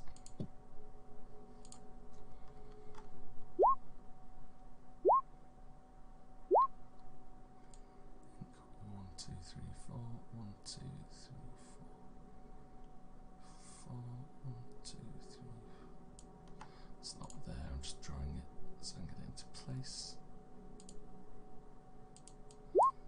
Okay, can I not pick that up and move it, please? Apparently not.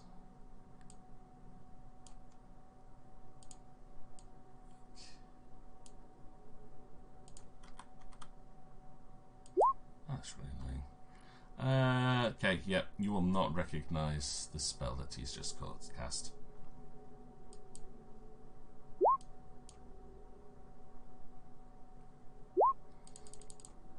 But some players might, from the description. As the ground in front of the stairs towards the south area in front of you seems to erupt as black tentacles rise up, writhing from the stonework below them, burrowing up through the floor. What? We're gonna get hentai'd. Yep. Soon enough, anime, you know where this is going.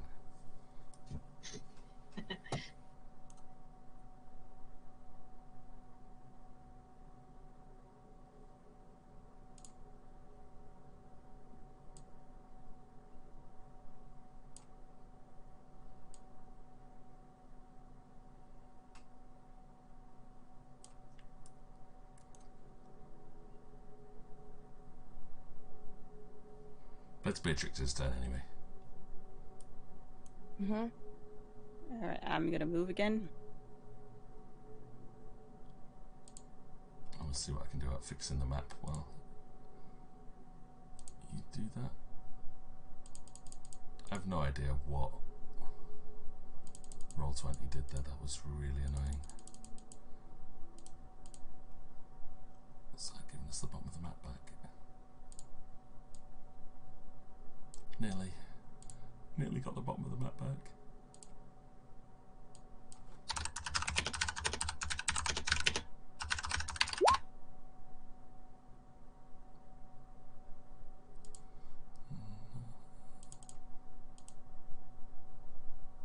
That's good enough. That'll do. The range of your thrown weapons in the spell description is 30 feet.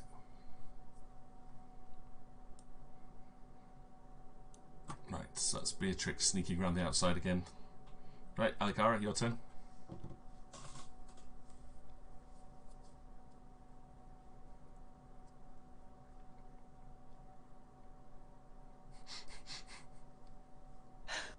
Thinking about it. Oh. Ash knows how this ends up. This would Oh, not be a no. good time to fail a strength throw.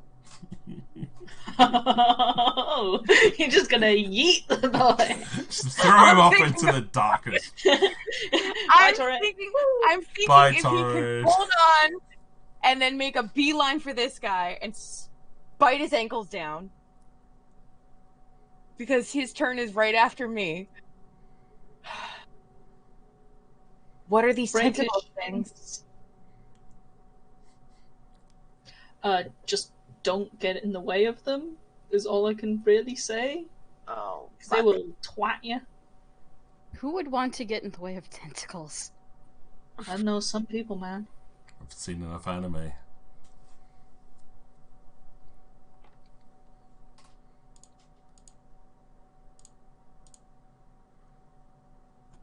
Tor, do you want to be an improvised weapon, or should I just keep proceeding and try to fight off the tentacles? I feel like this is important to ask, as you would be the improvised weapon. We need to get up to him, and he's blocking every staircase. Hmm? We need to get to him, and he's blocking every staircase. At this point, we need to find a way to get across the gaps, because we can't use the stairs. Yeet me! Dust us off. Off the halfling. Alright. I'm gonna do it then. I'm gonna throw you. And I'm going to end up in the abyss. I know it. Oh my god. I'm so sorry, Tor. I hope I can do this. Oh god. Just grab on with your dear Oh. life. God, right. Sage, help me on this one because my brain just doesn't want to help this. Throwing a person. God. Is that Right, just be a 'cause it's an strength check? Or Yeah.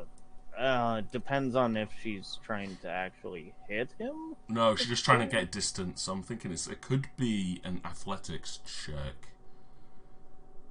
Yeah. with a difficulty of oh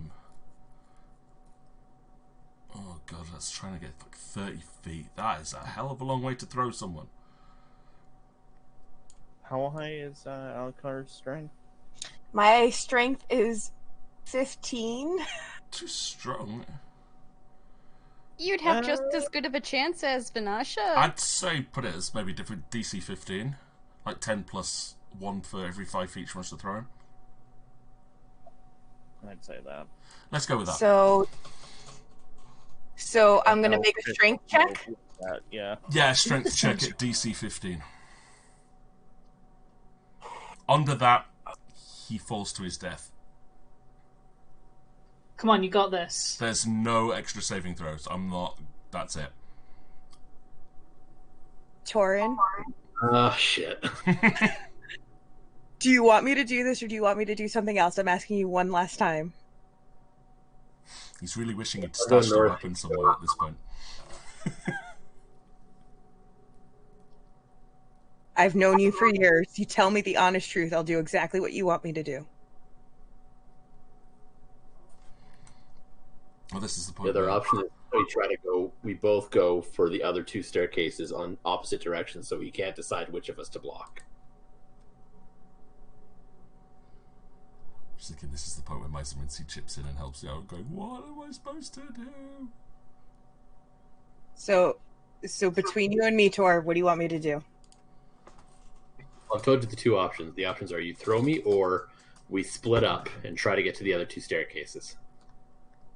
Because I can't see any other. I don't know what else to do. I'm at a loss.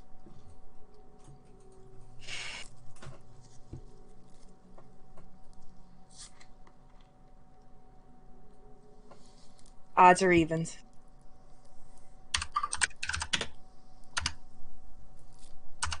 Evens.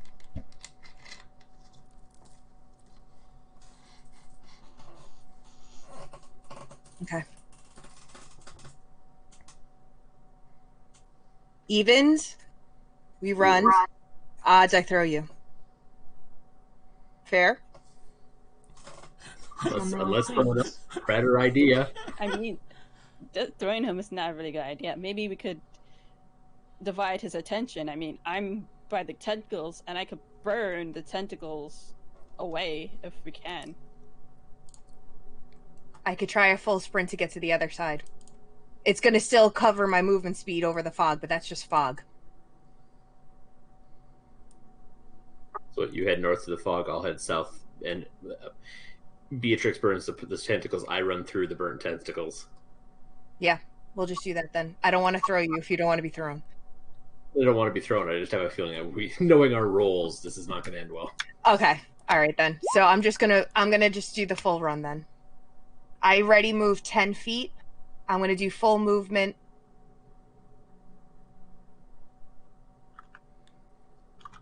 Remember, every square that you go through into the red circle is going to half your movement speed. My speed, yeah.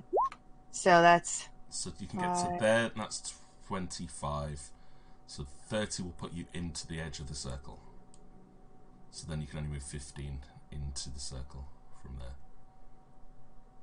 All right, then that's just what we're gonna do. I'm not gonna.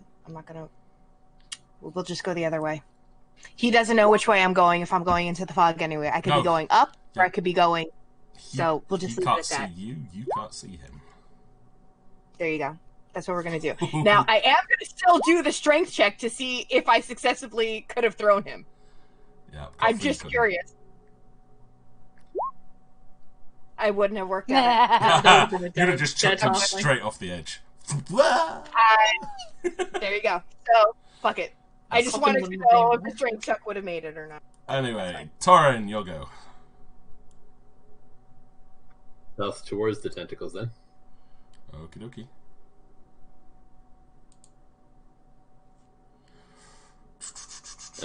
I think you want to go just around the border of it. I don't think you want to go directly into the circle. You want to be just beyond it so that you're not in reach. Okay. Yeah. Very well. Now it is his turn. To distract this guy, I'll be hurling insults at him.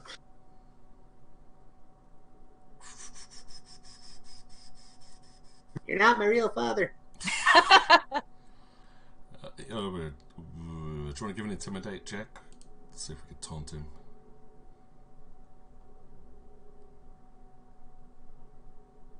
Is there a check I can do for annoyance? That's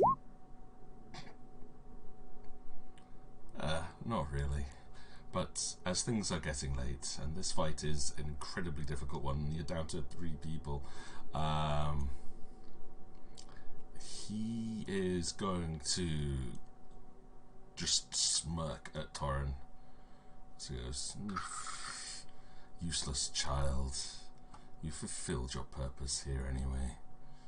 Now that my blood has given us access to now that my blood is flowing through the veins of the royal family here, I have full access to all the facilities of this city. You did what you came here to do. And if I cannot control this crystal, then I shall make sure that no one can." He turns and walks over to the crystal. Father, why? Why? Beatrix, your turn. Alright. I'm going to move.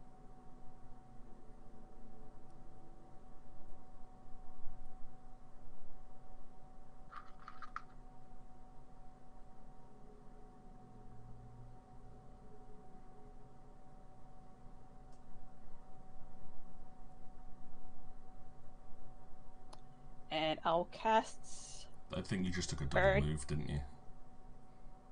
Yeah. To get there. So that's your 2 actions taken up. Alright, so next time will be Burning Hands. Yeah, although I'll let you do it because I'm actually going to call it after everyone's had this one round. It's getting kind of late here and there's not much left to go. Beatrix runs around the corner, holding out her hands, casting searing flames into the mass of tentacles. They just seem to shrug it off completely. As per the spell description, they cannot be damaged. Let's see. Alikara? They cannot be damaged? Nope. You can be dispelled for they are magical, but they cannot be damaged.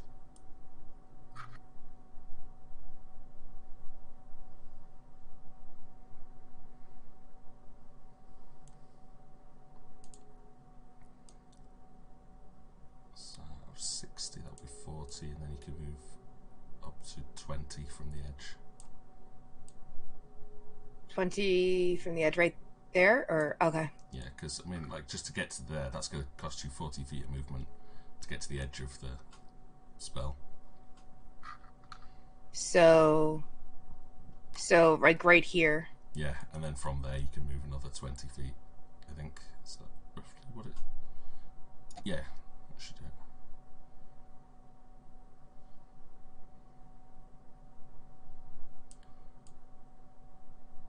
Because he'd still be just out of range for your attack. Yeah. Okay. Torin, it's your last action. Just because I'm aware I've got so many players that have just been dead and out of it at this point. Can I somehow acrobatic myself onto the edge here and then jump here to avoid those? You can make an acrobatics check.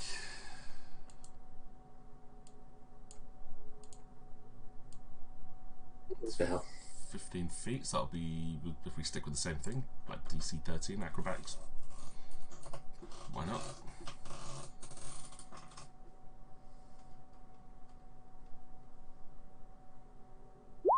I nailed it. Yeah. Can deftly leap across that gap onto the little wall at the side of the steps. And can I get another 20 feet as an action, or? Yeah, you can still move another 20 feet.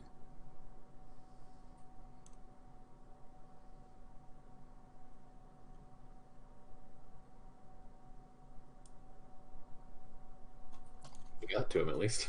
Yeah, you get up to him. Yes, it is his action, and I'm going to call most of the game here. There's going to be like a slight epilogue shortly, but Okay. as you two rush, like Alikara rushes out of the fog, holding her, like taking grip of the magically enchanted axe that she summoned. Torin deftly flipping over the gap to get around the massive black tentacles, charges up the staircase as Beatrix unleashes flames onto the tentacles to little avail.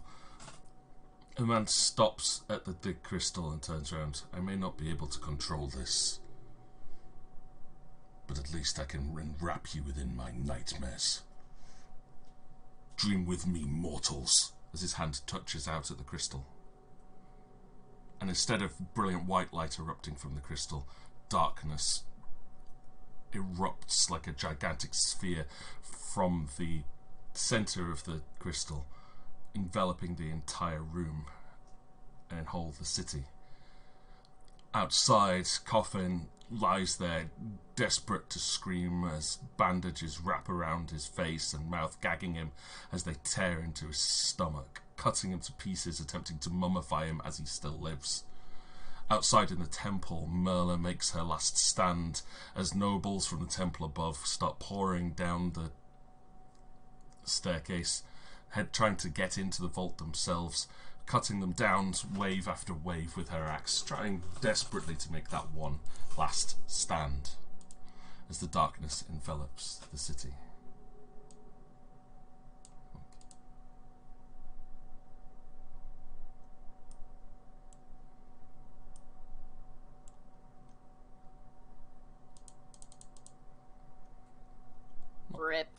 white. Has it just died? Good, good.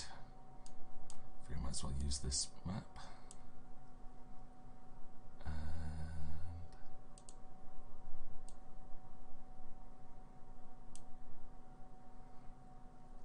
Damn it, sometimes I hate Roll20. Will you work, please?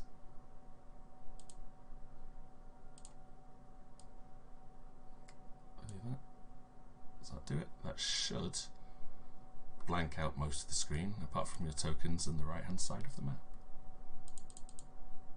Yep. Perfect.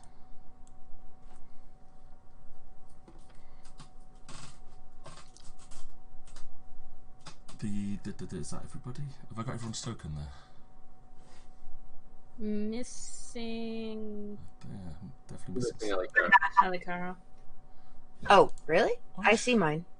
Where is Alikara? Oh, there it is. Okay. All right, so I was underneath under. something. Oof. Okay, cool. As the darkness envelops you, your eyes begin to adjust back into a clouded, fog-like vision, until you find each of you stood in front of each other once you did before, in the middle of a desert, night sky above you, a gentle fog rolling over the desert beneath your feet. Difference this time stands an extra figure. A tall, elderly, elven gentleman. One that you've caught glimpses of before, walking through the dreams of the city. He pulls down his hood and looks to each of you. Awaken, my children. Cop?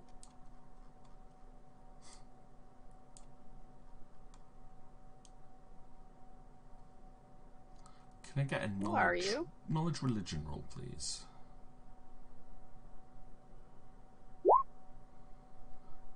Let's see if I can...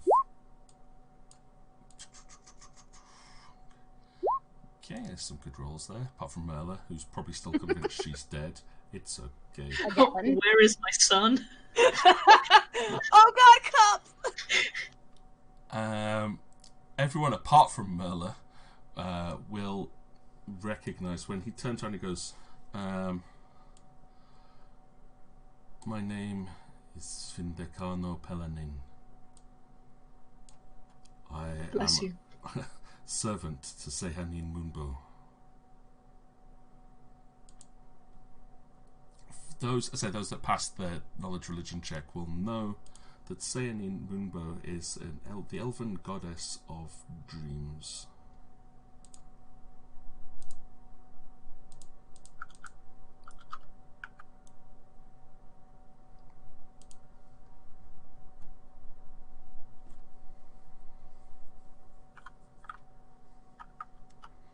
He will put his hands together gently in front of you. You have completed this stage of your journey. As descendants of the lost civilization, I now beseech thee to spread the story of your ancestors, so that none others may befall the fate of Atlantia.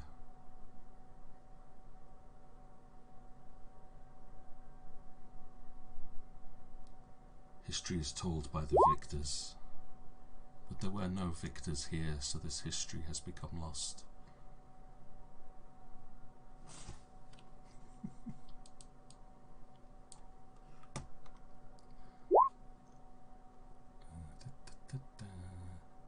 Vindicano Pelanin. It's Pelanin. Are you sure your name isn't Cup? Just kidding.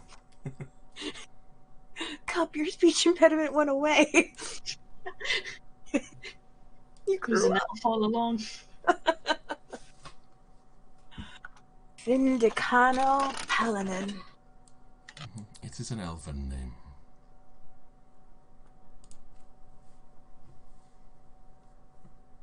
How Go can ahead. we be descendants if everybody died?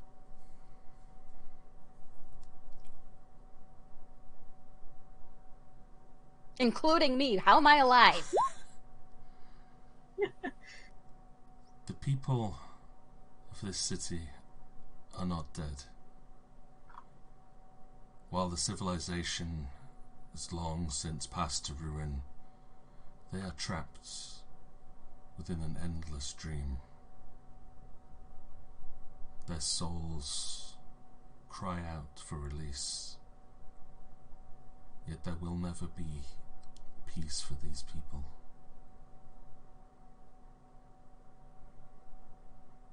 Their blood,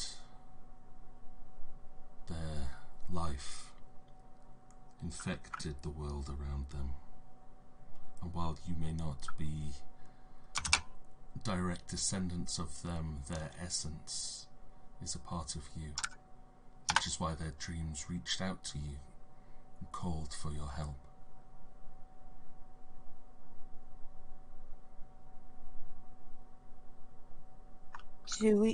Is there still a way that we can save them, or is there no hope? There may yet still be a way to save these people, but my mission is to spread the message of the civilization. There are others who the dreams have reached and call for. I am merely their guide.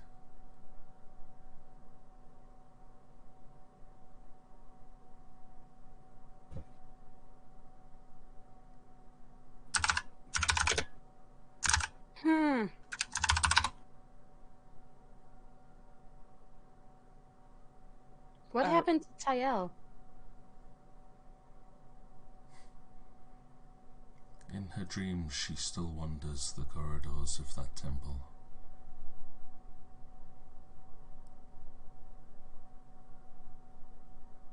Did you just Louis swat us? Is that what you just did right now? Pretty sure that's what's just happened. Are we like Atlantean warriors of light? Did you just Louis swat us? Basically, yeah. Oh shit! Which is that where episode. all of my future storylines come from. Look at the episode of Star Trek where they go and they experience the end of the civilization, wake up, and you now experience, go out and tell their story. I hated that episode. Fuck me running. Oh god. Oh god. Are we still wearing the same clothes that we were wearing the day of the wedding? No, you're wearing the clothes you were wearing when you first arrived at the city. I looked down. I immediately checked to see if I had my iced on back. Your iced on is back, yes. And I just look and I go,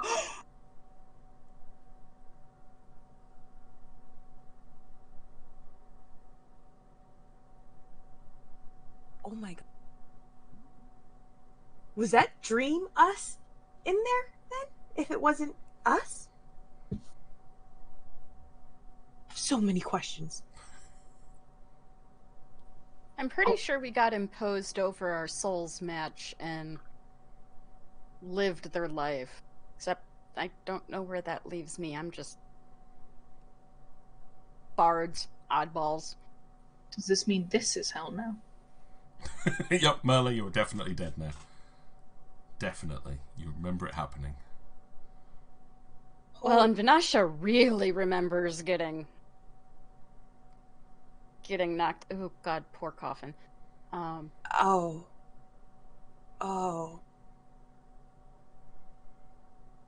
So we're descendants of the people we were just in the dream world with?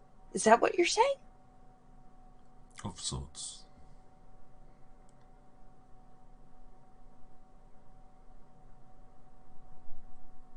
Is there any way we can free them? That is a different story.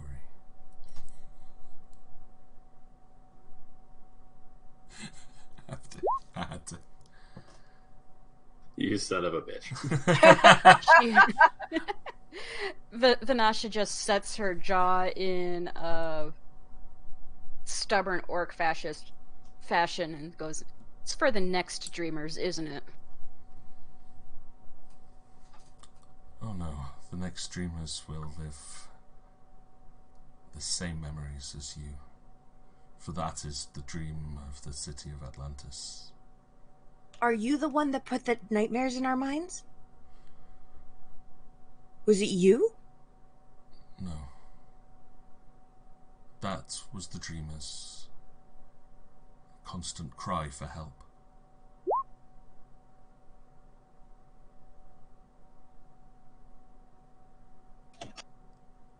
I merely put you on your path once the dreams had awoken. But fear not, you will be free from these dreams soon.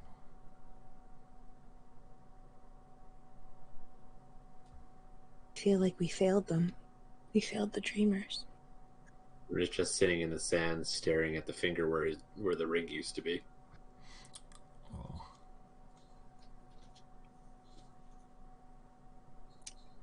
I feel as long as we still breathe, we still may have a chance to save them. Not as we are. Know the dangers now. You know what's up. So, I think we shall all get stronger, come better prepared, and maybe have a round 2. Does this mean we're not going home yet? Does this mean we're gonna stick together? No, I'm going home. I can't. I've seen. This is stuff that I cannot unsee. And, like, this is the first time, like, Coffin's actually, like, crying because, like, he's just that whole thing. He's been through a lot. Yeah. I don't know what you're talking about. Having your guts eaten while you're still alive isn't traumatic in the slightest. I don't even... I have to do it.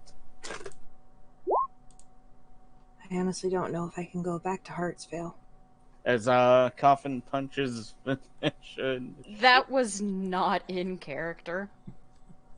She would have no clue Yeah, she was what happened to him. That's the little chibi scene off in the corner.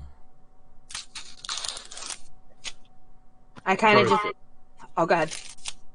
Torrance just sitting there going, we were so close. He was there.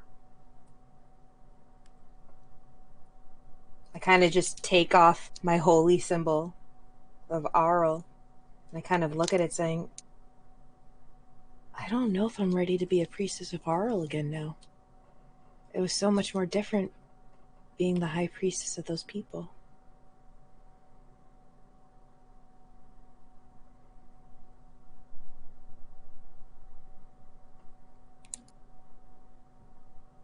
Banasha is sitting in the sand, kind of just pondering things now, and then she looks at Alucard and goes, "Priestess of Oral, High Priestess of the planets and stars, you're still a priestess."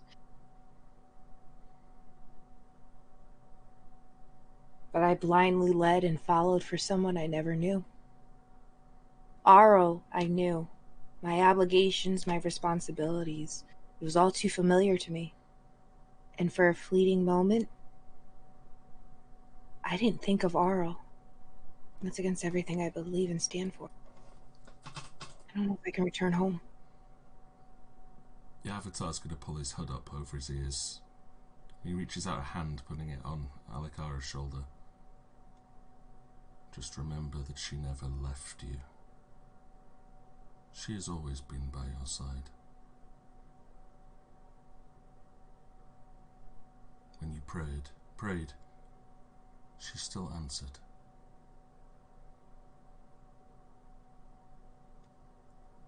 And he turns and walks towards the city,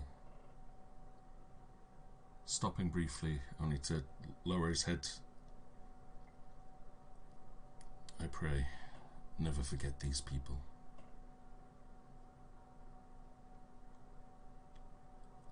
as he walks into the city. And the large towering shadow that once was the city of Atlantia fades, leaving nothing but an empty desert spanning before you.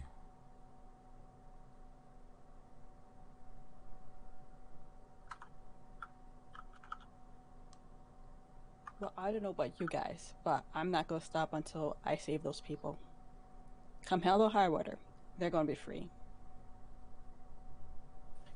Vanasha looks at where the city was and goes, how? Miller leans into Vanasha's ear, just goes, I'm pretty sure that was hell.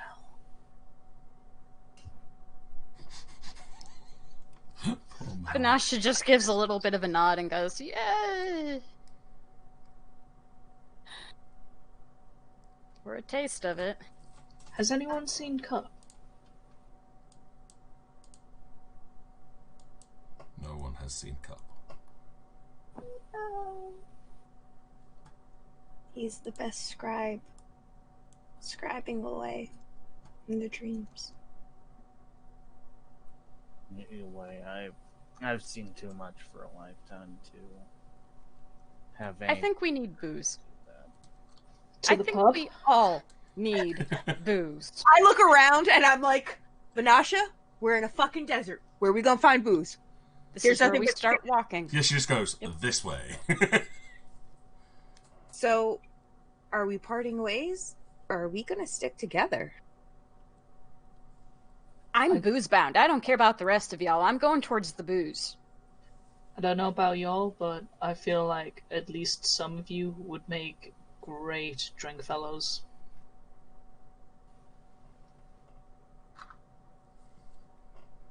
Well, I need to plan, so I guess I'll follow Vanasha. A tavern always has some gossip to follow up. Torian stands up and shoulders his bow. If we're gonna save these people, let's get to it. I like that. I like that. I look at Cough and I go, we can't do this without you. I'm sorry. You'll have to find someone else. Vanasha just bends down and scoops up Torn to put him on her shoulders again so he doesn't have to work quite so much to keep up with the rest of them. And then she'll look at Coffin and go, huh, sticky fingers. What? This is where you give in? Well, you know, the stuff that I experienced in there, that you guys didn't get to see when I tried to stay behind. I felt my guts being eaten out of my stomach while still alive. Pretty sure Vanasha was dead. Ask me how I know. I mean, I failed to see how that matters with what I was saying. Are you coming for a drink or not?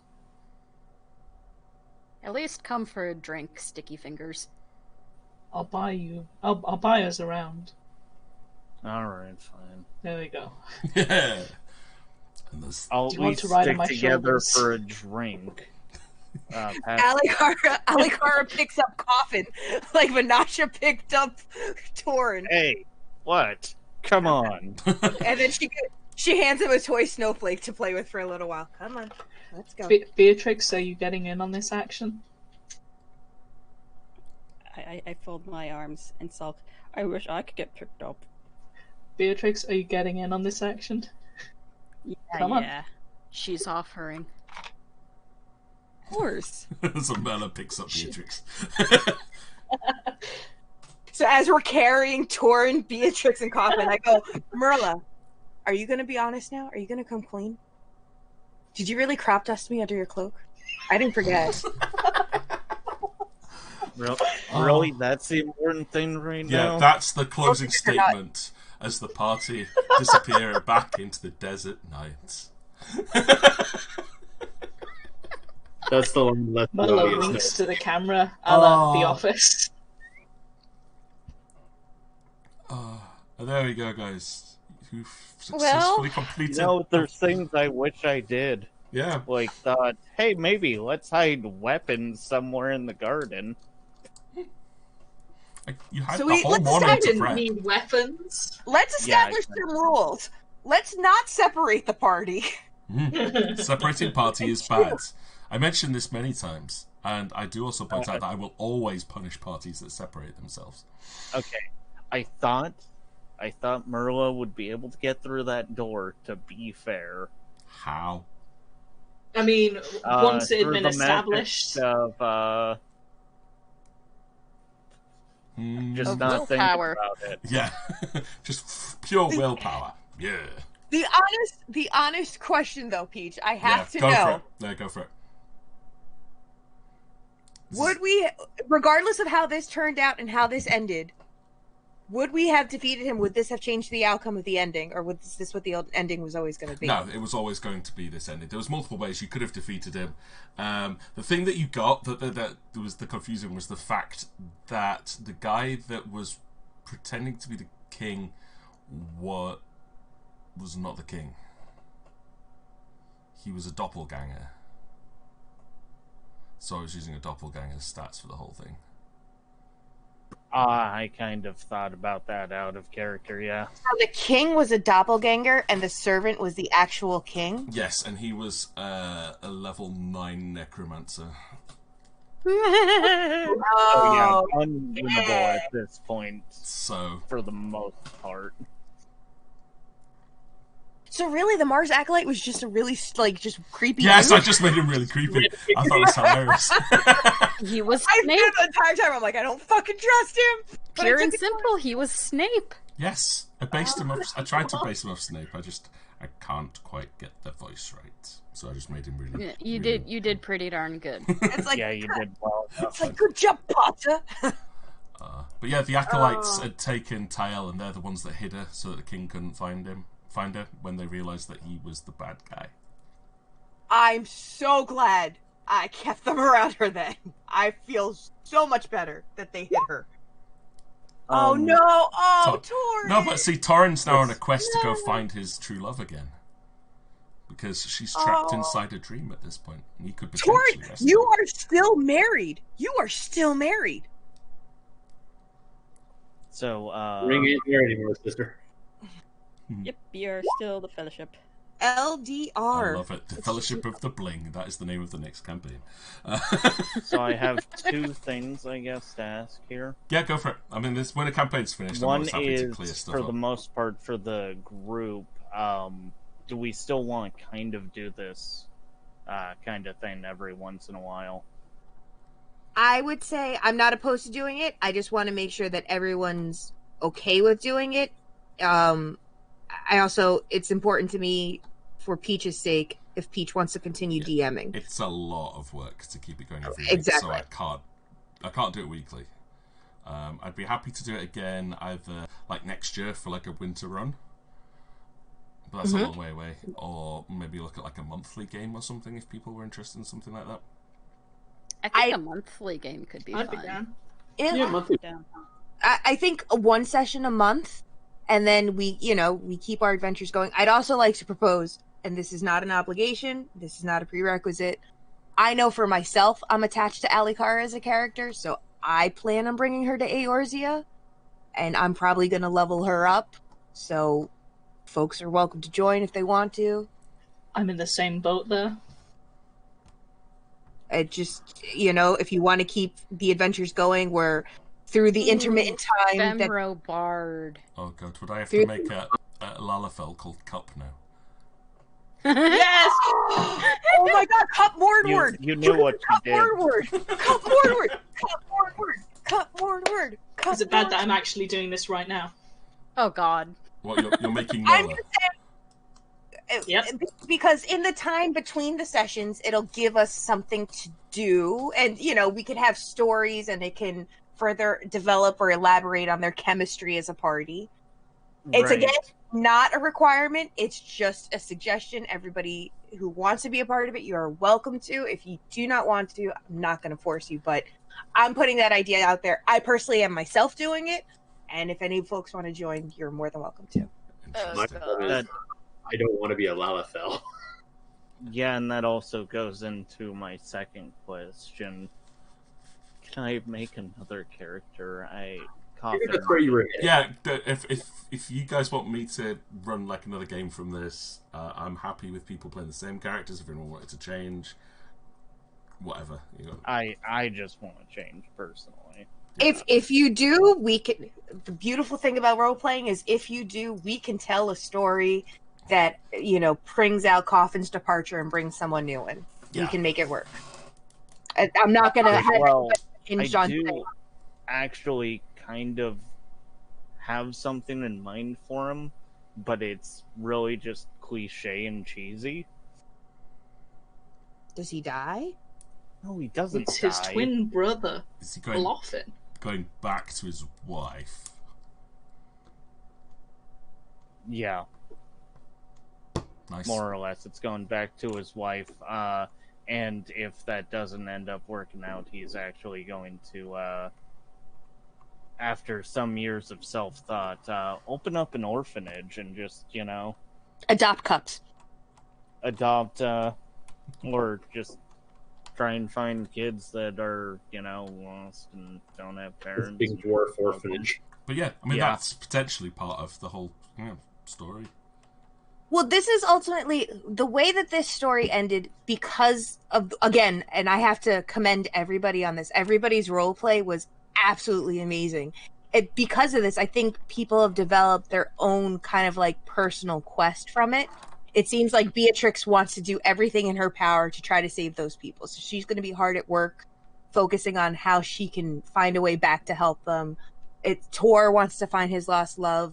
Alikara wants to discover, where she belongs in deities and where her religion stands. I think Vanasha wants to tell the tale, but she doesn't know where she stands on it.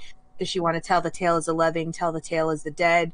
So we all have our own personal motivations as to what we want to do, and we can expand on that any way we want, and no one's going to tell you otherwise whether it's right or wrong. It's your character. That's the power that you have. We just want cut more word. Cut more word. Cut more word. Cut more word. But officially doesn't have a surname. Yes, he does. He does now. That is Nespresso. That is Cup Nespresso Mornward the second. The second. Oh boy. Did anyone else have any other questions or anything I didn't manage to reveal? So the bad dreams that were happening, of course, came from. They didn't come from Tyel. No. So what Tyel had attempted to do on that night was actually to make sure that nobody dreamed. Oh, so people just had a shit night's sleep. Yeah. And that's why you guys had a normal night's sleep for you guys, because it's like, it blocked. Had Tor not said anything, would she have still continued doing as she did? Everyone would have just had their normal good dreams that night. Because that's her job. Her job was to make sure that everybody had good dreams. No, I didn't cause the apocalypse. No, you didn't. I just thought I'd go with that one. Next time we go in there, if there's a next time, Torin, you're not getting married, you're eloping, and you two can have connections. That way you're just not officially getting married with vows. What was with the for my dream? What was with the fog and the unknown figure? Was it just sort of to show that there was sort of like the specter of death floating over the town? No, the unknown figure was the elven avatar. Oh. That was him guiding you into your dream at that point. Oh, I did have questions about the dreams too, yeah. The hand crushing a fractured skull, a twisted tree burning in the rising sun. Were those the photos on the wall in the one room? Or were those actually happening? They were abstracts. Because you're elven and didn't dream properly, all the images came through as like abstract images rather than as full-on proper dreams. So, like the crushing of a fractured skull kind of thing was just an abstract of, you know, the undead that were walking the wall, the corridors, the twisted tree burning. That was just all I did. The city itself burning. The earth opening was the ocean swallowing the city, rather than not actually being the ground, because it was, you know, a floating island. So everything in there was just supposed to be quite abstract. Oh my god, I might have to make Alikara an astrologian. I wasn't ready for this. Astrologian's fun. Mm-hmm. Not as fun as it used to be, though. Alright. I'm gonna log out. I'm gonna end my stream, so I'll be right back. Yeah, that's probably a good idea. Go do this thing. I'll be back in a moment. Do what you need to do. Okay, so that went a little bit longer than I thought it would, but it looks like our adventurers managed to get their way to the end and make most of my predictions come true. Self-fulfilling prophecies and all. Wasn't deliberately done, but it happened. So I'm glad it all seemed to work out. I hope people have enjoyed listening in, watching in, or being part of this. I know I've had a hell of a lot of fun running this game. It's different every single time I do it, and it's just been amazing having such a good group to run this with this time. Highly enjoyed it. We do keep an eye out, as we definitely sounds like we're going to be planning to run some future games of this, so keep an ear out for this. And if anyone is massively interested in playing, you can drop me a message and see what we can do. But yeah, I hope you've enjoyed playing along with this tale. It's one that runs on loop, as another bunch of adventurers will eventually find themselves trapped within the nightmares, within the City of Dreams. The original influence for this was an old play-by-mail group that I used to be part of, called the City of Dreams, which was a floating city ruled by different gods. And eventually, when the GMs left that and I took over, we turned it into a city of nightmares, and where people's greatest fears started to come true. Like, my mage character forgot how to read. Paladin in the group lost his connection to his god. Things like that. So yeah, it just kind of evolved from that idea into a game that I wrote and created for a good friend of mine who was leaving the country. And as I've run it probably about 3 or 4 times now. But that was by far the most in-depth we've ever gone with it. And yeah, like people are saying in chat here, definitely well done everyone for getting through that. Sorry people started to drop off like flies at the end, but at least it added to the drama. But let's say one final big thank you to all of the players here. So let's do a bit of a shout out, see if my shout out stuff is still working. So we have, in no particular order, shout out to Pizza Maid, who was playing as Alikara, the cleric. Shout out to Jane Bay, who was playing our bard, Vanasha. A shout out to Eden on Earth, who was playing as the sorceress, Beatrix. And last 2 here, sorry, Ash Reaver, who was playing as the perpetual Doomsayer Paladin. That one didn't work. I can't spell Reaver apparently. Reeve with a 3. Oh, wait, yeah, Reaver. One work. Yeah, there we go. That was the Paladin Merla, and down goes the mount. Yeah, by this. I think the last shout out I can actually give on this one will be to Tor versus Gaming. Pretty sure I've got that one right. There we go. But thank you very much for playing, and a big thank you to Sage Your Time as well for playing along with this. Hope you guys have enjoyed it. It has been a hell of a lot of fun. Working Class Hero, I do another campaign, get me in. Yeah, drop me a DM for that, and I will make sure to let you know that whenever a game's happening and when we start talking about character creation, I can get you involved in that. I hope it'd be nice having some extra people along. It's been a long time since I've run a big game with Pathfinder at D&D. The biggest game I think I've ever run had 14 players in it. And it can get a little bit boring sometimes because you've got so many players to try and split between, but I'm always happy to try. Other than that, I think I'm pretty good to go. What I'm going to do, I'm just going to say a big good night to all you lovely people. Thank you for dropping by and sticking with me tonight. If you're not already a follower of the channel, please do drop me a follow to see what's going on in future sessions. And really appreciate you sticking with me for this long. I'm going to give a drop off, you lovely people, with a good friend of mine over at God's Game Freak, who is playing some Star Wars Squadrons. It's not role-playing, but at least it's a good laugh. So give him a big hi from me. I hope you guys have a fantastic night, and hopefully I will be back to my normal streaming schedule some point later on this week. Don't think I'm going to be streaming tomorrow. I'm just trying to get things sorted now that I'm on holiday. But maybe Thursday, Christmas Eve, if you're around, I'll be sat here, so I'll probably play some Dragon Age Inquisition. Other than that, you have a fantastic Christmas, everybody, or whatever holiday that you celebrate. I wish you well. I hope your family are all healthy and safe, and that you yourself can look after yourself and have a fantastic time. If you do ever need someone to talk to, you guys know how to find me. All the links are in the description below. Have a good Christmas, have a good holiday, and I'll see you all hopefully later on. Matane.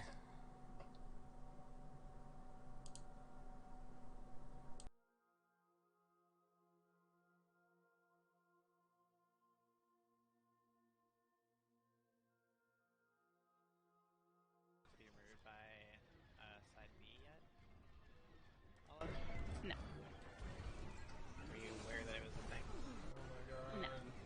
This is like my second day playing Black Ops. I'm talking about Eminem's album he released 2 days ago. Nope. I've been AFK for work. I know nothing of the real world.